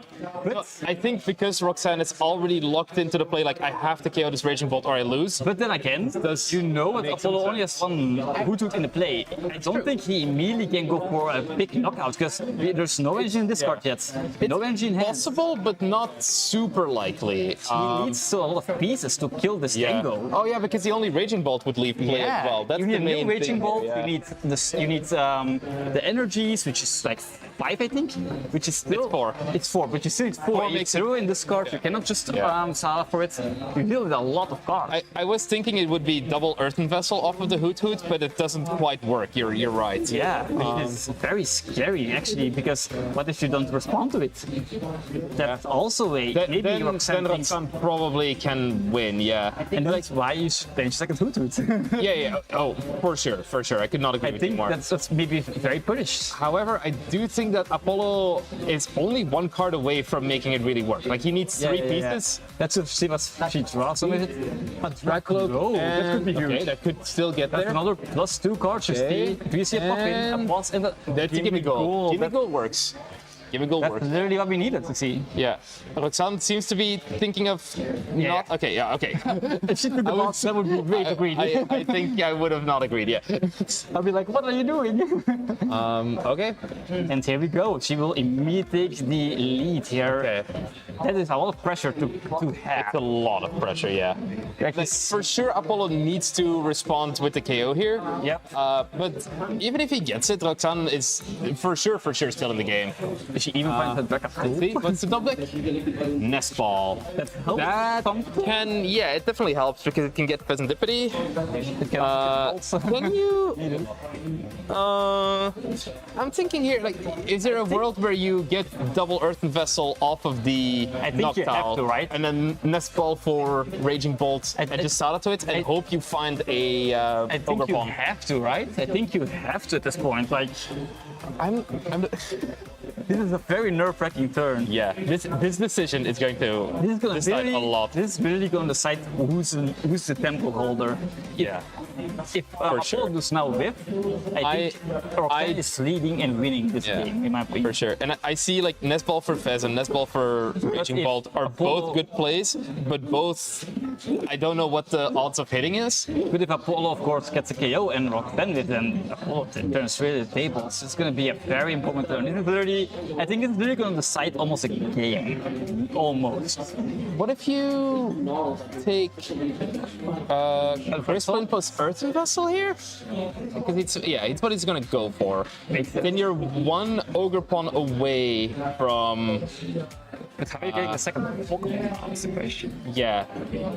Like You have to go for Festa, right? You have to hope and draw.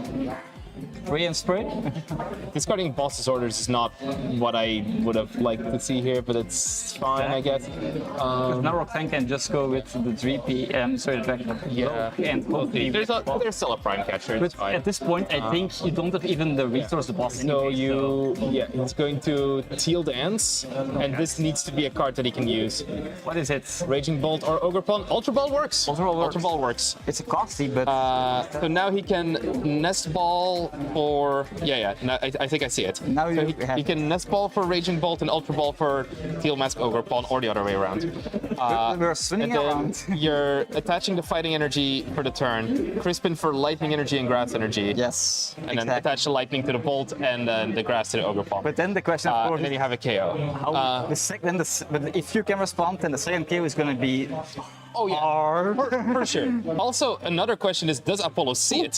He doesn't quite see it yet, so he's going to go for the cards. serendipity. Yeah, he can definitely still get there with these 3.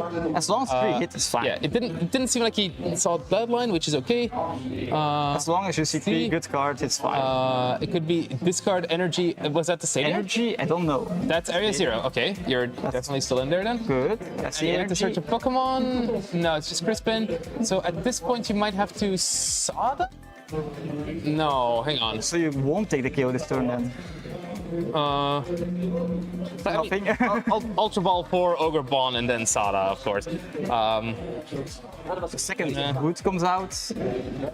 Finally hitting the bench. But I don't like this, because if the Hood now benching is, you need that Ogre Pawn, and you don't have immediately a next Ogre Pawn just for free sitting there.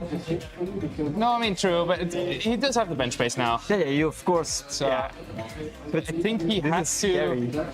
I was just wondering whether you're gonna sacrifice. He has to Sada here, hit the lightning energy and Ogre Pond grass energy. Oh my god, that's a lot of pieces. Well, Earthen Vessel plus, yeah, it's still possible, but I think Apollo also realized he's not in the, it's not super But, yeah, likely. But it is still possible. It's still possible. Let's see if he gets Between there. a rock and a hard place. It feels like they already play a supporter, but so many cards have been drawn and drawn. He definitely did not play a supporter for the turn yet, though. I agree, but it feels just like it. It does feel like it. He's made so many decisions, activated abilities, shuffled, and then drawn cards. Yeah. So I can see how it would feel like that.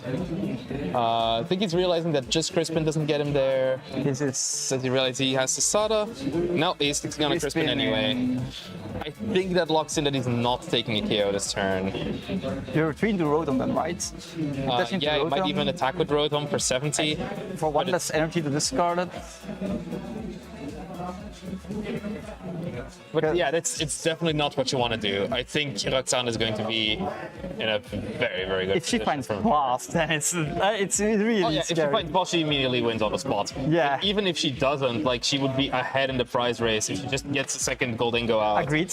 Ooh, but that's when he just passes. Oh, I that's don't. definitely not. No, I don't Yeah, think. I think- this is writing on the wall, and we even find the next. Yeah. That's.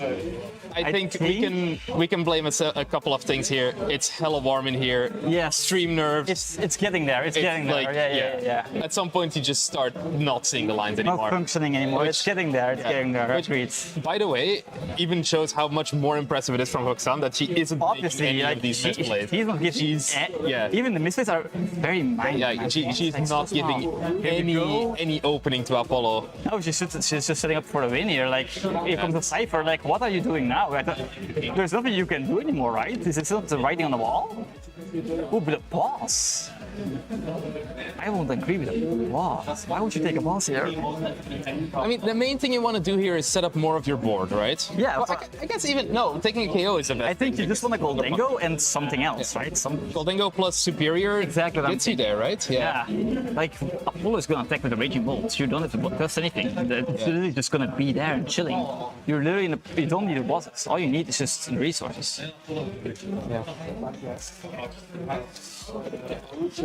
Like I Yeah, said, it's we'll see what she grabs here. I think what's the card that she put face down? Did you see it? Is it Goldingo? no, I didn't. Oh, I know I only one Dingo was there, and I don't know the second card. okay. But she really wants Dingo, obviously, because you need that second Dingo there.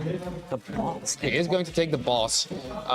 She might have one of the pieces in hand already, of course. Like maybe she has the superior yeah, in hand, maybe. and then it's like, okay, well, what she do I has- want for the next If she has thing, two right? superiors, then yeah, sure, you can go for it. If you just, but even then, I think it's just any other card is better, even a Poppins, because you will be 4 prices ahead.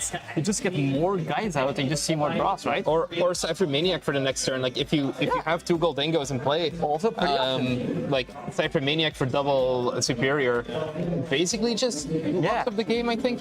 That's what I'm thinking. He's going to use yeah. the ability with the Dingo. Yep. Yeah. The ability But like, marker. yeah, again to highlight, these are like maybe like a It's- small line that getting he's not seeing or something Yeah, like yeah. that. This is a very minor minor misplay, right? It's also getting late. I get it. Yeah, They just want, I think, you could even barely call it a misplay, right? So it's very impressive how she's still playing all of this at this level. Yeah. Okay. Let's see. You'll see a drop from Dingo And then into VP. That's also pretty good. Dracloak still available. She has two superior that energy makes sense. And that makes, I guess, okay, what she's done then like is a just whole bunch of energies. she's just setting her up for Yeah. gusting for later to make sure that you get the KO there. Yes, you can. So he can't stop it at one price there. It's basically saying, I have winning hands. What are you gonna do? Also, tell me, as a Goldingo player, how good does it feel to have a superior like that, where you just discard two completely dead cards? That's insane. It's just insane. It just feels so good, doesn't it? It's all. If you get the double TM Evo away, it's like Yeah. get it away, just throw in the bin. In this case, like discarding counter catcher when you're going to 6-2, it just feels so good. Yeah, this is very commanding. I'm very surprised at their level of play. I'm really surprised at it. So you're gonna see four energies. Both players, because yeah. this looks like an easy deck. It's really not the Raging Bolt in my opinion. Oh, like yeah. with the pieces of this. It's not as easy as it used to be. Yeah. Yeah, not as easy as it looks. Especially with the Like with the with Apollo knockdowns as well, of yeah. course. He really plays well to reach finals. Oh, absolutely. There should be no shame to anyone who is reaching the finals. Of course, With those misplays, sure, but it's like it's like I said, he is doing still what he can, in my opinion. Making finals in this area is already insane enough of an accomplishment. Yeah, I mean, And here we go, taking another the knockout knockout. on that, and now the knockdown is not even active anymore. Will he remember? Will he remember the knockdown? oh does not work? yeah. Apollo, please do not immediately slam down the knockdown. I feel it's happening though. Facility? Yes, that works. What's going no on? problem.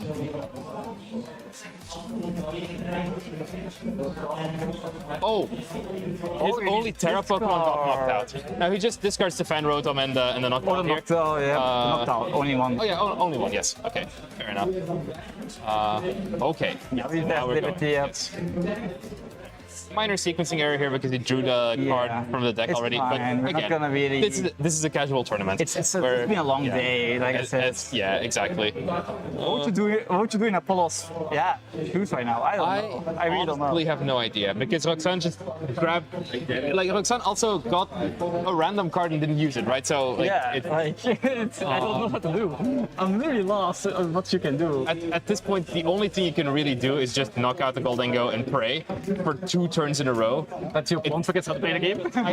I know it's not the best thing, but it's almost the only thing you can do. At least we're seeing the pressure for the Ogerpon getting soon a Nocta hopefully ready and finding the KO on. At least the Nocta, it will be KO. That's for sure.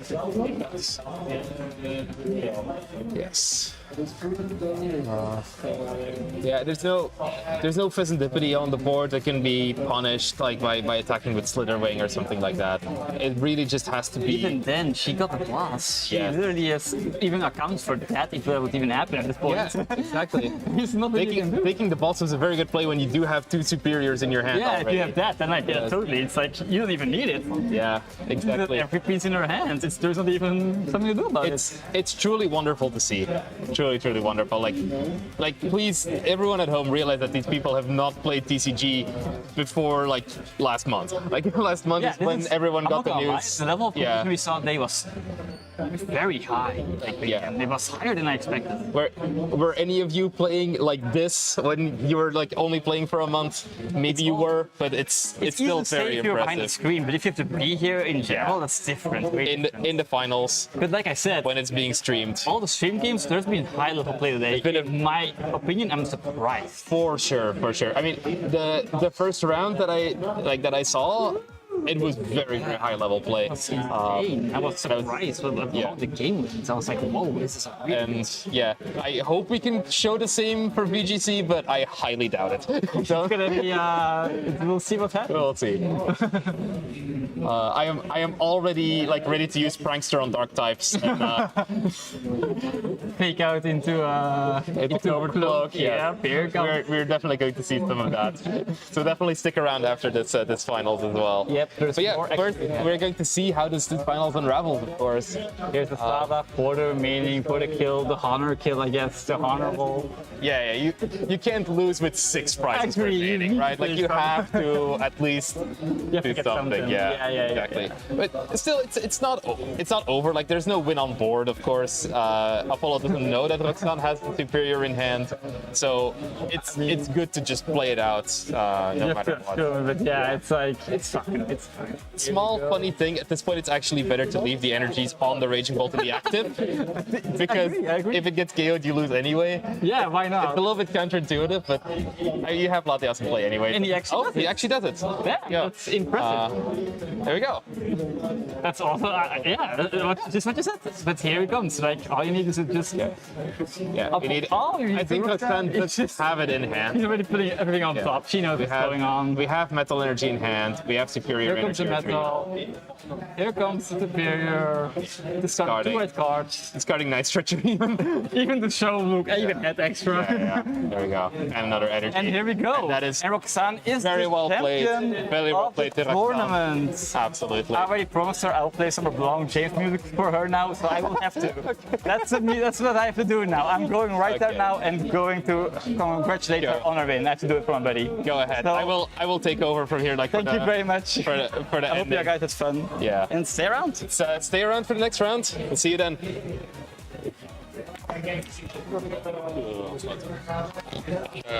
Gewoon nu de naam aanpassen.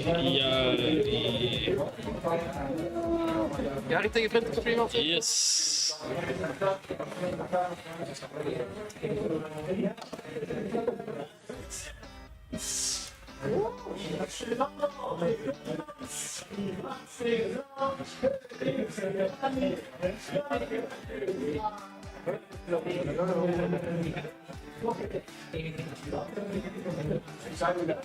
Voordat we er al beginnen, heb je nog tips voor mij? Sick. Ja, dat is moeilijk.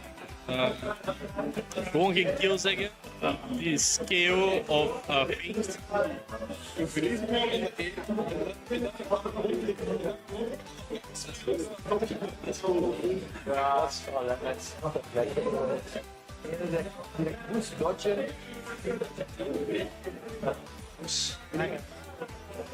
Wat is het probleem?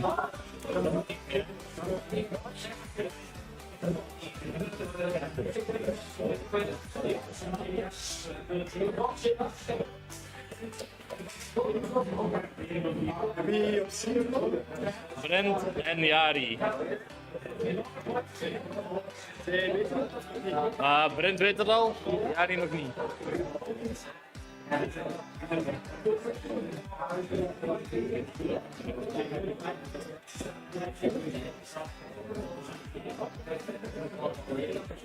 Waar dan zeker niet.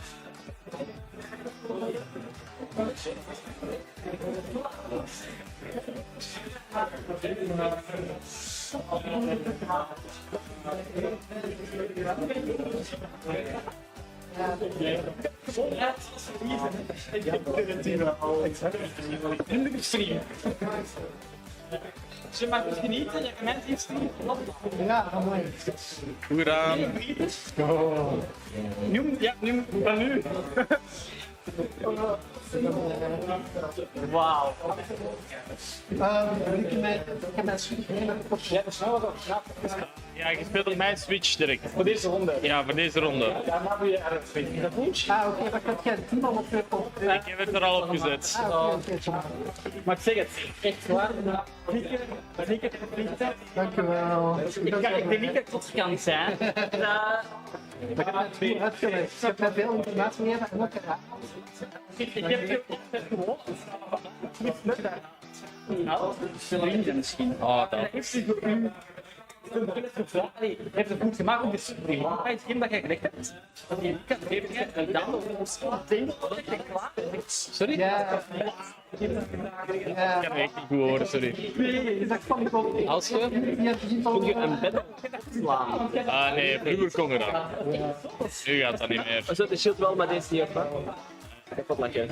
Nee, sorry shit kon het ook niet meer. Sindsdien kon het niet meer. Dus Gen 5? Nee, Gen 5. Dit is de DS-era. DS-era kon het nog wel doen. Dat was echt fire. Ik zet een Apple eruit. Ah, dat was allemaal fire, bro. Voor mijn collector. je hebt hem meegenomen van de streams. Ja. Hey. Ja, hij heeft hem daar ook gezet. Ja, ik heb hem daar ook gezet. Ja. Het is echt te zijn, hè. Kijk, Ik denk dat dit verkocht wordt op de alles wat een fucking ding. Je kocht het dit verkocht wordt op 13 denk ik, of 14, I don't know. hoeveel kan je wel? Ja. Huh? Hoeveel kan je wel? Ik heb er meer dan 10 in ieder geval. Het zal vanavond een foto opgestuurd hebben. Waarom zie ik mijn raamscore niet meer? Het punt.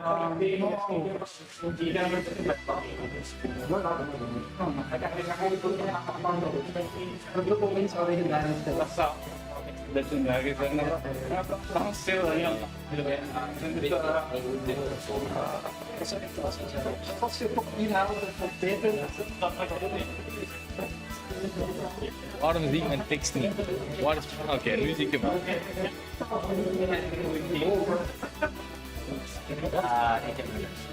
nee, je hebt je best gedaan.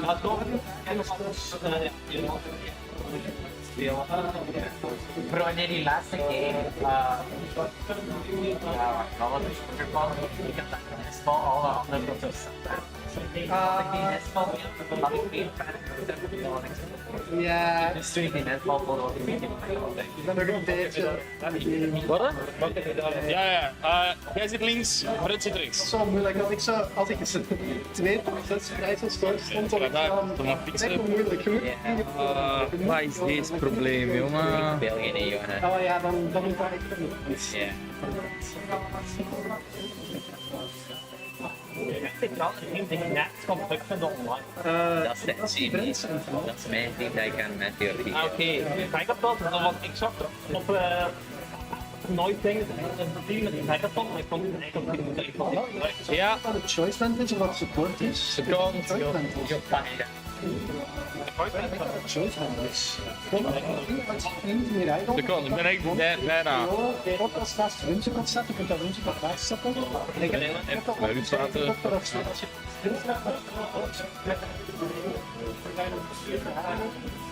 Ik heb twee keer als je sneller kun je rijden, dan is het ik kom niet Nu is het. Dus.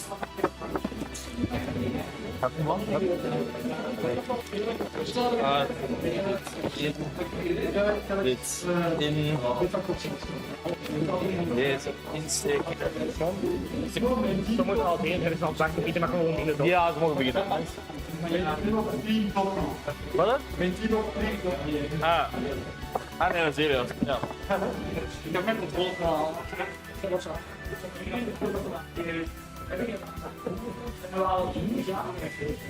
Nee, inderdaad, dus team klopt niet.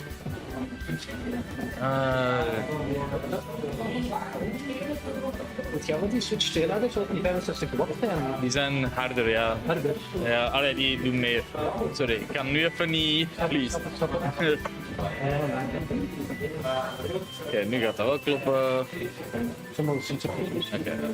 Oké, team daarin, dan hier, voor hier, daar. In. Ja, deze. Nu wel insteken.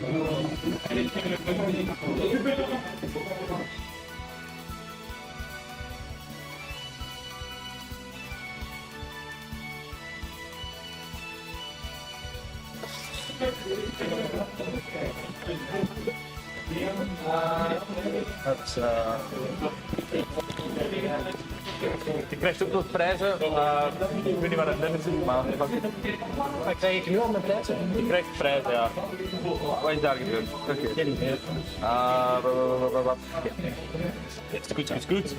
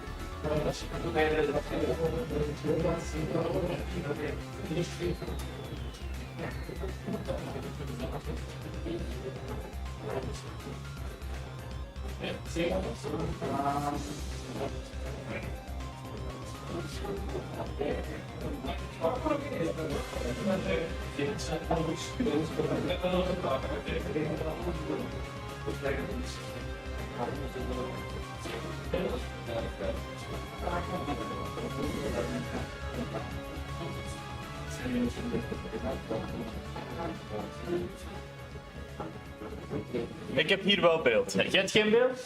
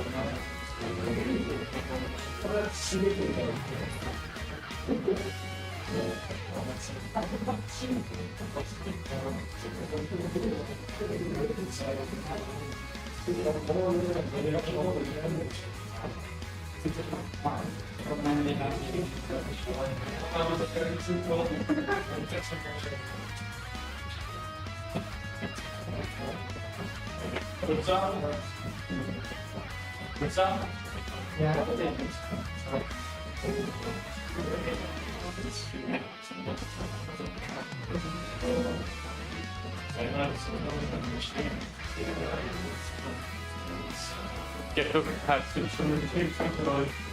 Ja.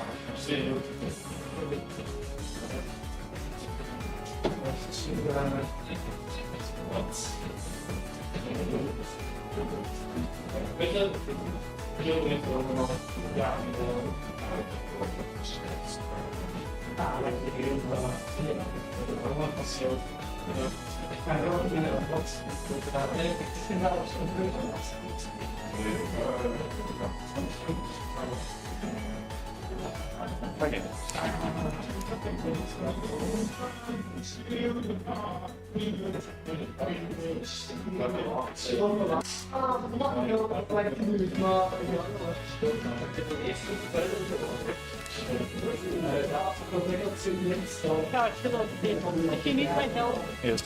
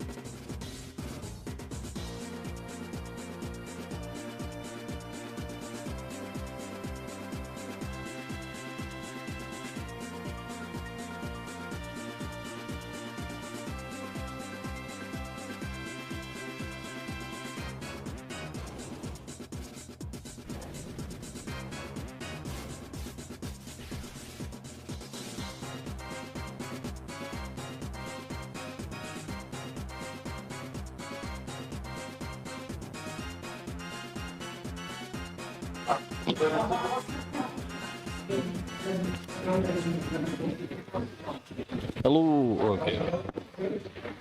Hello, ladies and gentlemen. Sorry, we have been busy. A lot of things not working, but yeah, we got here eventually. So, I'm Shwan. I'm here on the comms together with Aiden. Aiden, who's been here since this morning, finally being able to cast as well. So, let's take a look. It is Yari versus Brent. Okay, I've got the team sheets here. And then I do this. Up top. All right, so we've had some issues with the capture card, but we are gonna fix that in the next round. We have a big flare blitz onto that Incineroar slot there. We are gonna see the text a little bit mirrored here, but we have the trick room up. Let me see if I can fix the mirror.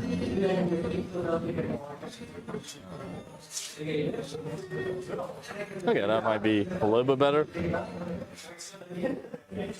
All right, so a little bit scuffed, but that is the way we like it.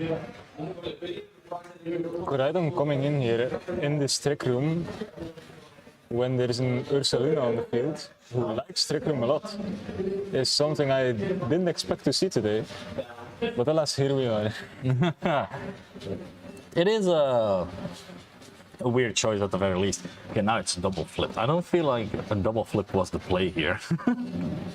But honestly, it's fine. We're seeing the footage here from Brent's side as well, as we do have the information about the team. We have like pretty standard teams here, but like nonetheless very fun. Ursaluna being able to go for protect while the trick room has been set up there. Knockoff coming out there and instantly queuing that Lunala there. Big queue there from Brent's side. Picking up this KO is actually really huge because Brent's ability to play in Trick Room is mainly carried by this Lunala. Yeah. I mean, maybe that Yari has a plan for in his back, but it is exactly the same thing. It is speed time again, speed time, as a Trick Room is being set up, but that means that two Ursalunas are always being able to speed tie from left and right.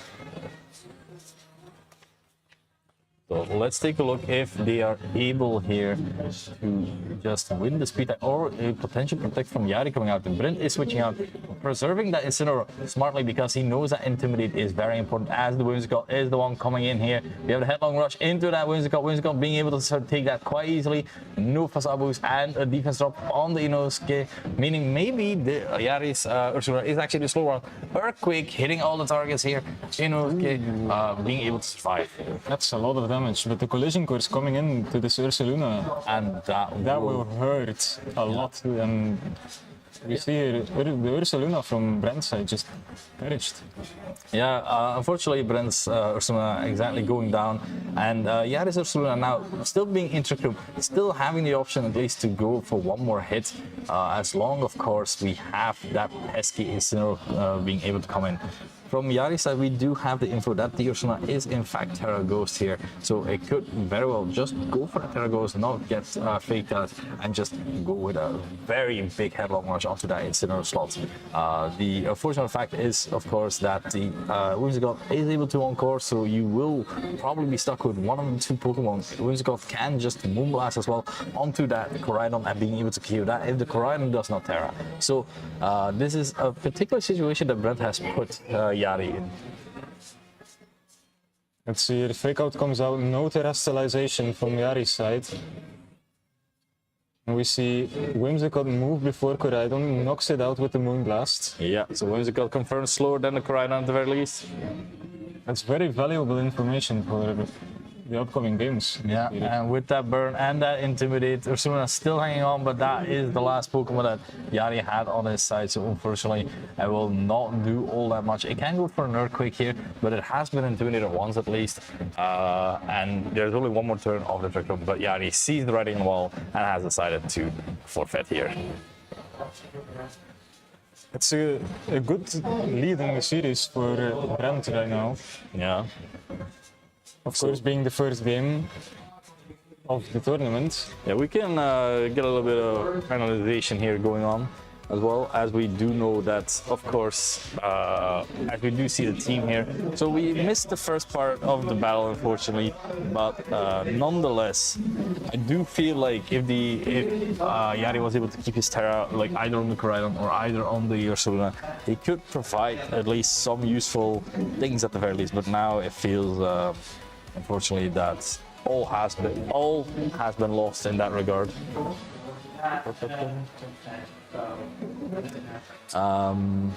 So let's take a look. The team selection is still happening, and let's take a quick look at Yari's team, of course, because we have not taken a look there either. As it is a pretty standard Sun team that we've seen time and time again as well. I brought the same 6 actually to my last event this year. Oh, okay. Yeah, I played quite a few battles with these, and I enjoyed them, but I felt like in the current meta, they are a little bit outdated. But that's, of course, my opinion. I don't know about you right now. Do these 6 still feel strong to you? I haven't played these in a hot minute. Ah, okay. But I will be honest, the last time I played it was at the Utrecht special event. Yeah. So that was still pretty early format.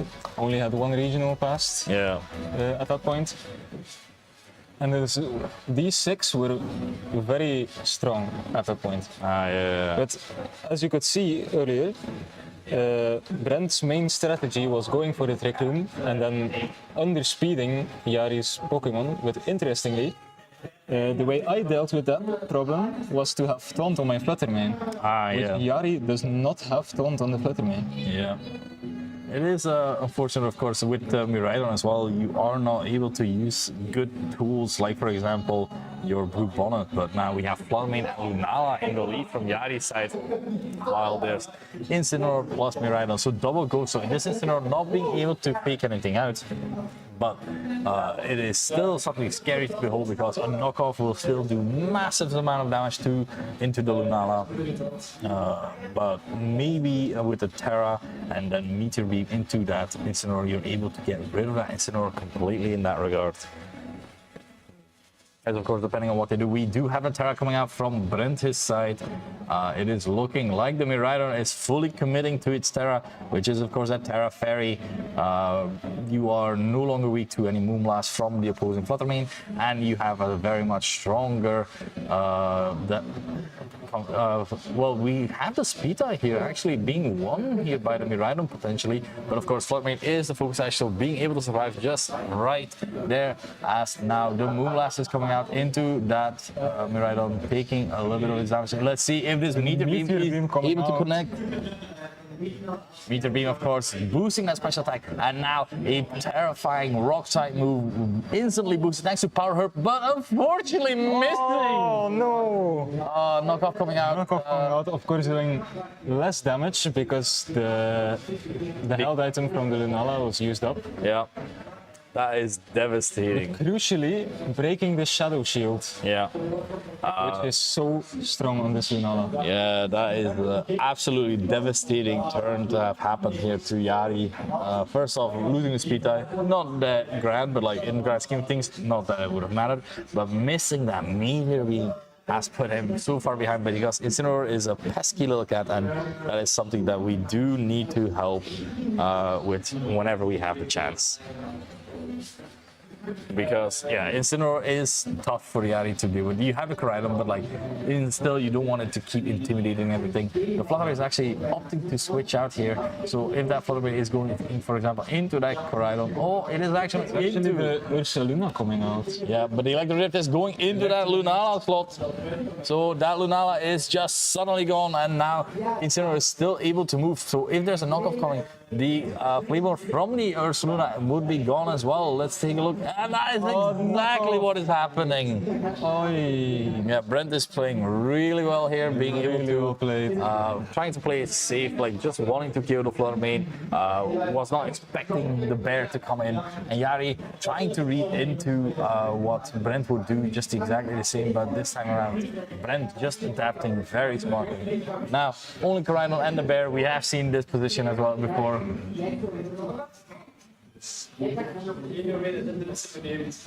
Op dit moment wel.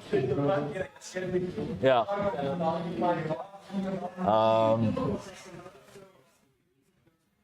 Miraidon actually swapping out here. Alright, Mirai switching out into Nebby. Nebby, of course, being that Lunala, the pesky Lunala with its Shadow Shield, with its Electric Seed, boosting its defense against both of these physical attackers. Village, of course, into that Incineroar at the very least, so Incineroar will be gone now. But unfortunately, a little bit too late as, of course, you wanted that Incineroar gone 2 turns ago when the Meteor Beam was about to strike. Yeah. Brian losing a little bit of HP, headlong rush going into the Lunala. Defense boosting, Shadow Shield was still up, not doing all that much. And now another defense drop onto it just as well. So the unfortunate fact as well is the Lunala does have Moonblast as well. So it is able to kill the Koraidon at any given time, as long as the Koraidon hasn't Terra yet. We haven't seen Terra as of yet, so it might be prime opportunity right now for this Koraidon to just Terra, go for collision course into the Freddy, making sure that it's at least not taking super effective damage from this Lunala, of course, with its Moonblast.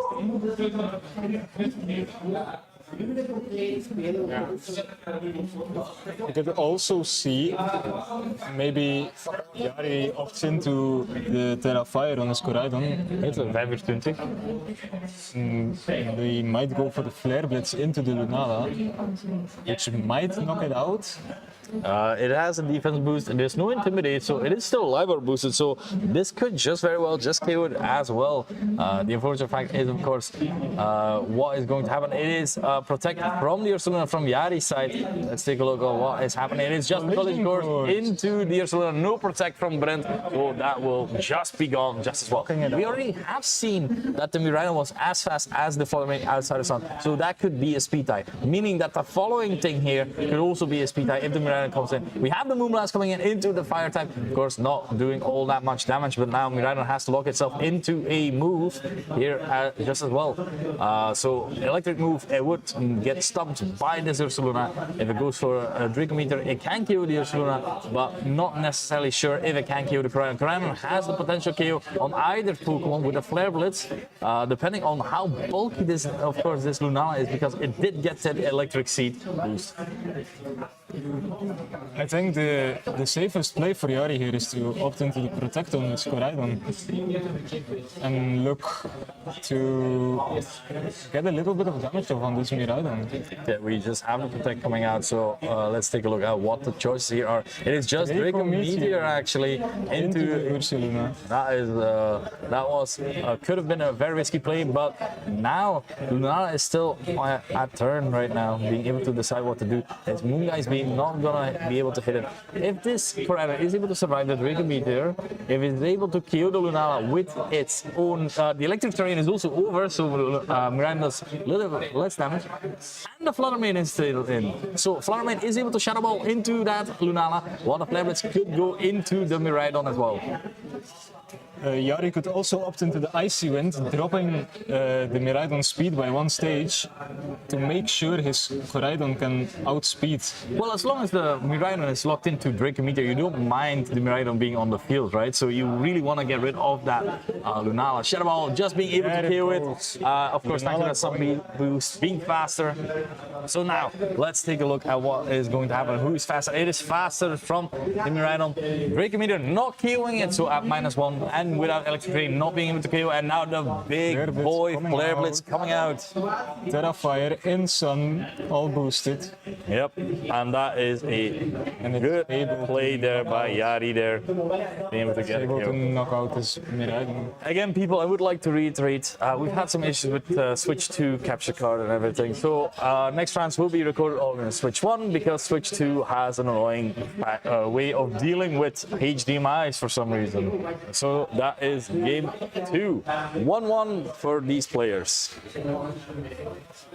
It felt in the early game like Brent was in a really good position to win this game and the set as well. Yeah, absolutely. Yari being able to pull it back and win this game really increases his chances of going 1-0 into the next round. Yeah, I mean, it's a 50-50, right?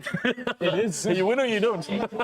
No, I must agree. The Kraken really put in a lot of work. Like Brent's call, also like the Terrafire into the Moonblast there was very valuable. Meant it gave the Kraken some options to just start taking these big KOs. Like the Incineroar also not switching out because like it could have still been helpful in the later game, but like you don't really have that many good switch-ins onto it as well because you had the Miraidon on the field, you had the Instant on the field, Miraidon switched out, I believe, into the Lunala, and then the Instant is just there. Like if you, for example, switched in the Instant for that Lunala, the collision course would not even have worked. So, looking at these positions, I do feel like Brent is gonna try and, if he comes into a position like that, he is gonna opt to switch out the Incineroar for the Lunala. And despite Yari missing that turn 1 Meteor Beam, still bringing it back. It's amazing, honestly. Brought it back to win the game. Brought it back to win it all again. So it'll be interesting to see how both these players readjust and adapt going into this game 3. yeah, if there's no Trick Room going on, I do feel like that Chi could be helpful as well. Because if the Miraidon goes for the Terra Fairy, you still have strong heat waves, being able to hit everything except for that Incineroar. Yeah, you could also opt into the Snarl and drop the special attack As well, from the Lunala, the Miraidon, the Whimsicott if you really need it. Overclock. Yeah, Overclock. They tend to be Overclock. There we go. Yeah, it's cool. All right, let's take a look at the players. We have Fluttermane and Lunala, double ghost lead from Yari. Yari said this worked out great, let's do it again. We actually have Tailwind and Trick Room option here from Yari's side. So like this will just depend on what the choice here is from both of these players because the Lunala could be KO'd by a double ghost attack, of course. Terra should be rather safe in that regard, but at the same time, Yari will not be KO'd either by any of these things, either because of the Shadow Shield and because of the Focus Sash. We have the Terra coming out onto the Lunala from Brent's side. It is, of course, that pesky Terra Fairy boosting its Moonblast, making sure that it resists any sort of dark type move, but now it will get hit by a few things as Light Screen is coming up, making sure that this Lunala takes every move right now a little bit better. Ice Wind coming out, of course, not gonna affect the Whimsicott, but the speed drop will mean that right now the Lunala on Brent's side is slower, while Yari's is faster. We have double Moongeist Beam coming out. Targeting the other Lunala. Obviously, Yari did not terrestrialize the Lunala, making it drop to very low HP. Yeah. It could seem like a very easy knockout here for Brent. Yeah, just a Moonblast from that Whimsicott into that Lunala seems rather safe here. While the Fluttermane is just on the field, it is unable to KO anything really right now. So it might be a bit smarter right now to just protect. No, you can't even protect the Fluttermane. I just realized because as long as that Whimsicott is on the field, there's Encore. There's always that pesky Encore. Always the threat of the Encore. Yeah.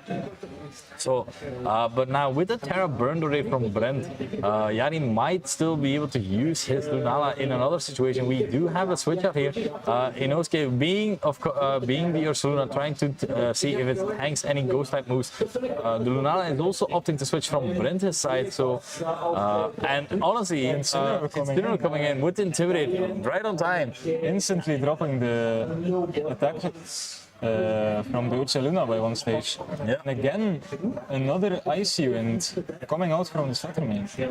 Yeah, dropping the speed, trying to make sure that Tailwind was never gonna be an option really. Moonblast actually going into the Fluttermane as the Ursaluna gets its burn. So now, right now, Yari can opt to just start dealing a lot of damage. Even a knockoff right now from the Incineroar will not remove the amount of damage that this Ursaluna will do upon its family and friends.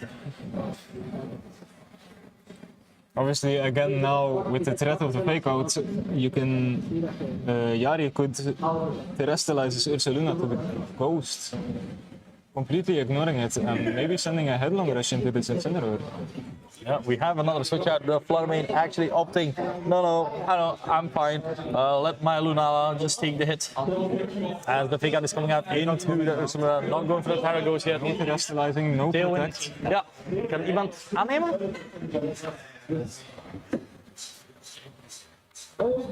Alright, with the fake out, just not really effectively doing something. As now, I didn't see what the Bundesliga went for. Was it Tailwind? Yes. Okay. Yeah. So Tailwind is up now. But of course, with the speed drops, the Fluttermane. What's it called? Okay, we have the Moonblast going into Lunala, finally being able to kill that. And Incineroar now it's faster, guaranteedly faster than the Ursula, so it could just go for a parting shot, but it's actually opted to just knock off, trying to remove its item, trying to deal as much damage as possible right now. As the Ursula is able to Earthquake, doing quite a bit of damage, not enough for a kill, but still decent enough damage that maybe the following turn it could pick a double kill here. Yeah, of course, depending on what Yari wants to do. Yep. If he wants to knock out this pesky Incineroar that's been giving him so much trouble, he could. Okay, we have one turn of Tailwind, right? That has passed? Yes. No, two down. Okay. So if Koraidon can go for a flame charge right now, protect for the following turn when the Koraidon switches in, you're able to have a faster Koraidon, which is able to kill about everything right now on the field, anywhere. So flame charge into the Whimsicott, for example, you Terrafire, of course, and the Incineroar will go down to, of course, Collision Course. The Miraidon will go down to close combat because it's live or boosted. Koraidon here, of course, as Koraidon is going for that Terra, it is Terrafire, so let's see how Terrafying it is right now in this oncoming game right now. Every fire move is boosted. It is Moonblast just going into the Fairy. That's not really gonna affect it right now. Flare Blade coming out. No, Flame Charge.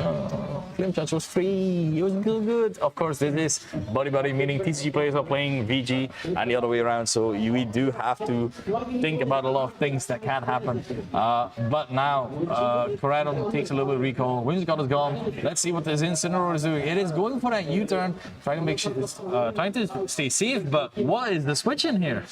An Earthquake or even a Headlong Rush can still do devastating damage here, because Lunala did not get a +1 defense yet. But the Ursula is of course -1 already.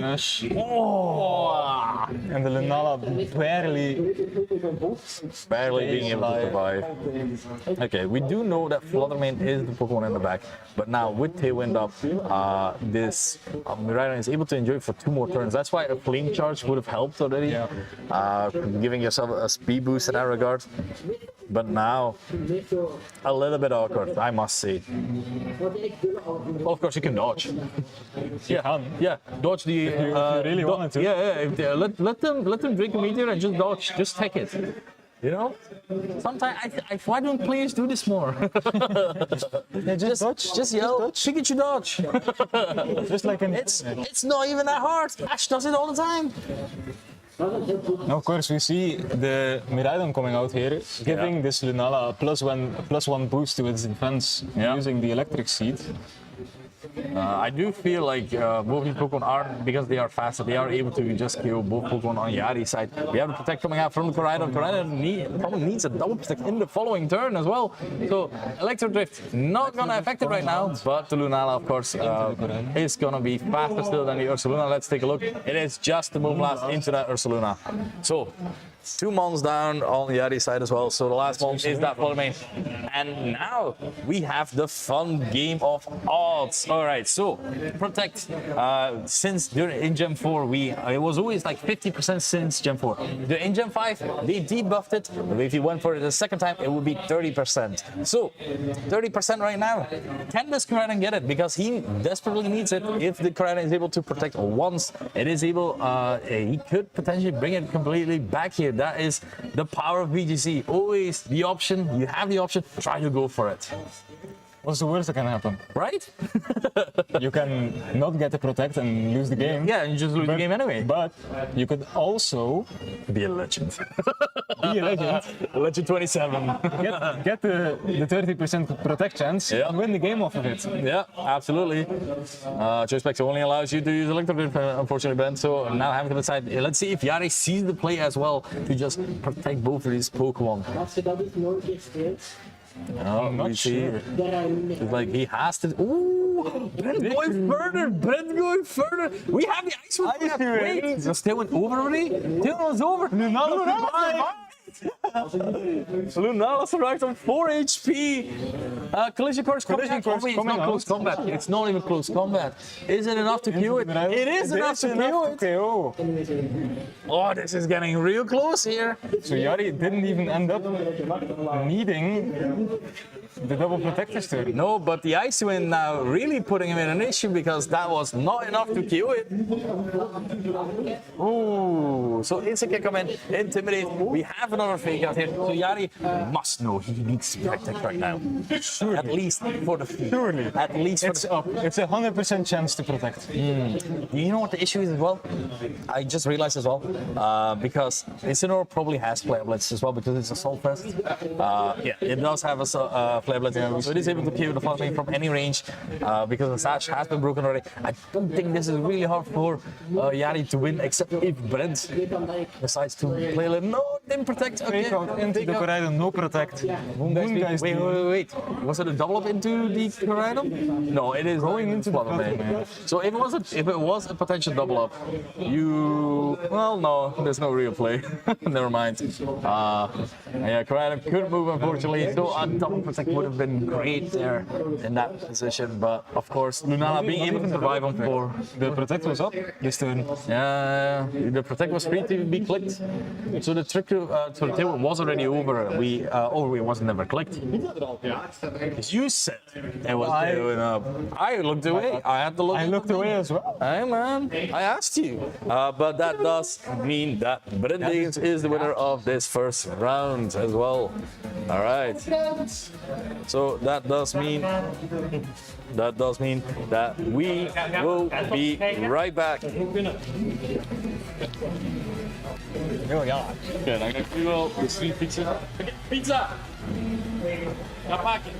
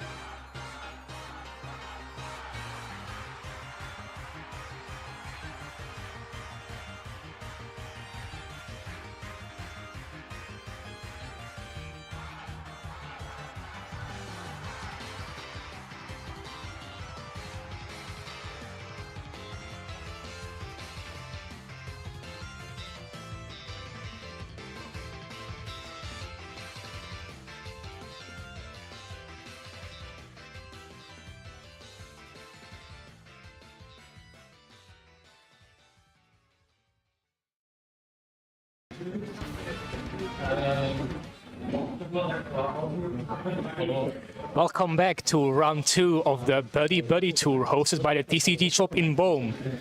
We're coming to you with round 2 where we have Brent Kozemans facing off against Matthew Houtputter. All right. So the teams for Matthew, it's gonna be the Miraidon, the Whimsicott, the Zamazenta, the Chengpao, Incineroar, and Dragapult. Interesting to note, it's gonna be an Assault Vest Miraidon. What about Brent's team? On Brent's side, we have kind of a similar core with also a Miraidon and a Whimsicott. Then we have the Incineroar, the Shadow Rider, the Chi-Yu, and the Irans. One of the biggest difference in the teams is like the Miraidon on Brent's side is the Choice Packs variant, which is known for lashing out a shit ton of damage. Yeah, both teams look really offensive to me, especially Brent's one. I think we can expect some fiery gameplay with a lot of damage coming left and right. Yeah. So important in this matchup, it's gonna be the leads, right? So who do you think will have the best lead? What kind of speed do we have here? I think a lot will depend on how the Miraidons are trained. If they are possibly trained to be the same speed, if the one is going to be faster than the other, a lot will depend on that. The same thing with like the Whimsicots. If one is faster than the other, there's always a threat of the Encore into the other slot to maybe lock some Whimsicott into like a Moonblast or like if the Tailwind, maybe even Viscon or Fake Tears. Yeah. So let's see what our players are gonna decide here. We're gonna view the point from Matthew's perspective.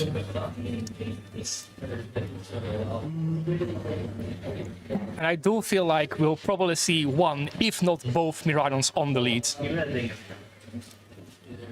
So for turn 0, what are we gonna get? Let's see what's going to happen when the battles is about to kick off.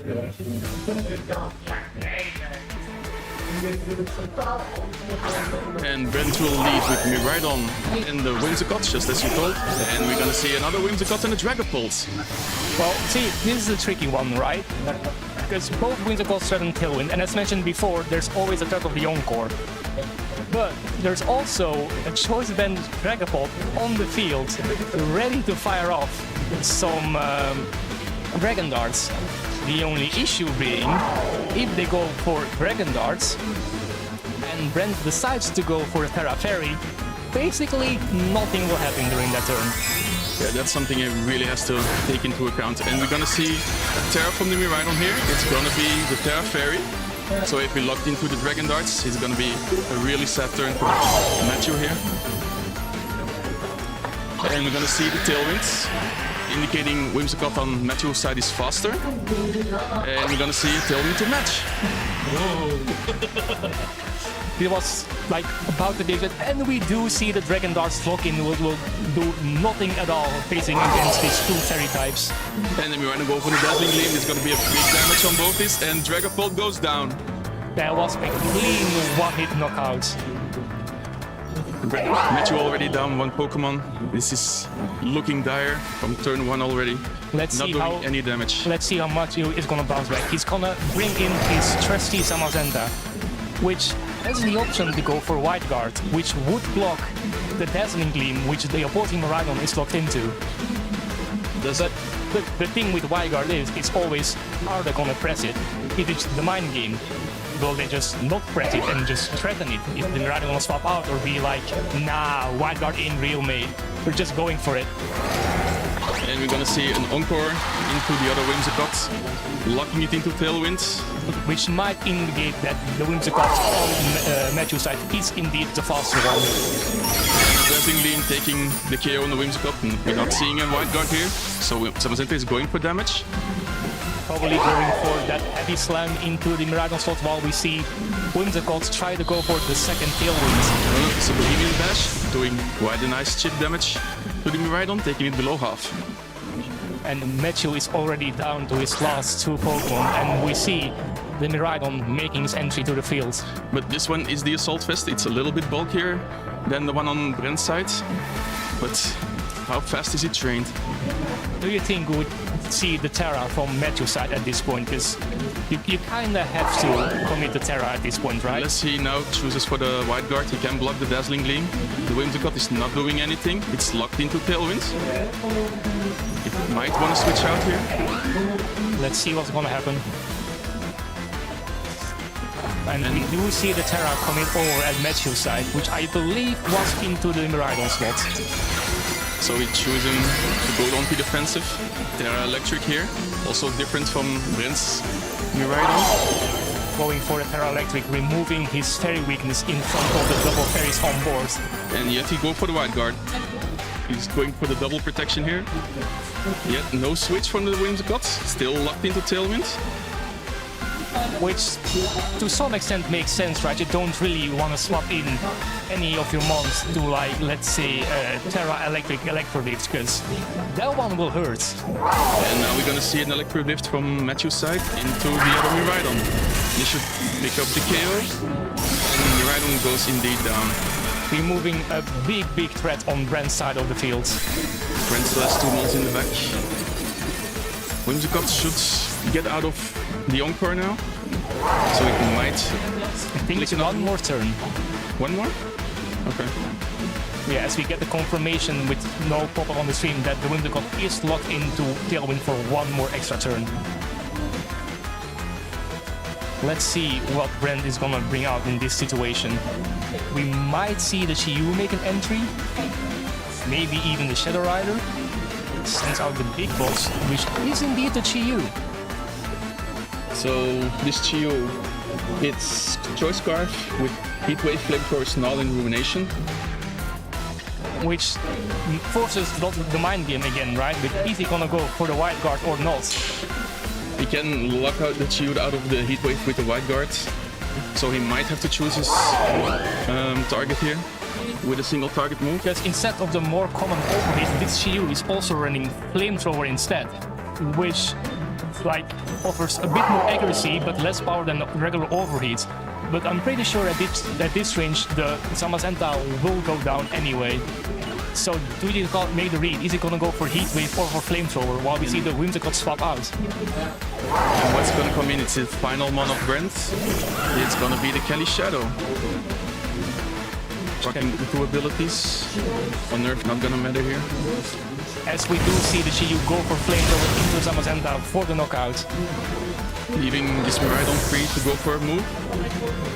What will it lock into? Electro Drift. This might be a KO on the Chiyu. And the Chiyu goes indeed down. Brent is down to his final 2. Do you think there is a way for Matthew to come back into this game? With the Tailwind expiring as well. There might be a way, but this looks kind of difficult though. This Whimsicott is now free to go for another Tailwind. I don't think the Tailwind is needed necessarily, because normally the Kelly Shadows are trained to be maximum, as fast as possible, which naturally will outspeed the Miraidon over on Matthew's side. The question becomes, are you gonna go for the light screen again? Are you gonna go for a Moonblast? Or are you just gonna try to lock in into the Electric Drift so the Whimsicott takes less damage? Light screen would indeed be nice here, lowering the damage output from Matthew. And also the Miraidon threatens Snarl, which would lower the Kelly Shadows special attack set while also dealing lots of damage with a 4-time super effective move. Helioxer opted to go for the protection against the Snarl here, while Whimsicott is going for the Fake Tears, lowering the special defense of the Miraidon and Volt Switch into the protecting Kelly Shadow. The Fake Tears is a really smart play, pretty much counteracting the assault stats that Matthew's Miraidon is holding. True, this might put the Miraidon into another KO range after another Fake Tears. And here we go, another Fake Tears. Let's see, does Astral Barrage single targets knock out an AV -4 SPDEF Miraidon? Astral Barrage and Miraidon goes It is a down. KO. This is game 1 for Brent Koldemans. So Elias, what do you think? Can Matthew adapt here? to all this offense coming from Brent's side? I'm quite surprised to see that the Champao on Matthew's side didn't make an appearance while threatening a lot of stuff actually on Brent's side. He threatens the Miraidon with Particle Crash, even the Whimsicott. He threatens the Shadow Rider with either Throw Chop. It does struggle a little bit against the Hand Chiyu and the Incineroar, which all get dealt with by the Zamazenta. Yeah, we didn't see the Ant or the Incineroar from Brent's side. Those were the two he opted to stay home in game 1. Will any of these two players adapt here? I think that on Matthew's side you may need to try something else. Maybe try to bring the Incineroar to like mitigate some damage, offer fake out support. Yeah, the Dragapult turn 1 locking into Dragon Darts, that was really painful for his turn 1. Indeed, I feel like maybe for this round you bench a Dragapult and go for something else. Try a new mode, try a new game plan. As for Brent's side, Brent pretty much played a clean game. Like, not much to say about it. He might bring the same form. Maybe he's trying to switch it up to surprise Matthew. Who knows? As we'll see that game 2 is going to start right in a second. All right, and we're gonna see what the players opted as their leads. Here we go. And we're gonna see Whimsicott and Kelly Shadow again from Brent, and Whimsicott and Miraidon for Matthew. So we see the same lead for Matthew, like he's pretty convinced that this is the way to approach this matchup. But on Brent's side we see a completely different lead, as this time the Kelly Shadow makes an appearance on turn 1. And once again we have the Whimsicott mirror. Which Whimsicott is gonna be faster? Which Whimsicott is gonna opt for the Tailwind? There are so many layers of mind games, right? There's a Disable threat, there is a Snarl threat, there's Encore threat, there's Tailwind threat. And we're gonna see Kelly Shadow opting for the Protect. Not fearing the Encore from Matthew's side. And Matthew is gonna respond with a Tailwind from his Whimsicott. As we do see a matching Tailwind over on Brent's side, which begs the question for next turn, right? Who is gonna swap? And we're gonna see him right up for the Snarl, doing little chip damage to the Whimsicott. Of course, Kelly Shadow opted for the Protect here, not taking any damage. Because this turn the Whimsicott can either Encore the opposing Whimsicott or the Kelly Shadow Rider. So pretty much like you're calling which slot is gonna swap out, or do you just be like, he's not swapping at all, just Encore anything, or just go for the offensive yourself, knowing that your Whimsicott might be the fastest one, while it went first all 3 times so far. Do you agree with the Protect play on Brent's side when there is a Whimsicott with Encore facing right in front of you? It's tricky, right? Like you're basically saying, I'm not afraid of your Encore, you can Encore me, but if you do that, you give my Overmont space to move, which would be like a free Moonblast, which can lower the attack. It can be an Encore in the other Whimsicott slot. As we do see the Encore go into the opposing Whimsicott, blocking it in Tailwind yet again. Yes, indeed. Matthew's Whimsicott seems to be faster. And we see Kelly Shadow now responding with an Astral Barrage and taking a Snarl from the Miraidon. And it just lives with a sliver of HP. Almost bringing it down to his focus sets, but more importantly, lowering that huge special attack set that Kelly Shadow Rider has. At least now it cannot be Encored into Protect, right? No, it can't. Now you need to beg the question, right? Are you sacrificing your Shadow Rider here, knowing it's a fancy piece, or are you gonna swap it out? As we do see the Whimsicott swap out, not gonna stay on the field while being locked in the Tailwind like last game, as it makes his place for the Chiyu. Chiyu lowering that special defense on the field, giving Kelly Shadow more damage that it can do. And we're gonna see Whimsicott also swapping out here in front of for the Zamazenta. As we do see the Terra Commit, which we know is gonna be the Shadow Rider, going for the Terra Ghost, boosting up the damage of Astral Barrage, together with the extra damage from Beads of Ruin. Yeah, this is gonna be a lot of damage. It is gonna KO the Miraidon. Let's see, as the Astral Barrage comes out into the Zamazenta and the Miraidon is enough for a KO. And Miraidon with the Assault Vest is taking this Astral Barrage and responding with a Volt Switch, taking KO and leaving the field. Yeah, I'm kind of surprised how little that Astral Barrage did. Yeah, the Assault Vest is really paying off right now. Even with the Chi-Yu to support it, he took it really well. Now, what is Matthew gonna opt here to bring in? You see his two options in the back. It's gonna be that Whimsicott or that Cheng-Pao. Which both don't like facing off against that opposing Chi-Yu. But indeed, Matthew opted to pick the Cheng-Pao for this game, just like he predicted. As we do see the Whimsicots reappear on the field for Matthew. Now, as your Brent, what would you bring in? As we do see Brent going for his own Miraidon. This is gonna be the Specs Miraidon, capable of doing a lot of damage. As you probably will see an Electro Drift over into the Zamazenta, which can go for the Terra Dragon, making it resistant to the Electro Drift and to any fire move of the opposing Chi-Yu. I mean, you have to play the White Guard here. You cannot really lock into Dazzling Gleam again, or can you? If you're Brent.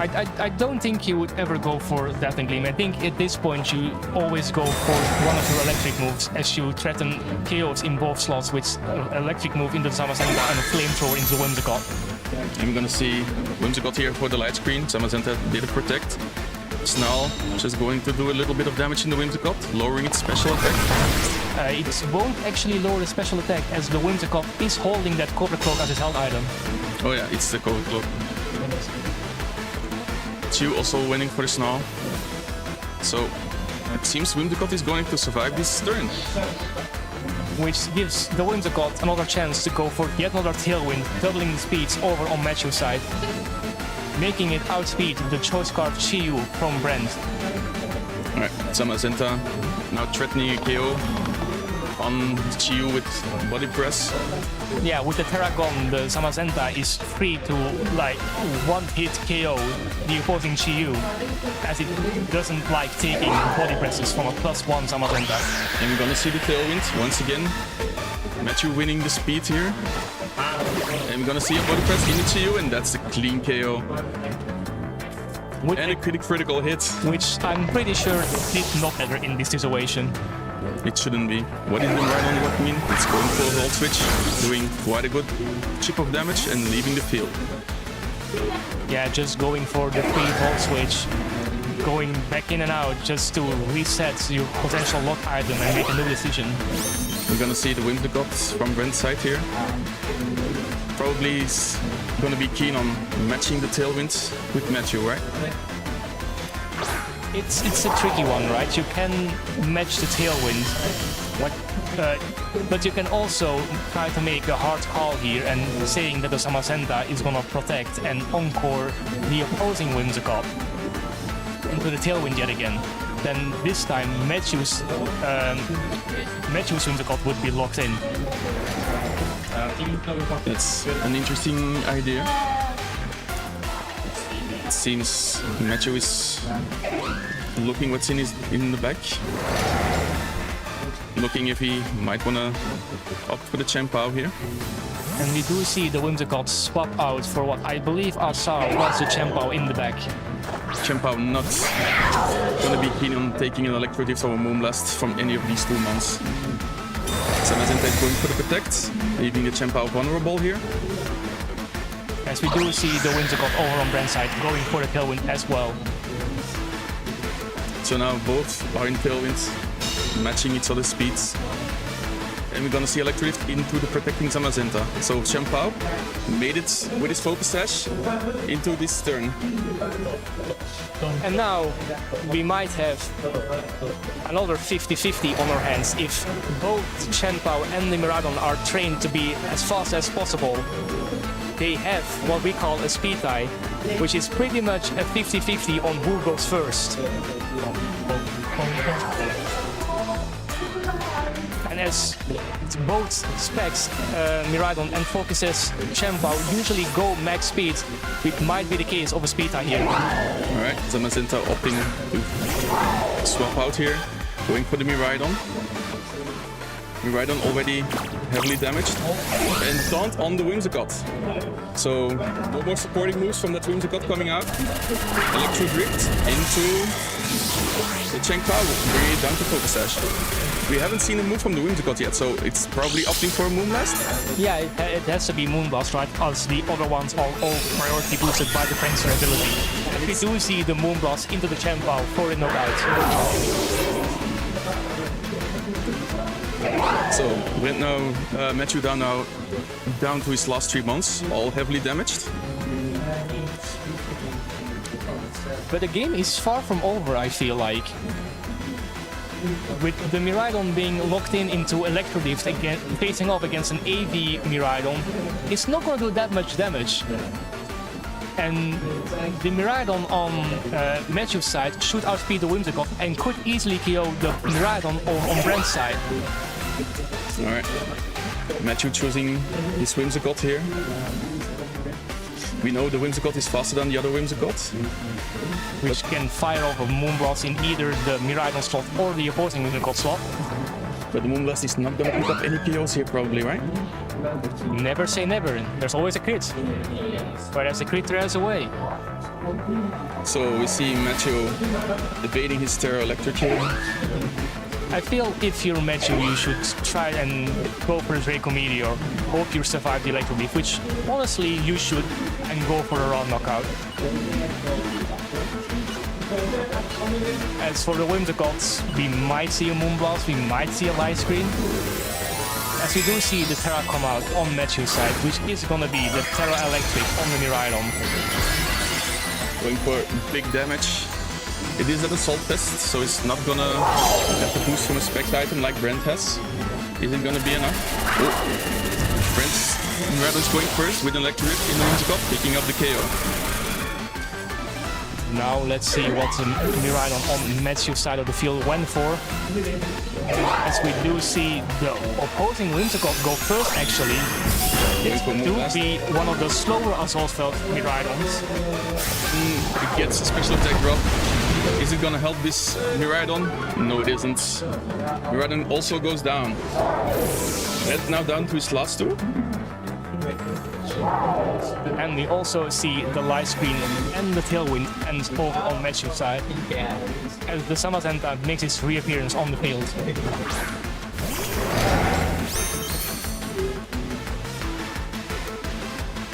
Oh no, Brent is already down to his last one. So this Whimsicott has a lot on his plate right now. You need to pick up KOs on both restricted.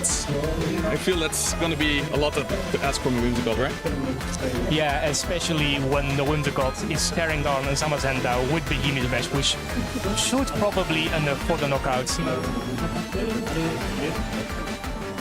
As we do see the Whimsicott go for a Moonblast, not picking up the Miraidon. The Assault Fest coming in quite handy, as you do see the Miraidon fire back with an Electro Beef at -3 into a resilient Whimsicott. Doing reasonable damage, I would say. Yeah, and here's Zamazenta with the Behemoth Bash, picking up the KO, bringing this game to 1-1. Yeah, I quite like the adaptation from Matthew's side to bring in the Chien-Pao for extra damage, boosting the damage output from the Zamazenta's Body Press and the Image Badge, threatening huge damage into the opposing Shadow Rider and Whimsicott and Miraidon, leaving the Dragapult behind, which didn't really work out in that game one. Yeah, and now it's the question to Brent. How are you gonna adapt to this adaptation of Matthew?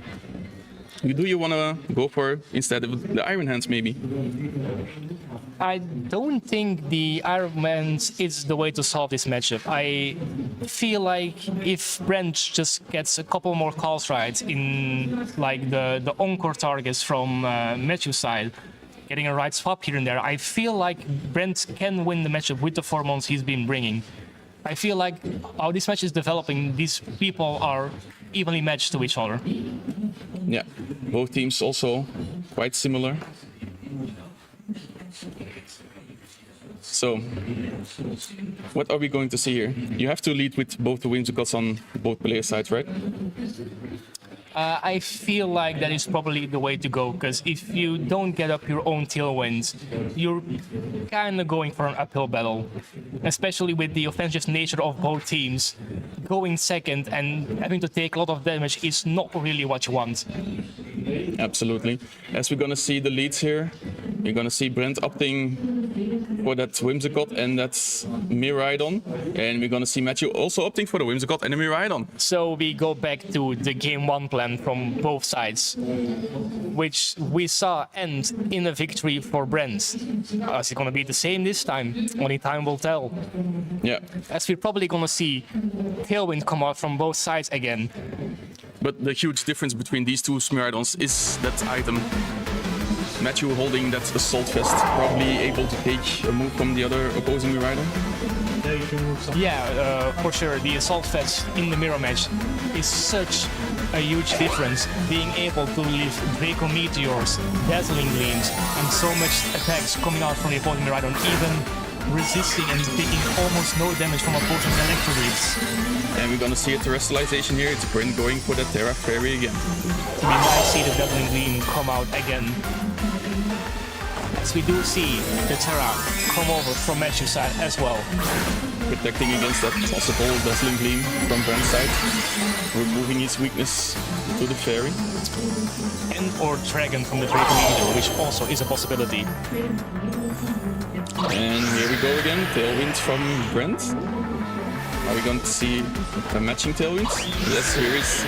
So, it was a speed tie all along. Matthew has just been really lucky so far, as we do see the Dazzling Gleam come out from Brent's Miraidon, doing a huge chunk of damage into the Whimsicott. And Matthew shooting for Snarl here, lowering the special attack of that Miraidon from Brent, but not doing a whole lot of damage here. I think this is okay, right? You're just slow and steady whittling down Brent's side of the field. So that later in the game your Samazenta can come in or your Chempao can come in and pick up what's left with like a strong body press or even a sucker punch. And Brent opting to switch out his Whimsicott, bringing in the big boss, probably swapping out, fearing the threat of the opposing Encore. As we do see the Whimsicott go for that Encore. Which means Miraidon is going for a Dazzling Gleam once again. And picking up the KO on the Whimsicott, bringing Miraidon below 50. As we'll see the Miraidon on Matthew's side respond with the Electro Dip into the opposing Miraidon slot, which will do even more damage now that Chiyu wakes on the field, and it's enough for the knockout. This is a big KO for Matthew. Yeah, it's a big turn of events, using Restricted in that kind of fashion. It's not really looking too good for Brent at the moment. So, what is Brent going to bring in? He has that Whimsicott in the back, and now he brings in his Kelly Shadow. As we do see Matthew bring out his Chempao, which is going to be having a quite good matchup against that Kelly Shadow. Again, Brent already burned this terrestrialization. No terrestrialization for this Kelly Shadow. Yeah, but the Chiyu does threaten a lot of damage over into the Chempao and kind of mitigates the defense boost from the Assault Vest Miraidon is holding. So maybe a Flamethrower might be enough for the KO. I'm gonna see what Bray is upping to lock into here. And there's also always the threat of Sucker Punch into the Kelly Shadow for loads and loads of damage, being it a 4 times super effective move thanks to the Kelly Shadow's Ghost and Psychic typing. Matthew didn't opt for the Sucker Punch here, it's just Throat Chop, Taunt and Icicle Crash. Oh, that's interesting.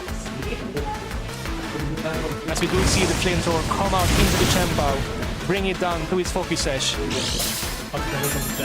Which means this Kelly Shadow can pick up a KO with an Astral Barrage here on the Chempao. And how much damage it's going to do this Assault Vest Miraidon. It lives on 7 HP. Just barely hang on. The sliver of health, refusing to go down. This is really a turn that Matthew needed.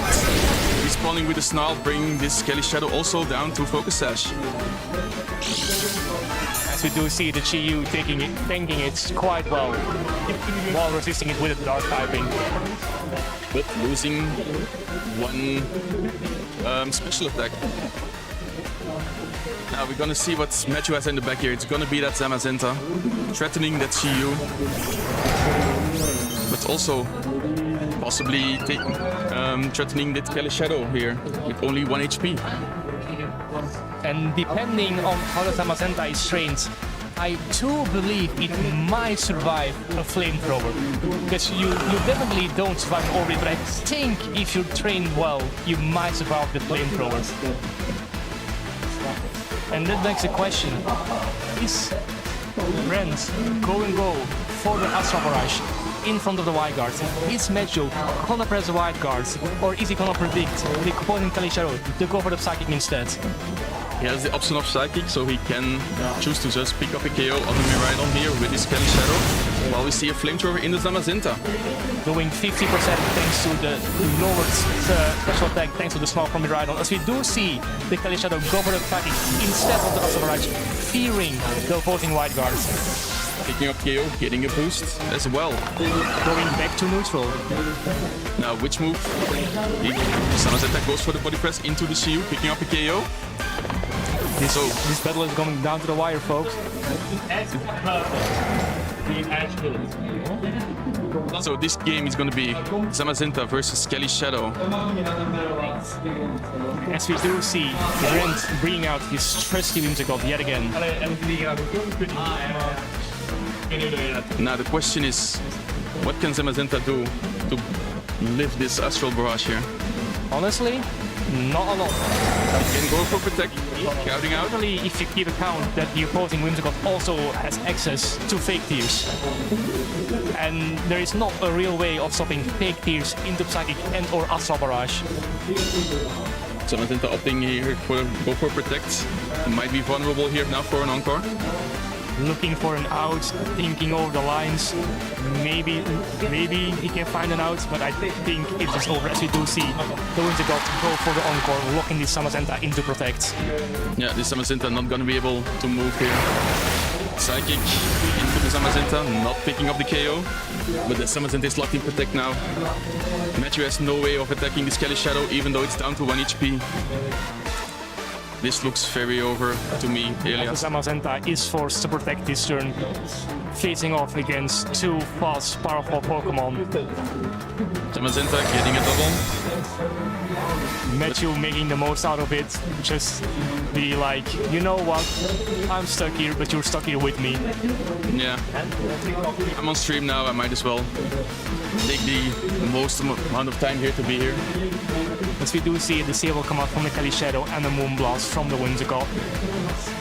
Leaving this Zamazenta with no options. Will the Zamazenta get a double protect or will he just go down this turn? Let's find out.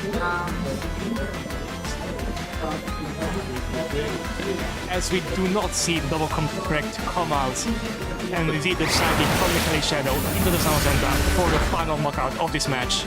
Which means Brent wins this game 2-1. Props to both players for a very well played match, in my opinion. Indeed, Elias. This was quite a good game for a buddy tournament.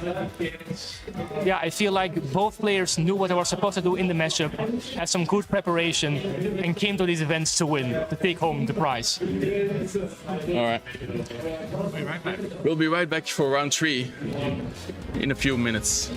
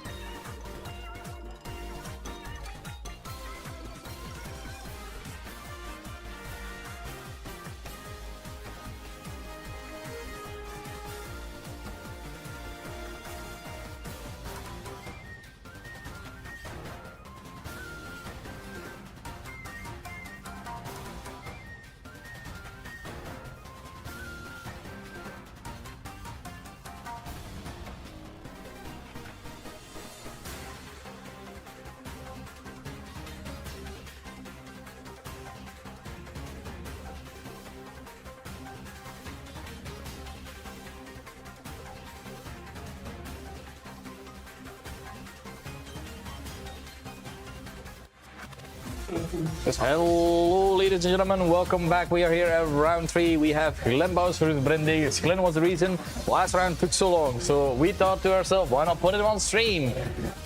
Meaning we will be looking at them right now as we can see the teams. With me, I've got Aiden. Aiden, how are you feeling for this match? I am feeling a lot of pain because last round I sat next to Glenn the entire time and I watched him do some, let's call it questionable plays. Well, that's the whole thing about this tournament, of course, because these are TCG players playing VGC. They had 1 month to prepare themselves to try and play this, of course. But Glenn was with me in Bologna. He looked at the stream one time, saw Terrapagos, and he said, that looks toxic, I want to play that. So he already knew what he wanted to play immediately. While on the other side, we have seen this person already round 1, which was Brent, of course, was able to perform quite well earlier. Which we can discuss his team just a little bit. So Brent is running the Miraidon with the Lunala. And, there's a Whimsicott, there's an Urshifu, Ursaluna, Incineroar. Ze mogen beginnen. It's a kind of balance comp. Yeah, we've seen this version. We've seen it before. I do love the Urshifu Rapid Strike with the Choice Band as well. Yeah. Being able to just break through and still deal a lot of damage at the very least. I'm a really big fan of the Choice Band on the Urshifu. Yeah, same. Because of the amount of damage that you're doing without having to lock into a Choice Scarf or a Mystic Water. I mean, you are still locking in. Well, you're still locking in, but you do. But it's still a lot of damage. Ton of damage. Yeah, it's like, okay, I might only have one option, but this option is gonna be strong. But I do feel like that's like the identity of the whole team if you look at it, because you have the Urshifu Choice Band, got Ursaluna, of course, with the Guts, Flame Orb. You've got the Miraidon itself with Choice Specs as well. And then you have like 3 utility mons being able to use it, but now they have to get through this very pesky Terrapagos, of course, because Terrapagos teams are built to last. So let's see we if saw it last round. Yeah, so is the offense of Brent enough to break this World Turtle, being able to just make it fall down to its knees immediately? But like the tools that, of course, Glenn has is very nice, because you have Amoonguss to redirect, for example, the Urshifu, Grass Terrain to negate the damage from the Miraidon, and redirection from Amoonguss, Intimidate from Incineroar. You have so many tools to work with as well. And then you have, at the end, still a Calyrex with Encore and Disable, which is... I hope we can see some Encore Disable. You want to see some Encore Disable shenanigans? Oh, you like that? Okay. I didn't know you were into that. Okay, no, okay. Just a little bit. I think it's a little bit toxic, I'll just say. I mean, it is, yeah. It's funny. All right, let's get right into it. The players are set. So poor Grandma in the back. That means we are ready to go. It is Subway and Aparat, meaning the Miraidon and the Whimsicott from Brent's side. While on Glenn's side, we have the Riddle and Terrapagos. Excellent lead by Glenn, just immediately negating that electric trade from that Miraidon with its own grassy trade. Yeah, I mean, this lead from Glenn is really safe. You have a lot of good options to click, and you can set up this Terrapagos really well right now. Ooh, setup is of course a little bit scary. As long as that Whimsicott is on the field with Encore, of course. Yeah, you will have to keep thinking about that. But just being able to damage it already, like when you get rid of the Whimsicott, I do really, you are just able to enjoy that all mind life, like serene moments where inner peace. Master Uguay in the Valley of Peace there, just making sure that he's calm. But now, let's see what the option is that Brent has. I don't feel like the Miraidon is going to stay in all that long. It is actually just a tailwind coming out, not even a light screen or anything, so this could do a lot of damage here still. Got a Volt Switch coming out into the Terrapagos, breaking its Terra Shell. Yeah, the Terra Shell, of course, making the move not very effective, but as you see, Miraidon is still a Pokemon to really be respected. because that is still a significant amount of damage, but that is the nice thing with this Terrapagos and Grassy Train, because you have leftovers and then Grassy Train to try and heal off enough of this Terrapagos to get back to that Terra Shell. Get an Intimidate from the Incineroar, HD roars, making sure that the user does just a little bit less damage on the rooftop, which is exactly what it's doing. And now Colette has the option to switch something else in. Of course, Brent has take-up pressure online. Yep. Take up pressure, also being able to stop everything momentarily. With Castas on 82 doing not still being able to hang on. Take the knockouts. Whimsicott barely hanging on there. Of course, Terrapagos healing back up. But it's not going to be enough just yet for the entire heal there. So with Protect, of course, it can, but then you're leaving your removers open like that. We have the Incineroar with the Assault Vest, so it is carrying that Flare Blitz just as well. And Flare Blitz onto the removers is still a scary thing to keep in mind of as well. So does Glenn have or want to switch in? I don't believe so. I think we saw the Urshifu as the last Pokemon. Yes. So removers could be taking a Flare Blitz to the face, but you're still trying to call it because the Terrapagos, if you protect the first, you will faint. You will get awkward, but Brent's seen riding while seeing that his switch can still be used, decides to switch out the Hadron engine from the Miran comes on. That means no more Spore. It's actually the Rage Powder coming out from the Among Us. And no fake outs from his Incineroar. Instead opting into the tablet. Not enough to kill. Ton of damage. Yeah, absolutely. Wow, a lot of damage with the Rocky Hammer attitude. And just as the Pokémon is coming out. I do believe that Glenn might not know a thing about VGC because, of course, we have the Whimsicott who is a grass type and is immune to Rage Powers. So I think Flying Encore don't work on it. So I do think like a rather fine thing to do is just Terra Starstorm. You keep Terra so that the electric pain at least is already gone. Yeah. Popped into a Spore. How could you like the Incineroar from this range? Plus one, I don't think so. And Earth Power might just be. Earth Power might be. But doesn't it might be? Yeah, the Incineroar is the Assault Vest, the heavy Assault Vest. It is dependent on the spread, but like the only damage that we saw the Incineroar take was the Flare Blitz plus Rocky Hammer. So we do have a Terra from Terrapagos. It is time. That Blue Fairy DLC coming through. Look at it shine, having another turtle on top of the turtle. So there's 3 turtles in total. Turtleception. Yeah. I don't know if we're going for the Protect here, trying to make sure that it stays at least safe for another turn. We have the Volt Switch coming out with the Omni Rider. Not doing all that much thanks to that Combine Boost and the removal of terrain as well. But what is the thing that switches in? Because, of course, if this Terrapagos is going for that Terra Starstorm, there's not a lot that Brent wants to switch in. The Whimsicott is already low, and the other things do not want to take one, actually. Lunala could take one. Lunala could take one, but then you lose out on the Shadow Shield. Yeah, it is just doing the Whimsicott coming back in. So let's take a look if this is enough to kill his Flare Blitz into the Protector. Beautiful Protector from Glenn here, trying to make sure that there's a Moonless at least stay safe for just another turn. Terra Starstorm coming out. Is it enough for the KO onto this instant? It will be enough for this Whimsicott, certainly, but double knockout. Is it not enough? Not enough. So not enough, so we can only assume that we saw that this Incineroar still took about like, I want to say like 40% still, of a +1 boosted Terrapagos, which is still good damage to say the least.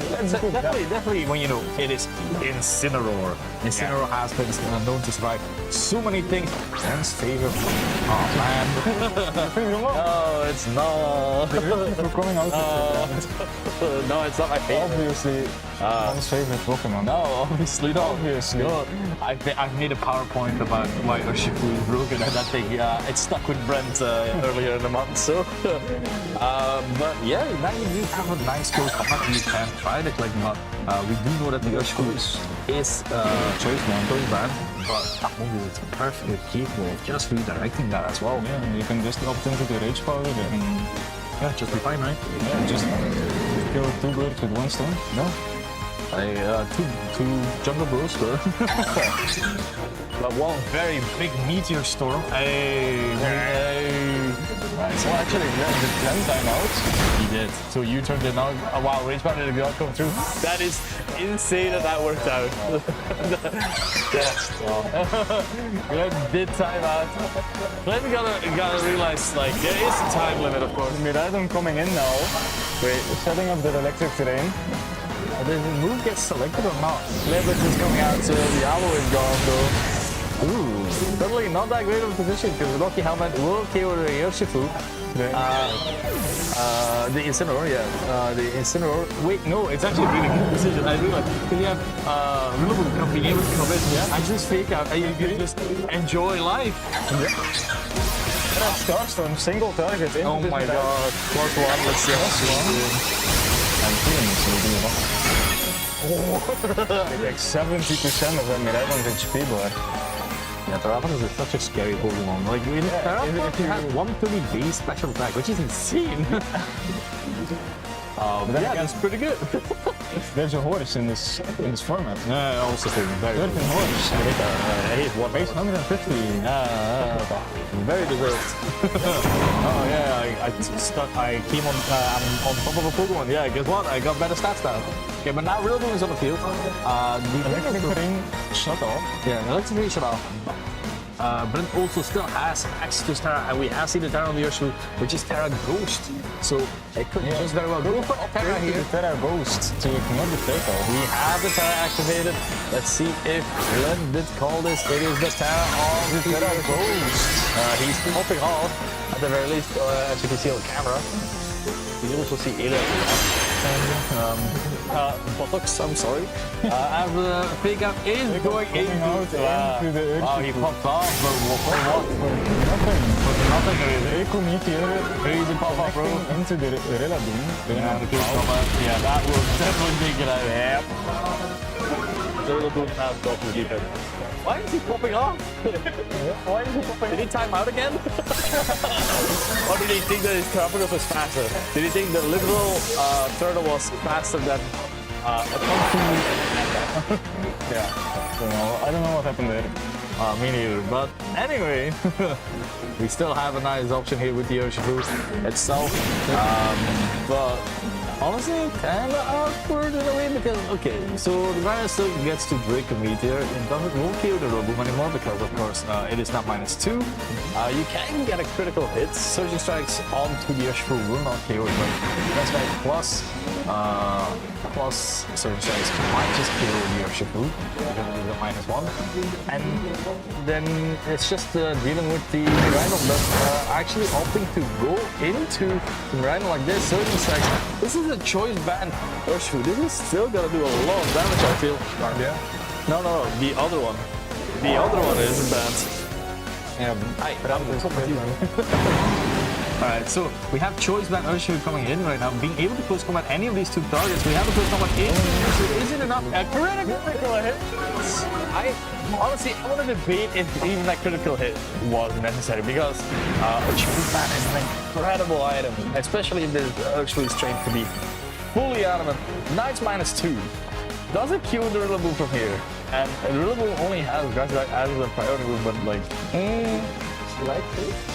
No, close combat going in first, and that's a kill. Picks up the knock. Wow, so the pop-off from Glenn, not really necessary there. And, yeah, that was, I don't know why he popped on there, but yeah, that is the first I don't know what he was thinking. No, on the generally. pop-off. Oh, yeah. I fainted. I lost. But yeah, looking back to that game though, I do feel like, yeah, if you just focus onto the Urshifu with the Grass Glide, that would have been fine. Like Glenn did play well with the entirety of course, that with the Terrapagos. It was really not lucky for him that there was no CC going into that Amoonguss slot, of course, as well. Well, into that Terrapagos slot when he forgot to reach powder or like at least timed out. Yeah. So thinking about that, I do feel like Glenn might stick to the same-ish Pokemon, but doesn't really need the Urshifu, I feel. No, I don't think so. I think Incineroar gives a lot more value than Urshifu this game. Then go with the core 4 of just beef, bulky, and bulkier. Yeah, like, Beef, wait, oh no, I can do this. Big, beef, bulky, bunky. Purtle. There has to be a word with a B. There just has to be. Has to be. No. Beater. I beater, the horse's heel. Peter. Actually, going into this game too, I wonder how these players have adapted. I'm expecting like a change up in lead here, definitely from Brent here, because he saw that the Urshifu did some work here, and now they're doing exactly what we're seeing. But Glenn adapting other just as well. An adjustment coming in from both players. Yep. On one hand, Brent opts into the Urshifu in his lead, together with the Whimsicott. And on the other side, Glenn has opted into the Incineroar. Yeah, Incineroar still giving a nice fake out option, of course, but don't be caught again with a potential Surging Strikes or even close combat into this Incineroar, because you will not be really happy surviving this. No, but I do feel like, okay, with the Terra Shell, do you not just survive? No, because the Whimsicott can Moonblast first on and then CC. Moonblast first and then... Yeah, but the Intimidate already helps. Actually, with Rado swapping out, Zero comes in. Ali. Ooh, The horse is here. The horse is here. Alright, for the Cataracts, of course, making everyone kind of nervous, like me at the date. But we do have a Terra coming out from Brent, is going for that Terra Ghost yet again with that Urshifu. It proved him strong in the last turn. Let's just do that right again, as now the decision has to be, did it Surging Strikes or did it CC? We have a Tailwind coming out to the Urshifu, and it's definitely the fastest thing on the field. Let's take a look at what it locked into. It is just raging strikes into the Incineroar. Beautiful call there, as Incineroar will go down. 2 hits. 2 hits, that's all you need. All you need. This choice band. Yeah. Choice band can work it. Would know. But now being locked into that is Buffy. But now with Terrapagos on the field, so Surging Strikes won't cure the Terrapagos, which Terrapagos' ability works really a bit more weighted down in Lotus Gear, for example, because like it will keep telling you, keep giving reduced damage even the amount of times that you hit it. So every Surging Strikes will have not very effective damage. It is still a critical hit move, of course, so it will still hit 3 times, it will still hurt quite a bit, but it is just dependent on what you want to do. Plus, you do have to Terra Stellar if you want to hit the Urshifu, of course. Urshifu's actually switching on. Wasn't Surging Strike into the horse kind of fine? I think Incineroar is actually coming in. Incineroar threatens the knockoff quite nicely onto the Calyrex potentially. We know Astro to that. Oh, very true. And as well with the Assault List, it takes even less. Yep, it's going to take less from both the turtle and the horse. As Terrapagos is going for that beautiful Terra yet again, making sure that its Terra Starstone will be able to hit Wise doing this as well. Ooh. So this Astro Barrage is doing even less. Yeah, this is feeling very rough here right now. Wow, look at that. That's honestly, that's just much. That's the damage I take every morning I wake up. That's just aging. That's just aging negative. As the Terra Starstone is coming out on giving you full block. This is about the same to Incineroar. Being able to hang on quite nicely, of course, with this as well. We do have, Incineroar has the potential to just go for example for a knockoff. It is +2 speed now. Assault Fist sets tend to be fast as well, but dependent on the speed set of this Incineroar, it could not be faster than its Calyrex, but it will certainly be faster than Terrapagos, I believe. And the Moonblast is coming in into that horse, trying to make sure that that thing at least goes out. Encore, making sure that this Whimsicott is locked into this Encore. Yes, as well. There's a knockoff coming in into Terapagos. The horse still being able to be on the field. As you saw that the horse was still faster than the Incineroar. There's also coming out yet again. Isn't enough to kill this Whimsicott. It is just barely. Whimsicott lives on what seems like 1 HP. Yeah, just a little bit, you know. I don't know if this is actually good for Brent. We have a switch out, not opting to want to get keep being more quick, still knowing that Whimsicott could be very useful. Subway is coming, is the one coming out. Light screen is up as well, so like the amount of damage that is happening is not all that much. Kind of like will be protected. Let's see if the Terapagos might have gone for an Earth Power or something. As we have a knockoff into the horse, not working at all. But the horse's sash has been broken at the very least. As the Terastation is coming out yet again. You gotta start watching your PP now because you generally see you only have 5 left as well. You do see just damage. Where is that damage? Now, you could also rely on the good old way of crits, but that is a little bit hard, let's say, to say the least. Now, what? Laat hem op. Oplader ligt daar.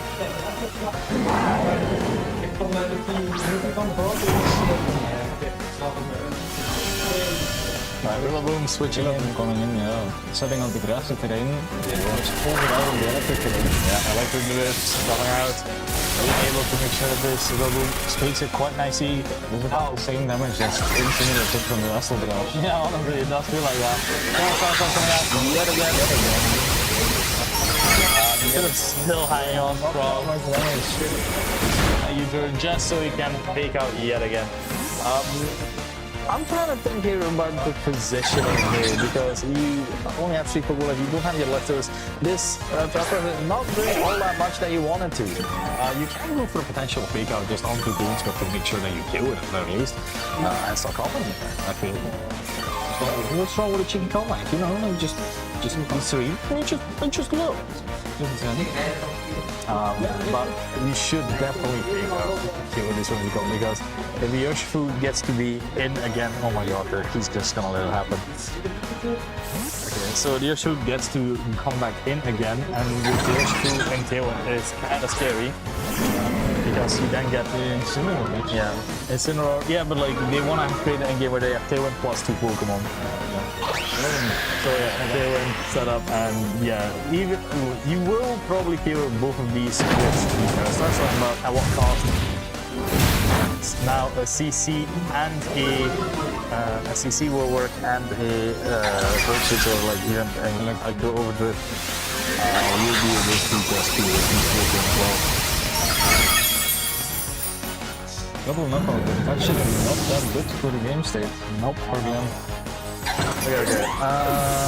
So no, you don't have an option.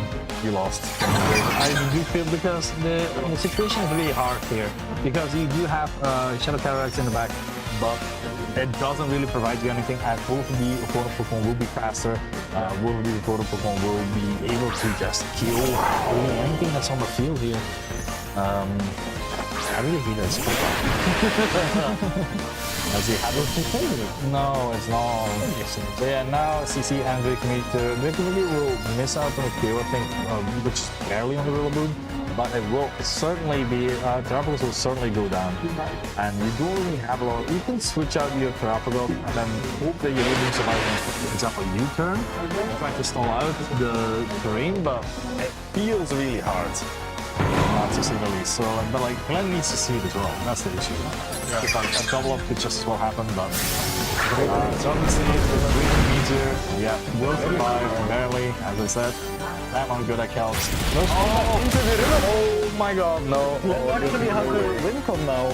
Glenn has a win con. That is an insane call that I've made here. As of course, Brent. Secures terrain van no. Yeah, going for Terastation here. The Urshifu going down. To the Stellar Starstone. Super effective hit. 1 hit knockout onto the Urshifu. Yeah, so now Calyrex can come in. Calyrex comes in. And now the Miranda can only choose one target. Yeah, has to choose. And there's 2 more turns of third or one? So if there's 2, you need to protect one. Yeah. You just protect one. Please, someone click for me. Once, just once. Okay, I don't have dozen. Okay. Yeah, it was locked in too. But that means it is 1-1, so Glenn did manage to make it back because a very hard call that Brent made there. So lucky break there. But Glenn now knows how scary lead choice band Urshifu is, plus the whimsical, and he needs to be able to deal with that. Yeah. So if you lead anything, go with the Among Us. Yeah, I think Among Us is pretty solid. Go, just go with the Among Us. The Among Us is a friend. Look at it. He's so nice. It's like just a little mushroom. He's just a little guy. Just a little guy. Little Gus. Little Gus. Little Gus. Yeah, and that's a little turtle, but like then becomes a big turtle. But okay, I do because like the Incinerator wasn't that all that useful in that particular game, but like I do think that Glenn knows how to deal with this. What's it called? Like, you need to be able to deal with it immediately.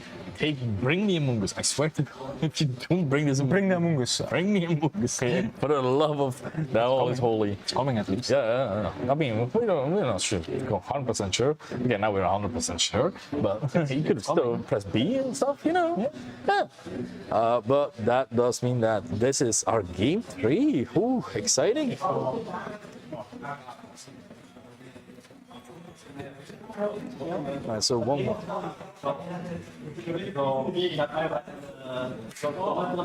So let's take a look. Let's see who's supporting us. Is it support grandma? Is the game just loading because it's Switch 2 but it's Switch 1? It definitely is. Alright, there we go. We've got Glenn versus Brent. Let's take a look at what these players have done. It is the programmer! Let's go! Alright, now Miradon and Whimsical, and we have Terramicos and Rillaboom. Glenn going with his instinct, still leading the Rillaboom, and it's working out for him again. So I feel like just the same play from game 1 was fine.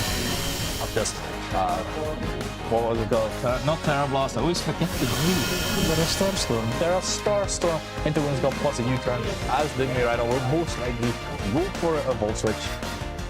Go for a Volt Switch into that Incineroar. It's gonna be really cheeky, you can call no or not, don't do that. Kan man een fake out Miradon? Yeah, but like the Whimsical is just gonna encore you. Yeah. Okay, cool. Then you can just switch out. Hopefully Glenn knows this. I'm not sure if he does. I hope he does. I don't think he does. Now, look, Brenda's sitting up straight because he knows, wait, encore? Encore though? Like, or do I want more? Do I want more? Want another fake out? You want the fake out again? Oh my god. Glenn, please. Glenn, just no. Yeah, Glenn is not gonna have a run like that. So let's take a look at this encore and probably a U-turn. The Whimsical is an issue. We're coming into Terramicos actually. Yeah, no, that was obvious because Terramicos in the threat. I can also just coming out, making sure that this Miradon gets switched out and go to another Pokemon, which will most likely be that Incineroar, of course, being able to intimidate yet again and just honestly bully this Terramicos a little bit because you can now fake it out, you can knock off it, you can get like, there's plenty of things to do right now. Yeah. So we have the Intimidate working right now very well on Rillaboom, as a Rillaboom got to switch out, and yeah. Now what? Now what? I don't really think you have a very much big array of options here, as these are the limited amount of Pokemon that you have. So Among Us is able, for example, to still go for the reach part of even. But like, as long as that Whimsical is on the field, you're not really dealing with it. Movies does not carry Sludge Bomb, unfortunately. Would have been fire. But, yeah, it would have been good. Funny man. Of course. But yeah, so since Glenn didn't learn from game 1 that grass eyes aren't affected by reach bug, he's not gonna learn this right now either, you know. No, he's gonna learn it this game. He does learn it. Yeah, it's gonna suffer for it, unfortunately. Might be game losing. Yeah, he could go for a spore even, but what if he sets it? What is happening? Going into Subway, trying to make sure that you can't. Okay. But that leaves you open to now switching Rillaboom and the spore, right? Yeah, but then you lose the +3 and +1. Yeah, I mean, you're never gonna be able to keep it because the Mariners always gonna voltage. No, bro. Like, they're always gonna voltage, they're always gonna U-turn to the Whimsicott and always encore more. That's the issue. That's the whole issue of this. But it'll be Fine. No, it's not. And with Brent, does choose to ignore the Terapagos, it might be a pain in the backside for him. Just go to Rillaboom and just just spore. Just Rillaboom and spore. Rillaboom and spore. He's sending these mental messages to let them know because this Terapagos is in common and you will stay shut only my forever. Going for it. Absolute madman. What's your plan? Double protect? Is that He has a plan. that's the plan? That's a plan, it just doesn't make sense. Yeah, no, yeah. Yeah, alright. Get the bingo card. Get the bingo card. Take the bingo card. Get the bingo cards. Score an electric train. Explore an electric train. Yeah, I think your ammo is definitely changing. And there it is. Oh wow, who would have thought this? Me. Good job, big man. Thank you. I'm very big. I am big man. Big man. Big man. Big man. There's a Mungus picking up the KO. But obviously there's a lot of damage, so you get a lot of recoil from the flare hits and then from the rookie on it. Not very slow. Now Terapagos ending its encore. Yay! No more. So no more encore? Does that mean no more encore? What do you mean? Whimsicott is on the field. Whimsicott is on the field, but no more encore, right? It could be encore. It could be. What do you mean? Could not be encore. But the encore was over. That's what you said. Yeah, it is over now. And now Rillaboom goes on the field for a nice fake out into that Whimsicott. That will definitely not be cover code. It is cover code, by the way. Yeah. Hindsight, it's 2020. So let's take a look at what the options here are. That's Glenn Cast.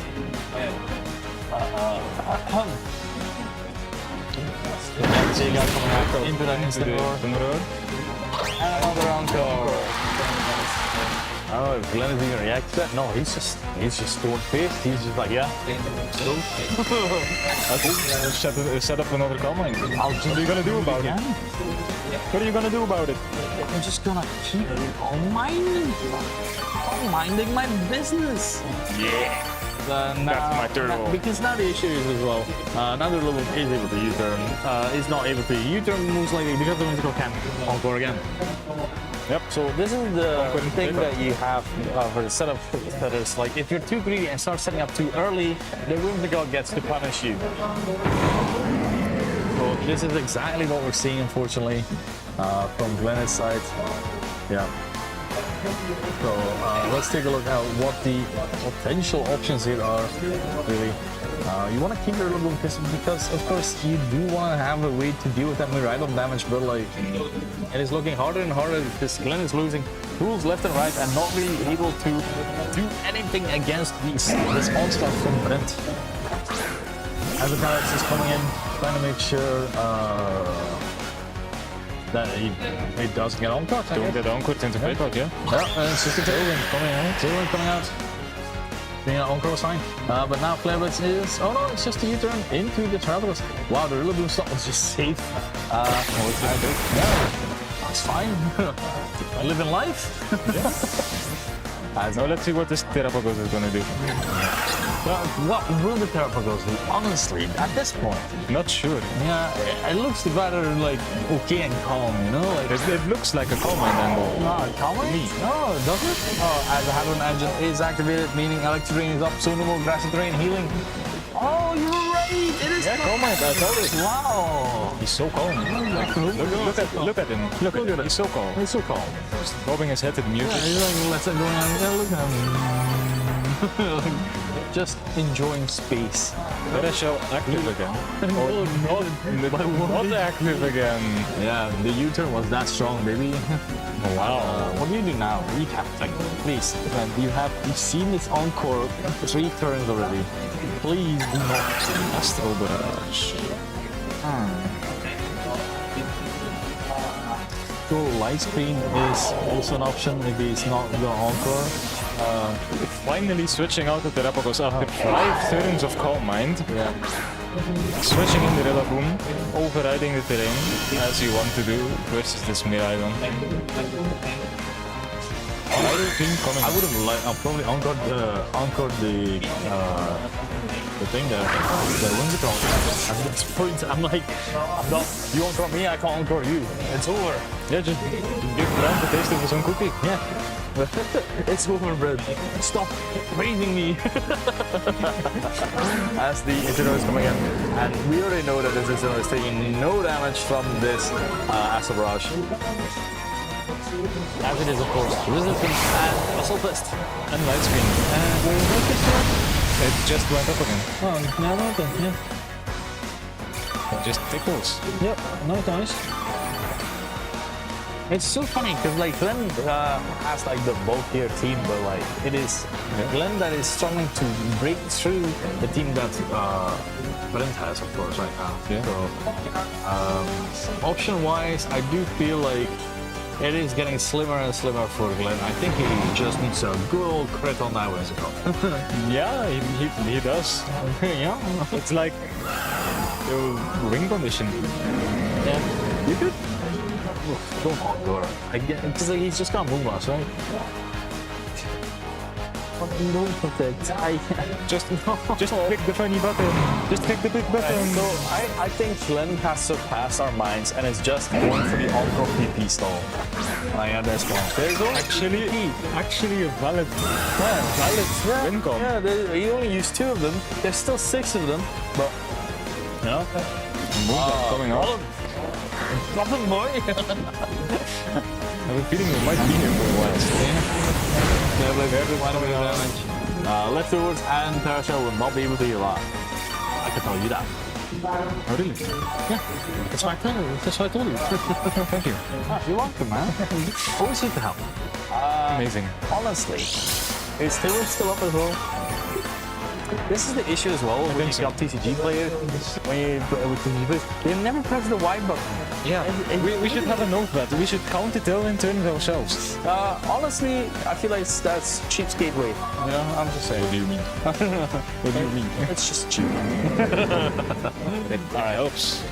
Let's take a look. It is Alvarez switching out. So no encore. Never punished. Never punished. Alvarez is coming in. But we already saw from Glenn's side that I think he might have called it. I don't even want to say he called it, but he sure is Rillaboom. Calyrex switching out into the Rillaboom. Overriding the electric terrain on the same turn. Goes up. Excellent play. Excellent play. As we have the Terra coming out. Wait, is this Glenn? This is Glenn. He's removing his own terrain. He's removing his own grass stage, so the Terrapagos will not be healing this turn at the very least. But it is big. It is big. I like chunky. As the grassy terrain does disappear, knock off into the Rillaboom will be taking a little bit more damage just yet again. As the Terrapagos is coming out with the light screen and everything, I don't think this is going to be all that much. No, I don't think so either. Crit maybe? Crit? No. Never luck. No crits. Never lucky. Unlucky. Alright, so how do you stop Volt Switch plus? Well, okay, no, you don't need to stop Volt Switch. You just kill the Incineroar. Go kill that. Okay. And just U-turn. U-turn. U-turn when you're over. U-turn. Oh. U-turn. I feel like we're like sorry, the driving like really. Yeah, I think we've gone insane. Take a U-turn here. I think we've gone insane at this point. Might very well be. There's a lot, not that much happening right now. As the character is switching in. Of course, no berries this time. Rikumichi coming out into the Calyrex And a guy taking the KO. We don't need that win con. Nah, man. Of course, don't watch it. Then the Opala finally coming out, being able to kill this Incineroar hopefully. Yes, it's finally gone. Guess what? Thank the Lord God. Guess what can happen? Whimsicott back again. But at least Glenn won't click comment. Yeah, but Surely. yeah, but like Surely. Earth Power, according to Earth Power, kind of bad too. That's fine. It's fine. Yeah, it's low-key fine. Okay. Have you? Because they've been Miraidon on the other side. Yeah. Good, it's effective. I do feel like you just encore it into Earth Power and you volt switch. Well, no, you switch out the Subway. Do we know already what the Pokemon was? Probably Urshifu, right? Yeah, we don't know yet, but it's probably the Urshifu. We haven't seen it actually. No, heck, the Whimsicott, for the love of Whimsicott, please, the Whimsicott is there! It did it on top. Okay. Dylan coming out, doubling. Going down, Baby Meter will not kill, even with the AV. I don't know why we attacked it to no Rhinosaur, but we sure did. Drum beating coming out. Drum beating! I don't know why it's drum beating, that looked like a lot of damage. Sheets, I guess. I guess it's a speed up, but Tailwind is up and Miraidon is naturally so fast. So much faster than both Terrapagas and Miraidon. You know, sometimes it doesn't need to make sense. You know? Just vibe. Yeah. It looked like a lot of damage on the drum beating there. Maybe he called in the switching from the Urshifu, I guess. But I would be kind of surprised if Urshifu actually came in here. Light screen wearing on. But yeah, just set it up again. And if the Rillaboom was able to dodge it, Big Meteor, we could finally kill this. This Whimsicott! Whimsicott! He can't keep getting away with it! We'll be able to kill it. Knocking out the Rillaboom. I'm going insane. Rikumichi connects on the Terrapagas. Yes, about 55 damage. Yeah. Okay, so we get the South Round, we get a potential double kill, but guess what? They're still enough, and it's probably the best to do. But what if it's not? Bro, it's definitely it's not? There's no way it's not Urshifu. What if it's Lunala? I will eat a croc right now, and it's not Urshifu. I will bet someone. Could be Lunala. Oh yeah, true, very true. Could be Ursaluna. No. It's 100% Urshifu. If it's not Urshifu, It's Urshifu. It's your favorite. see, I sensed it. I sensed hate. No, you sense love because it's your favorite. Yeah, but now just a close combat and you just win. That is right. You went for granted. It's the talent as well, and then you wouldn't have died potentially. Restalization coming out. Brent popping off a little bit. Just for fun. Yeah, but like, Just for fun. what if you miss? The choice band. Yeah. And that is GG. That's GG. That's insane. Well played. I don't have a lot to say, honestly. Yeah. Never punished. Never punished. Brent heeft gewonnen. Brent won. Congrats, Brent. All right, that means we will be back soon with top 4, baby. Yippee! Yippee! Yippee!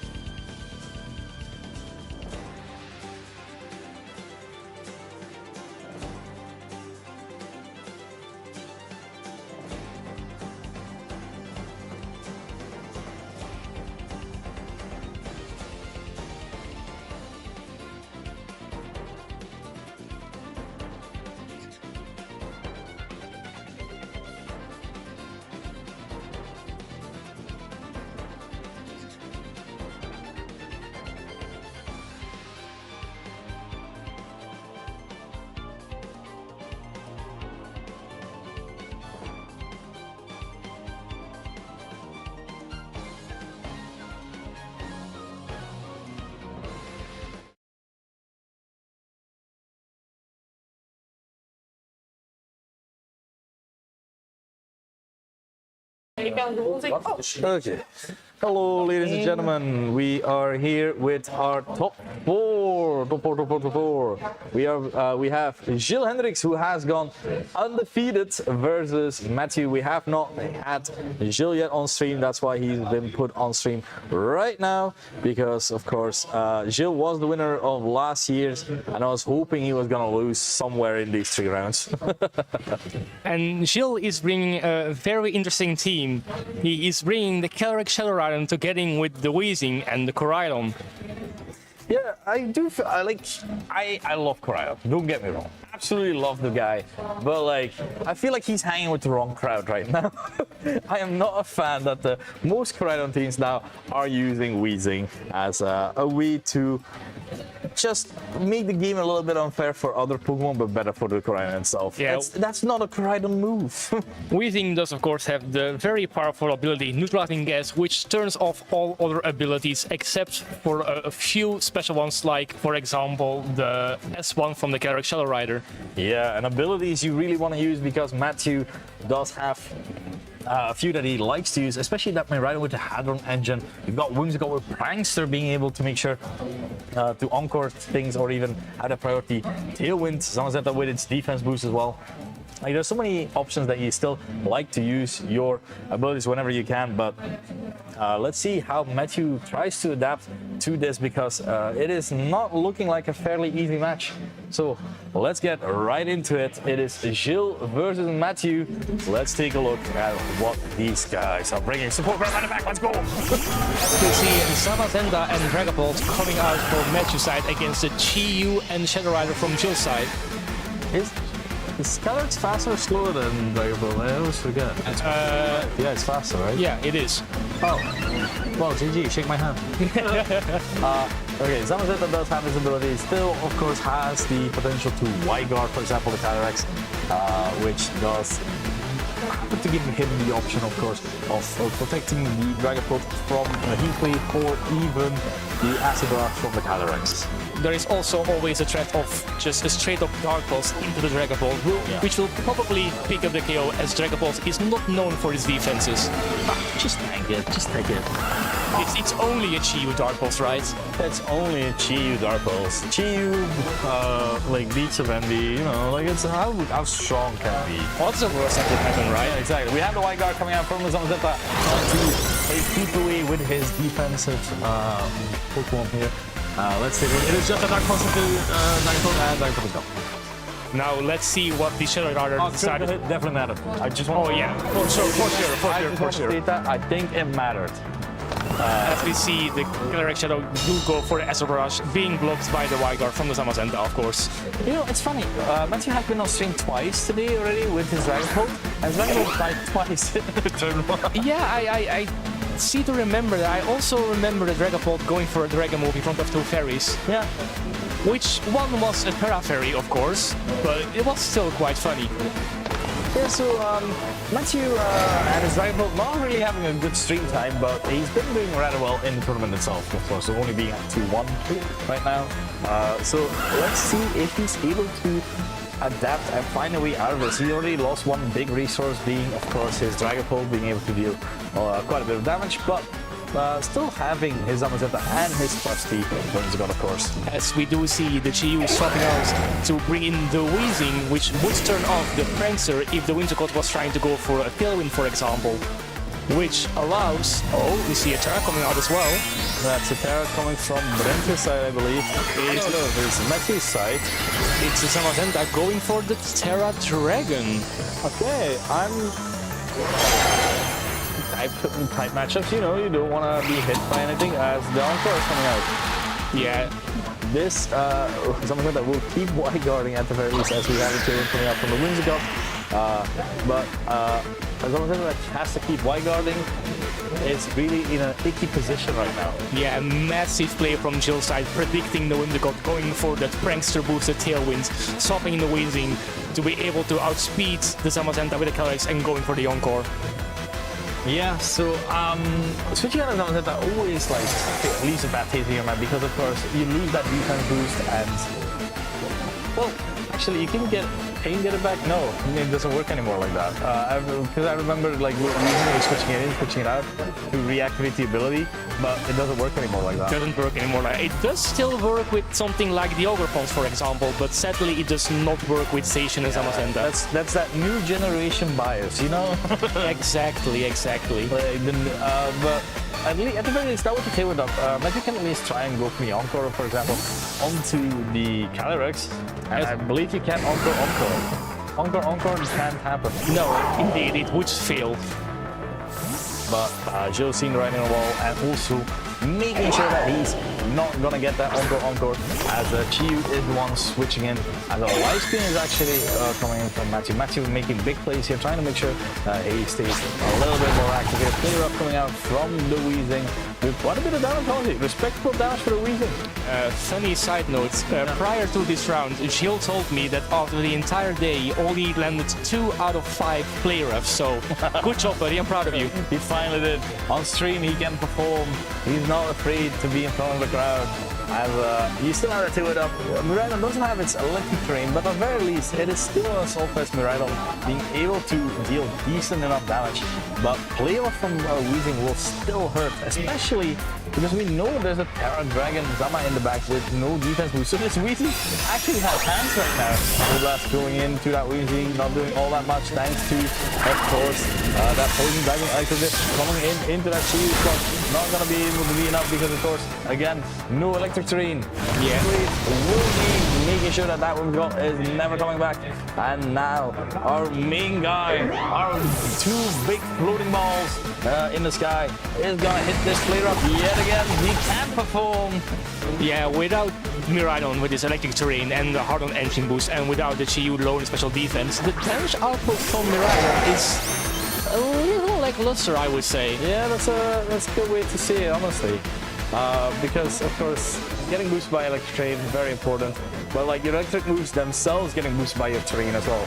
Does help as well. So I feel like Terra might have been popped a bit too early from Matthew's side, and like I feel like she'll surgically remove everything that Matthew has. I think so too, if you remember that the Chiyu at that point was locked into Dark Pulse, so had no way of really threatening the Zamazenta. The Terra Dragon felt kind of out of place. Yeah. We do see a White Guard coming out right now against the Heat Wave from the Chiyu, which would be resisted by both monsters, which is I'm not odd, but I respect the play. Oh! As we see a huge crit coming out into the Weezing. My inner goofy came out. Removing the Weezing from the field, turning on all abilities again. So keeping the Miraidon, the electric terrain, it so desires. Ruined, but of course, no way to boost this Zama. As we see the Heat Wave being blocked by the Zamazenta's White Guard. That's a huge crit, because I'm pretty sure that would not have failed otherwise. I am most certain it wouldn't have. This is a huge turnaround for Matthew. This one is over, but now Matthew does have that Corona and Calyrex. Now, you have 2 kind of AV Miraidons. You have the full speed ones and you have the bulkier ones. I do not remember what part like the from Matthew is. I do, because I was casting Matthew's previous match, and if I do remember correctly, it was one of the slower AV ones. Okay, so trained to be slower but bulky to take some hits and deal massive damage in return, boosted by that electric terrain. this pesky character as well, still on the field, having the option to just take 2 hits as well, because it has that pesky focus sash. Calyrex is an amazing Pokemon being able to just use that as well. I know how they can nerf Calyrex. They just remove the iron slots. It becomes the Reigns of Unity. As we do see some of that are going for yet another White Guard, maybe predicting Shield going for an Astral Barrage. But what will the Shadow Rider go for? We'll see. Like the Psychic is very fair to just use that. Yeah, if you do see the Psychic coming out into the Miraidon, will it be enough? No, it will not be. As we do see the Miraidon respond with a Snarl, bringing the Calyrex Shadow down to its focus edge, while also lowering its special attack and the special attack of the Chiyu. Would you really need to White Guard? We want system both, right? Yeah, I think it's, well, it depends, right? If you call the Astral Barrage, and then I think Wide Guard is a fine play. Yeah. But I do feel like the Wide Guard is a bit unnecessary. Yeah. I think you're better off applying some pressure and trying to get some damage off with the Zamazenta with like, I believe it's Behemoth Dash on this Zamazenta? Yeah, it is. Now the cycle is coming out. He's gonna be able to kill the Miraidon. And now there's still the Zama, but I do feel like you just match. Yeah, I think the question is also, when is this... Oh, never mind. I was just gonna say, when is Jill finally gonna swap out his Chiyu to make the lock-in not remove? But I guess he's not swapping it out anymore. And because you body pressed, you have the option of just conquering and making sure this character will never be touched. Exactly. Might have pulled the trigger on the body press a bit too early. Yeah.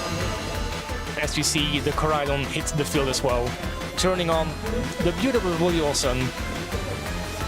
It's almost like it's real life. Is that the damage that Chiyu did with Healer got there? Yes. Wow. Yeah, that's a really beefy Zamazenta. So it seems. As we do see Jill opting for the Astral Barrage instead and not the Encore. Just wanting to see the damage output, really. Yeah, that makes sense. As we see the Terra coming out onto the Koraidon, going for the Terra Fire, removing any weaknesses. Honestly, if this Zamazenta was +1, I feel like Jill could have still had a shot. Maybe, Like, maybe. Because it was Chiyu and it was Chiyu and Koraidon. Yeah, maybe. Let's see how much this collision course is doing. I think like 40-ish. Yeah, you were right. As we do see the match into the Shadow Rider for the knockout. I think that's a little too late. Because like if he did that last turn, dodge the heat wave.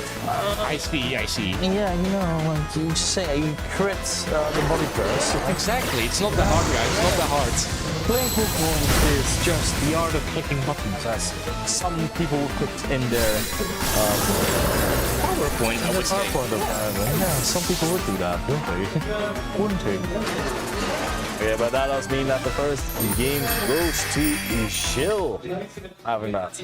I do love the fact that Matthew is here though, because Matthew has, because like I've made like a PowerPoint for the TCG players here, like around here, and like Matthew was one of the few people that has messaged me close to almost every week to like know about things and about mechanics, and he's been every Wednesday coming for every VGC celebration day that we did as well, so he could just learn more VGC, and like I'm very proud of him of the efforts that he's made, and he's really shown that as well, being able to be here in top 4 first off, but also in the ways that he plays as well. Yeah, for the people that are unaware, when Matthew found out about this tournament last year, he was so hyped about the idea that this season he did his very best to be able to qualify for this tournament just so he could play. Yep, absolutely. He Worlds was secondary. Buddy is forever. Exactly. So, Shmon, what do you think? Will there be some adaptation from any other side? Yeah, I absolutely believe it will be a big adaptation. I do feel like especially Matthew will be prepared a little bit more on that onto that Weezing. I don't think. First off, I don't think the Dragapult we're gonna. Yeah, it's gotta go. It's gotta go. It's nothing personal, Dragapult, but you gotta go. It's just not been that good. I'm sorry. Like, I love you, Dragapult. You're great in so many formats. You've been great in TCG and everything. But right now, we're playing VG, we're playing Regai. I think it's time for you to leave.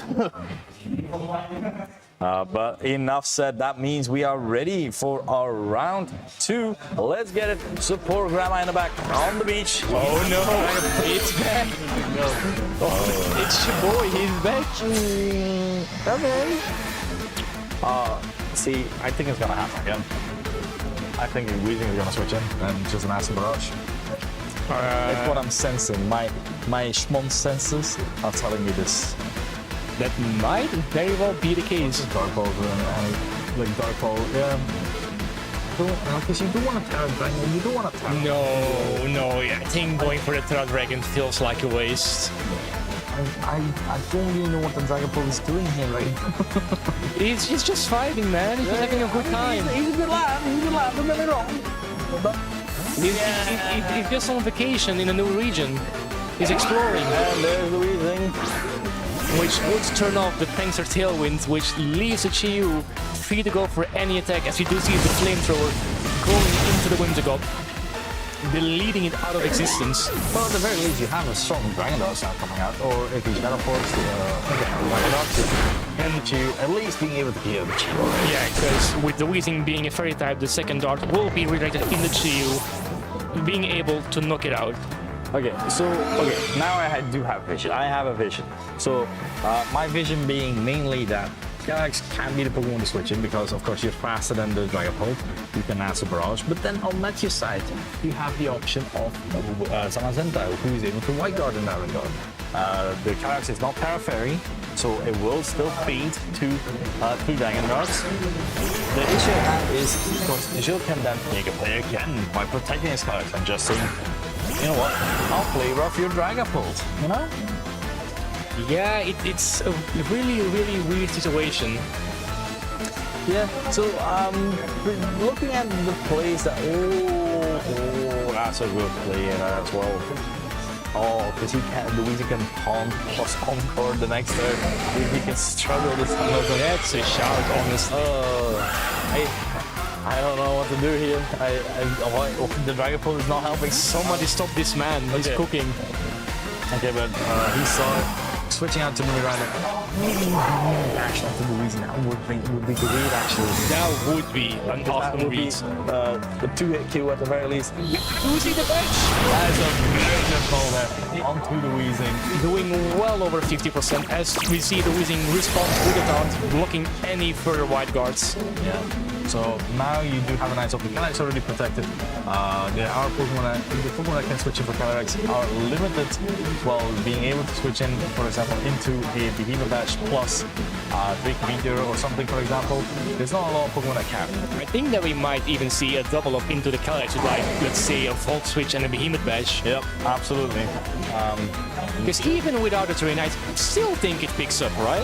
It should, definitely. I believe so. Then we have some Barrage coming out. Let's take a look at how much we're doing. AV and the Zamazenta, of course, is not doing all that much. We have the Star actually coming out, doing a lot of damage here. It's still hanging on, not even on its focus sash. It's just that strong. That was it. Oh, damn. All right, AV, no terrain changes, man. As we do see the Bash into the Weezing, removing it from play, turning back on all abilities. Ooh, this is interesting. This is really good. Okay, we know that Dragapult is the last Pokemon in the back. We have the Electric Terrain back. The Zamazenta, his ability should activate right now as well. There it is. The beautiful, beautiful Dauntless Shields. The Dauntless of Shields. So, we have a Sword Item coming in. The Dragon. Okay, so. Like Dragapult is speed sandwich between Calyrex and Sword Item, correct? Correct. So, Jill should know that the Calyrex is like the way to win against Dragapult in the back. Alright.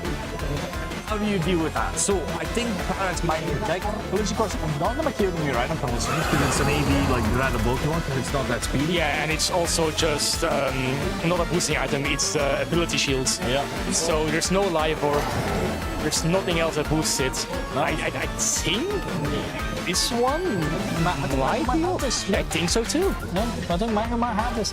Let's take a look at if he's fully able to close out this hit. We have the Terra here as well. Which will probably be the Zamazenta turning into a Dragon type. Yeah, making sure it's no longer hit super effectively by Flare Blitz or the Collision Course. Of course, we saw it earlier at 40, but that was 40 when there was no ability, Dauntless Shield boost. So let's take a look at how much this is doing. There is on an Astral Barrage, did but it's doing less now. Thanks to that Snarl. I don't think that's gonna be able to KO here. The Dragon is going into the Might be. Might definitely. It is enough for a KO. Let's see what this Zamazenta went for. If the Zamazenta did go for that Calyrex here, let's see what the call on. It is the Behemoth Bash into the ground. Make sure that is gone, and that means it's Dragapult versus this Dragapult and Zamazenta versus this Prat. I'm so wrong. Dragapult is the call, my guy. Yeah, I think we're both watched mates. We might be, honestly. The vision of the We've been proven wrong. really works. Well, okay, watch the Dragapult now be like Adamant, Crown, be jolly, and then Imagine. I mean, it could happen, right? I mean, you're already choice band, right? There's no reason. This, I swear, if the Crown is faster than the Dragapult, we're never actually gonna see. Okay, the Dragapult is jolly. We have been told by the coach here. Also, besides that fact, do we even think Koraidon can KO with Dragapults with the resisted Flare Blitz? Oh, I don't think so. Actually, I believe Dragapult stonks are up right now.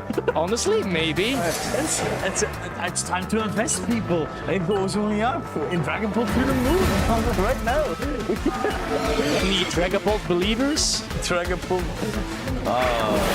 The Dragon Daddies. Oh, wow. I was about to say, that was insane. That was good. And there we go. Chill not making sure that we would have wasted time with a Terra there. And that leaves the score to 1-1. Interesting. Okay, so we saw some adaptations. First off, Dragapult was switched out. That was already amazing.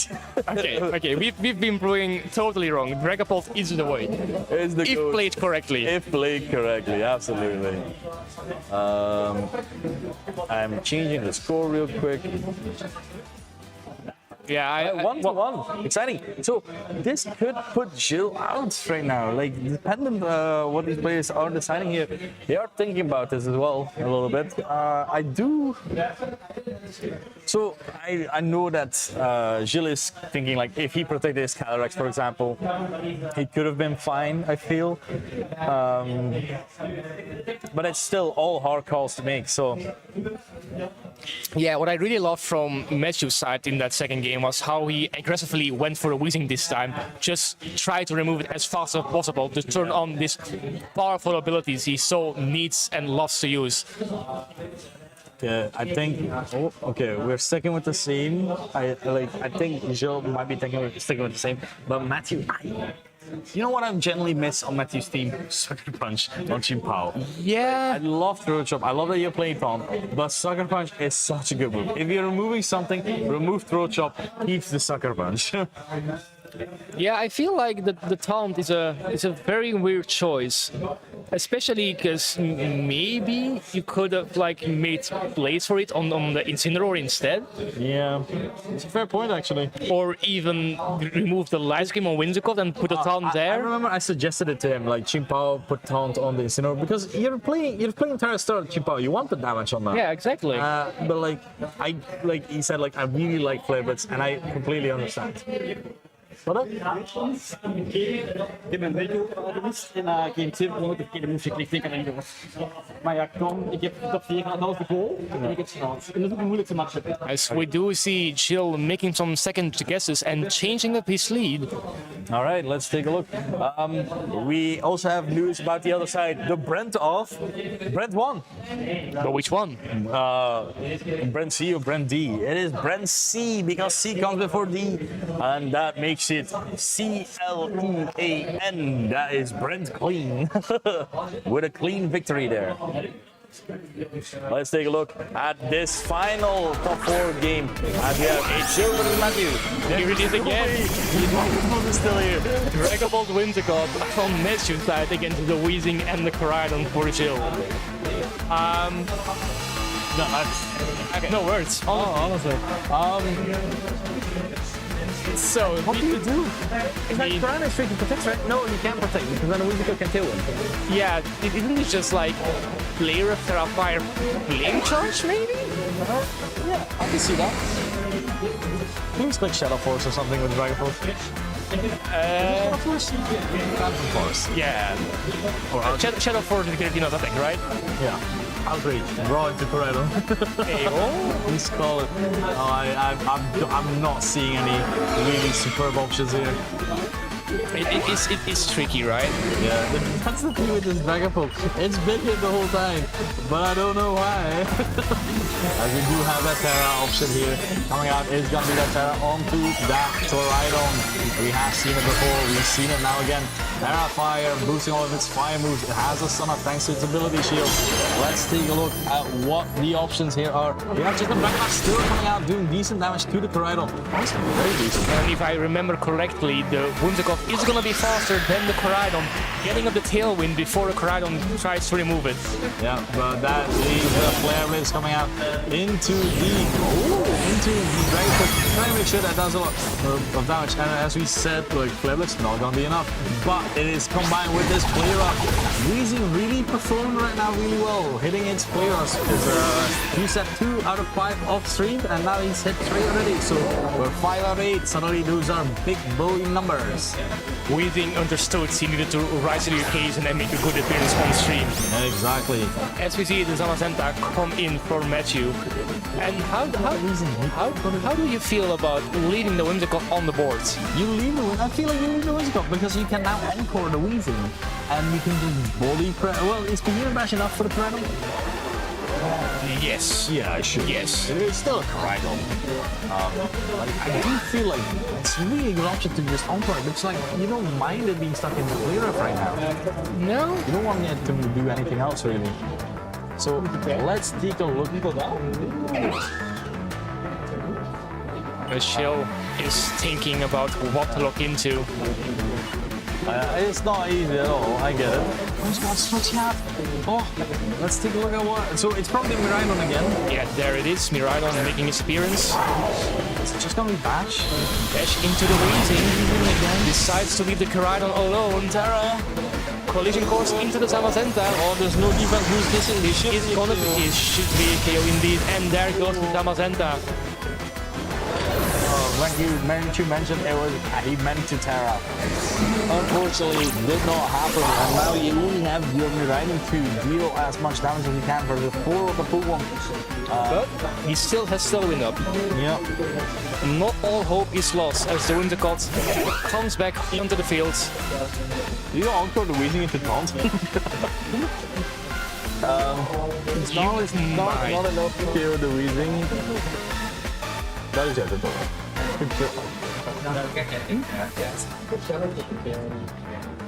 Right, so even encore doesn't really help. I'm struggling to find a way out. Do you think Moonblast is enough to kill the Koraidon? Absolutely not. No, right? Resist the Koraidon is still decent enough. Unless it's like a full special tank. Because we already saw that the Koraidon is rather slow, so probably invested to be a bit more defensive. Yeah. And Whimsicott is not really known for its offense, it's rather known for its speed and its amazing sports kit. Yeah, going for the encore, we're trying to get the taunt, but that means that the Whimsicott is also gonna be most likely locked into that taunt. Gonna be locked into Moonblast itself. But now the Whimsicott can encore the Koraidon as well into protect. Don't know because the Weezing is going for. Oh wait, it went for on the Miraidon automatically. Okay. Oh yeah, because it used on the same target. Yeah, okay, but now encore on the Koraidon is fine. And now you can electrocute into the Weezing spot. At this point, I feel like we just kill the Koraidon and ignore the Weezing, right? You do? Because I mean, you don't want it to taunt your Whimsicott. I feel like you encore the Koraidon. Like, just lock it in. Like, Koraidon has to switch out or it has to take his encore. And either option are fine as long as you're able to get rid of the Weezing. You get your electric train. I see a live stream coming out from the Whimsicott, so there has to be an attack into the Koraidon then, right? Yeah, it is an attack into Koraidon. Making sure it was his last turn on this field of this match. Koraidon, thank you for your services. Maybe we see you next time. Only time will tell. There's one more turn of Tailwind, I believe. I think so, yeah. So if there's one more turn of Tailwind, go. Should go the bounce, yeah. Oh, Tailwind is over, and now that is optional time for Chief to come in. You still have Terra on your Whimsicott, but it's Terra Dark. That's not really something you want to click right now, but Terra Electric neither. So honestly, you might click Terra Dark just so you're able to not paint to the Chi, I feel. because then you can Moonblast the Chi for some chip. No, I'm not finding the way out of this. Yeah, Weezing is just gonna stay on the field as long as that Miraidon doesn't have its terrain. It's fine with it. It's Snarl, I suppose, but let's see if the Pterodot is coming out from Weezing. I do believe like that might be your best option right now. I think so too. But we don't see the Terra come out. We see The livestream clutch, but not that clutch, it's just saved by the invisible focus edge. yeah, because if the last people is that counter it is able gonna be able to clear it as well. As we do see the E-Drift going into the Weezing for the knockout. Okay, Snarl, single target. No, I'm not seeing it. Well, okay. You can, I guess you can Tailwind again now. And the sun goes away as well. For the sun, yeah. But you don't want to Terra on your Miraidon anyway. Like, I feel like if you wanted to Terra, you would Terra last turn. Yeah, I think so too. So, Because the Terra Electric at this point is, well, more of just a damage modifier than if anything else. yeah, so I think you Snarl. And you remove your fire resistance as well. You Tailwind and Snarl. I think that's the only way to try and get out of this. Oh, this is getting kind of tight. We have livestream still up for three or 2 more turns, I believe. So.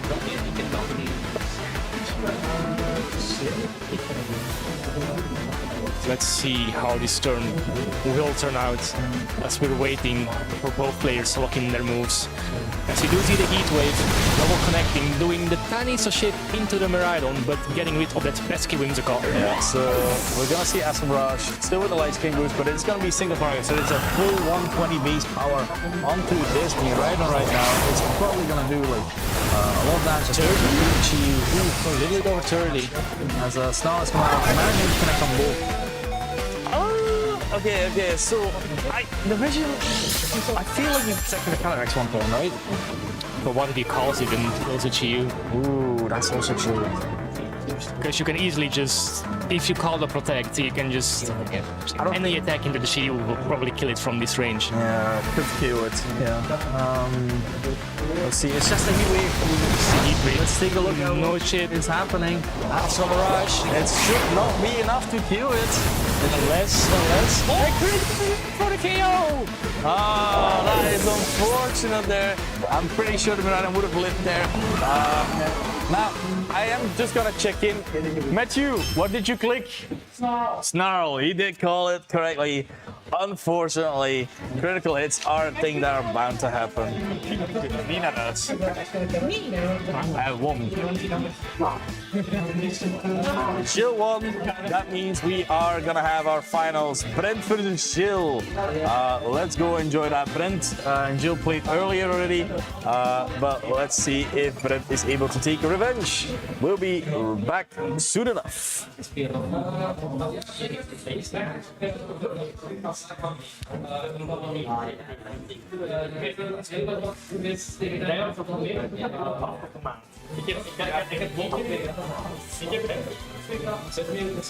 Oké, Brent, Jill, jullie willen allebei naar huis. Begin maar. Wat? Oh, ja, je hebt gelijk.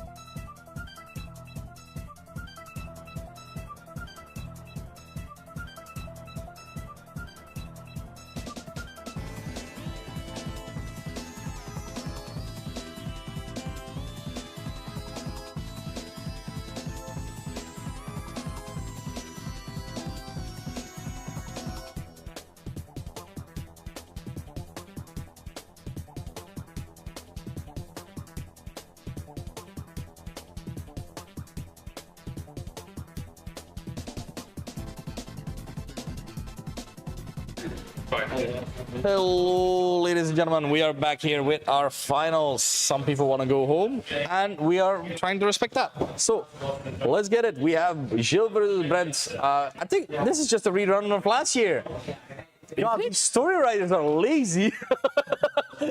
This is just the same bit again.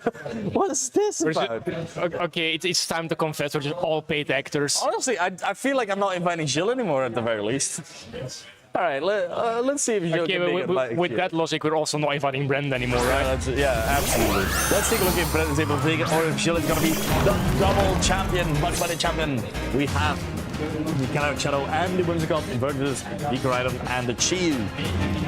Yeah, that's a very, very offensive lead from Jill, creating a lot of damage in any slot, really.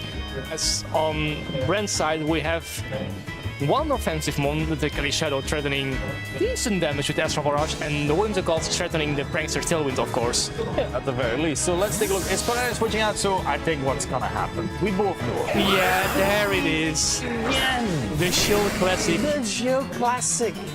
He lost that Weezing. Neutralizing gas, filling the area, meaning no more abilities on most Pokemon, except for that Shadow Rex. As we have Flamethrower coming out into that Chiyu, is it enough to kill it? Sure is, because of course, thanks to the sun, the boost, and then Whimsicott is gone. Yeah, opting to go for the Heat Wave instead of...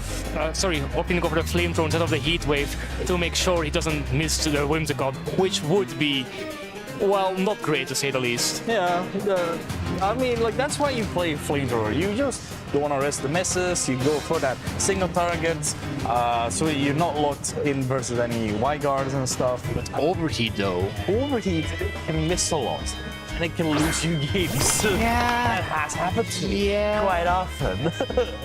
But now, we do have the opposing Chiyu on the field as well. And the nice thing about it, like, the Chiyu plus the Calyrex are definitely able to heal this Weezing. And like now, Gilles is like in a position where he has to consider like, okay, I might lose my Weezing here, but as long as it is worth it, I could just be fine. But what's stopping the Weezing from going for Protect? And isn't this just a free Protect Flamethrower into the Kali Shadow? He's a team leader. They don't know what protecting it. It doesn't do damage. As we As the do. Ruination is coming out. Oh, the Chiyu missed. Still. The classic Chiyu, am I right? Classic Chiyu, always missing. Weezing taking a lot of damage. And there on this! He can't perform anymore. What Weezing does best. That is 5 out of 9. Misses all around in that turn. He hit 5 out of 9, so it's still positive right now. Right now. Miss again. But who did he miss? Did he miss Chiyu or the Calyrex Shadow Rider? As we do see, yet not a Flamethrower, no Protect coming out from this Kali Shadow. Just going down through the Flamethrower. Well, we'll see. The Ruination does connect this time into the opposing Chiyu, halving its HP set, while the Weezing does connect the player into the Chiyu. So much damage. That's insane. But, This Weezing has been going to the gym. I'm telling you. Okay, so we have the Specs Mirana, of course, being able to do a lot of damage. Honestly, it just doesn't do this much. Yeah, I think there's little to punish the Dazzling Gleam in this position. It might not be. It might not be enough to kill the Weezing, but I'm sure the Chiyu can clean up. Yeah, honestly, because like yeah, you're fine with the Chiyu just going ham, right? Yeah. I'm not really seeing issues here. Yeah, we do have the Terra coming out. Not probably Brent. Yeah, I think so. It's probably Dimiridon going for that beautiful pink Terra Fairy. Pink Pony Club, and just wanna be part. Removing the weakness to the player of, and of course, boosting the damage output of the Dazzling Gleam. If Beach Venom was active, that would have just killed. But this should be range for this beautiful Starry Sky Dazzling Gleam. Being able to kill the Chiyu and that Weezing, meaning there's 2 more Pokemon left on Gilles' side as well. We already knew one is a Koraidon, but what is the other one? More than likely, I'm expecting the Shadow Rider, honestly. If I'm wrong, I'll eat a shoe, but I don't believe I'm wrong. never wrong. You want to bet? Am I wrong? This time maybe not. I was this close to eating a shoe, man. That would have been crazy. Okay, but now we have Ruination still from the Chi-Yu. It is the fastest thing on the field. If it manages to connect onto the Calyrex, you are able to kill it drastically, but like, this Mirai needs to be faster than the Koraidon at the very least. Terra has not been used yet, so Terra Fire actually also really fine. I do think this is really rough for Brent.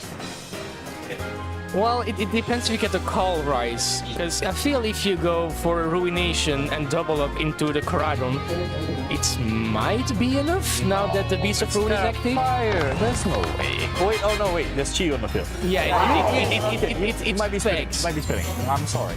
It still stacks Terra Valley Beast of Ruin boosted. I've been playing Scarf Mirai too many times that I'm like lacking the damage, so I always forget like what the beast that is specs damage from Mirai. We have the Terrifier, the Sun God Nika. Arise here with his rusty fire main, boosting his fire moves and make sure that it is resisting the damage. Ruination into the Koraidon. Let's take a look if this is enough.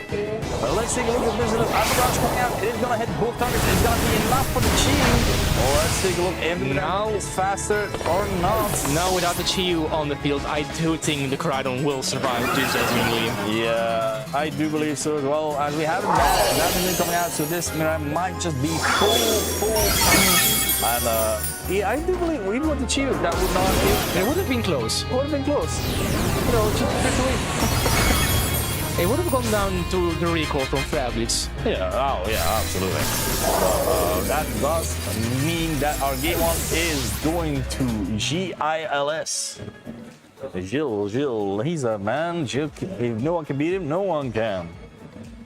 I'm trying not to say too positive about him, but like, man, yeah, there's something he can do. Gilles is displaying of quite a bit of mastery of this team, even with the little prep time they got. I wonder if he used the walking wake today at all. I've saw him use it at least once. We sing against Trent and Ah, okay, he used it against him. Okay, good to know. But yeah, just Weezing Koraidon CSR is just, wow, it's just such a so strong. I just don't like Koraidon hanging out with Weezing as a friend. Because I love Doug Dimmadome, but I just don't like his aura. That's it. But the Weezing is so sophisticated. Look at his top hat. Yeah, he's fancy, but he's like that, you know, he's like that Cotton Rich. You know? Oh, yeah. Yeah, you don't like those people. Yeah. I get what you mean. I get what you mean. He's not that new Rich. He's that like that old Rich, you know, like. He's Doug Dimmadome, like clearly. From Dimsdale Dimmadome? Yeah, Doug Dimmadome from Dimsdale Dimmadome. Owner of the Dimmadome. Of the Dimmadome. I love Weezing. I do think it's a grand, like, actually design-wise, absolutely grand. Like, honestly, we have been blessed with a lot of good Pokemon designs actually in these two teams. Who doesn't like Chi-Yu? Release a shiny, by the way.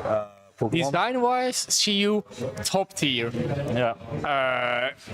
We need to talk about his eyes though, because the fish, I don't know what's up, but he can be blind. Yeah. Oh yeah. You mean connecting? You know, just give him white lens. Those are glasses. All right. We had our round one. Let's take a look how our game one. Let's take a look at how our game two is gonna go. Shill has taken the first game. As we do see Kelly Shadow and a Chi-Yu on Brent's side of the field. And for Jill, it's yet again the Koraidon and the Chi-Yu. Honestly, just Dark Pulse Punch. He ain't hard. Yeah, do it. Alright, real talk, I have no real option here. Something to add. I feel like you're playing some mind games right here. Yeah. Because I feel like it's quite safe to look in Heat Wave with the Chi-Yu. But then the question becomes, what's the Koraidon gonna do, right? It can Collision Course the Chi-Yu, it can Flame Charge or Flare Blitz the Shadow Rider. Not fine as well from Jill's side? I guess so, right? Yeah. Alright, that's what he does. no Terra Fires is... Ooh, so like, Do you think he lives -1 Psychic with Beast of Ruin on the field? I don't think so. no, he definitely faints. There's no way. I believe in a lot. As we see a lot of Snarl in return. Yeah, special attack drops. Yet again. In Astral Barrage instead. No Psychic with the Koraidon. So that means that Koraidon gets to do his funny stuff, which is Flame Charge. Okay, now this is suddenly scary. Koraidon at +1 speed is one of the scariest things to face off against. Definitely, if you have a bro, like something like Incineroar. Yeah, I feel like Jill is really going for that early advantage in this game. Okay, so it's Iron Hands. We see an adaptation. Ren bringing out the Iron Hands, providing fake out support. What do you do here, though? Okay, Iron Hands is Terra Bug. So no matter what you do, when the Grand Terra fires, this Iron Hands will not get killed, but it will take about 90. That's a the lot of very damage. Yeah. Like, and this is dependent on spread because it could just as well be killed if this is a fast Iron Hands. We see the Chiyu swapping out, is going into the Weezing, so Snarl not really helping Brent a lot here right now. And we have the big balls actually switching out, so the Chiyu is being switched out. Most likely going into that Miraidon, I feel. There it is. Trying to get the terrain, but not getting it. Collision course into that slot. Right now, very powerful still with the Sun Boost. Doing a lot of damage, and now Iron Hands has to move. It is going for that wall charge into the Weezing, and that's not going to do all that much either. Yeah, I feel like Jill put himself in the position that it's... I don't think he can lose anymore. I feel like he's pretty locked in. I mean, there's still, we can never forget, there's always the one option. But there's a crit. You might accidentally click run. True, true. Let's also not forget, if he keeps going for play refs and his track record keeps up, well, then it might not end well. That's the thing. Now when you're going Terra Fairy, you were low enough that Flavis was always gonna kill as well, even when you were just in the regular type. So I do believe just the Flavis is... And Flavis into the Miraidon for the knockout. Yeah, I feel like that was still a good play, like trying to see maybe for the option. She'll go greedy. I feel like if you're that far behind, you just have to make a play and then hope that it works out. Absolutely. But yeah, play up. Guys, can we check this Weezing? It's actually insane how much it does, right? And the Koraidon hangs on. No, it's a massive survival from the Koraidon. God. You know what the worst part is? This Koraidon, now +1 speed, could very well be faster than the Chiyu even when it's Scarf. So you can just Flare Blitz and kill yourself. From a talk I had with Jill earlier today, I'm pretty sure he told me he did outspeed the Chiyu. Yeah, he should. Okay, he's gonna go after Chiyu. Oh, I mean, yeah. You still have thing in the back. You still have the Pyrex in the back. Yeah, which can easily deal with the Iron Hands at hand. Collision course going into Chiyu, which should be a knockout. Yeah. There it goes. At least Iron Hands to Stoic on the field. Iron Hands against the world. Poison gas. Clear up is right there. She'll want to make opponents suffer a little longer. Get potential switch, I guess, to Chiyu, maybe. But Iron Hand's the last one, though. Yeah. Iron Hands is the last one. I meant the Weezing into Chiyu. Oh, I see. But we see Koraidon representing, and that is it. Our winner, our champion. Back to back. Back to back. Someone has to stop this man. It is Gilles Hendricks. Congratulations. Well played there. Well deserved. Went 5-0 in the full rounds, and that does mean that we are done. Shimon, I think there's only one thing left for us to do. to Play DCG. play TCG next season Yeah. and stop him ourselves. Honestly, I honestly thought you would have it today, but yeah. Well, things didn't really work out. In my top 4 match, I mean, it's a huge misplay. That's totally on me. Should not have lost that. You know, it happens. Sometimes you play a little too fast. And then in game 3, I got really unlucky. Rough start, unlucky against the end game. It happens. Yeah, absolutely. So that does mean that we are done. We have no more things to say. Let me just, because I haven't shown it on stream yet, I just wanted to do it. So that does mean that we have finished our game. Now, Incineroar was the most used Pokemon, but guess who didn't win? Incineroar. Second place was Miraidon. Guess who didn't win? Miraidon. Sounds like poetic justice to me. Third place was the Rapid Strike. Guess who didn't win? It is Chiyu with 3 of them. That one. Well, Calyrex as well with 3 of them, but you know, And very well played. we can't forget the lone Weezing. The lone Weezing. The real trooper. The real man. Honestly, I can't believe there was only one Rillaboom. That's crazy. Yeah. That's mental. Yeah, right? That was a Terrapagos team. But very well played. I mean, with 5 Miraidons, it kind of makes sense, but it's still a little crazy. So crazy that there's none of them. But yeah, very well played. And that leaves it to it. So I hope you guys enjoyed this stream. We are very excited doing this every year. And we hope to see you guys next year as well. Let's take a look. Is the stream just behind? Oh no, not again. I hope not. It shouldn't be. No, it's here. Okay, but that means that we are able to shut it off. We hope you guys enjoyed it. Goodbye. Good night. And see you next week for Belgium's Hall of Fame, where all the VG players have brought their A game, except for Elias, who's bringing something very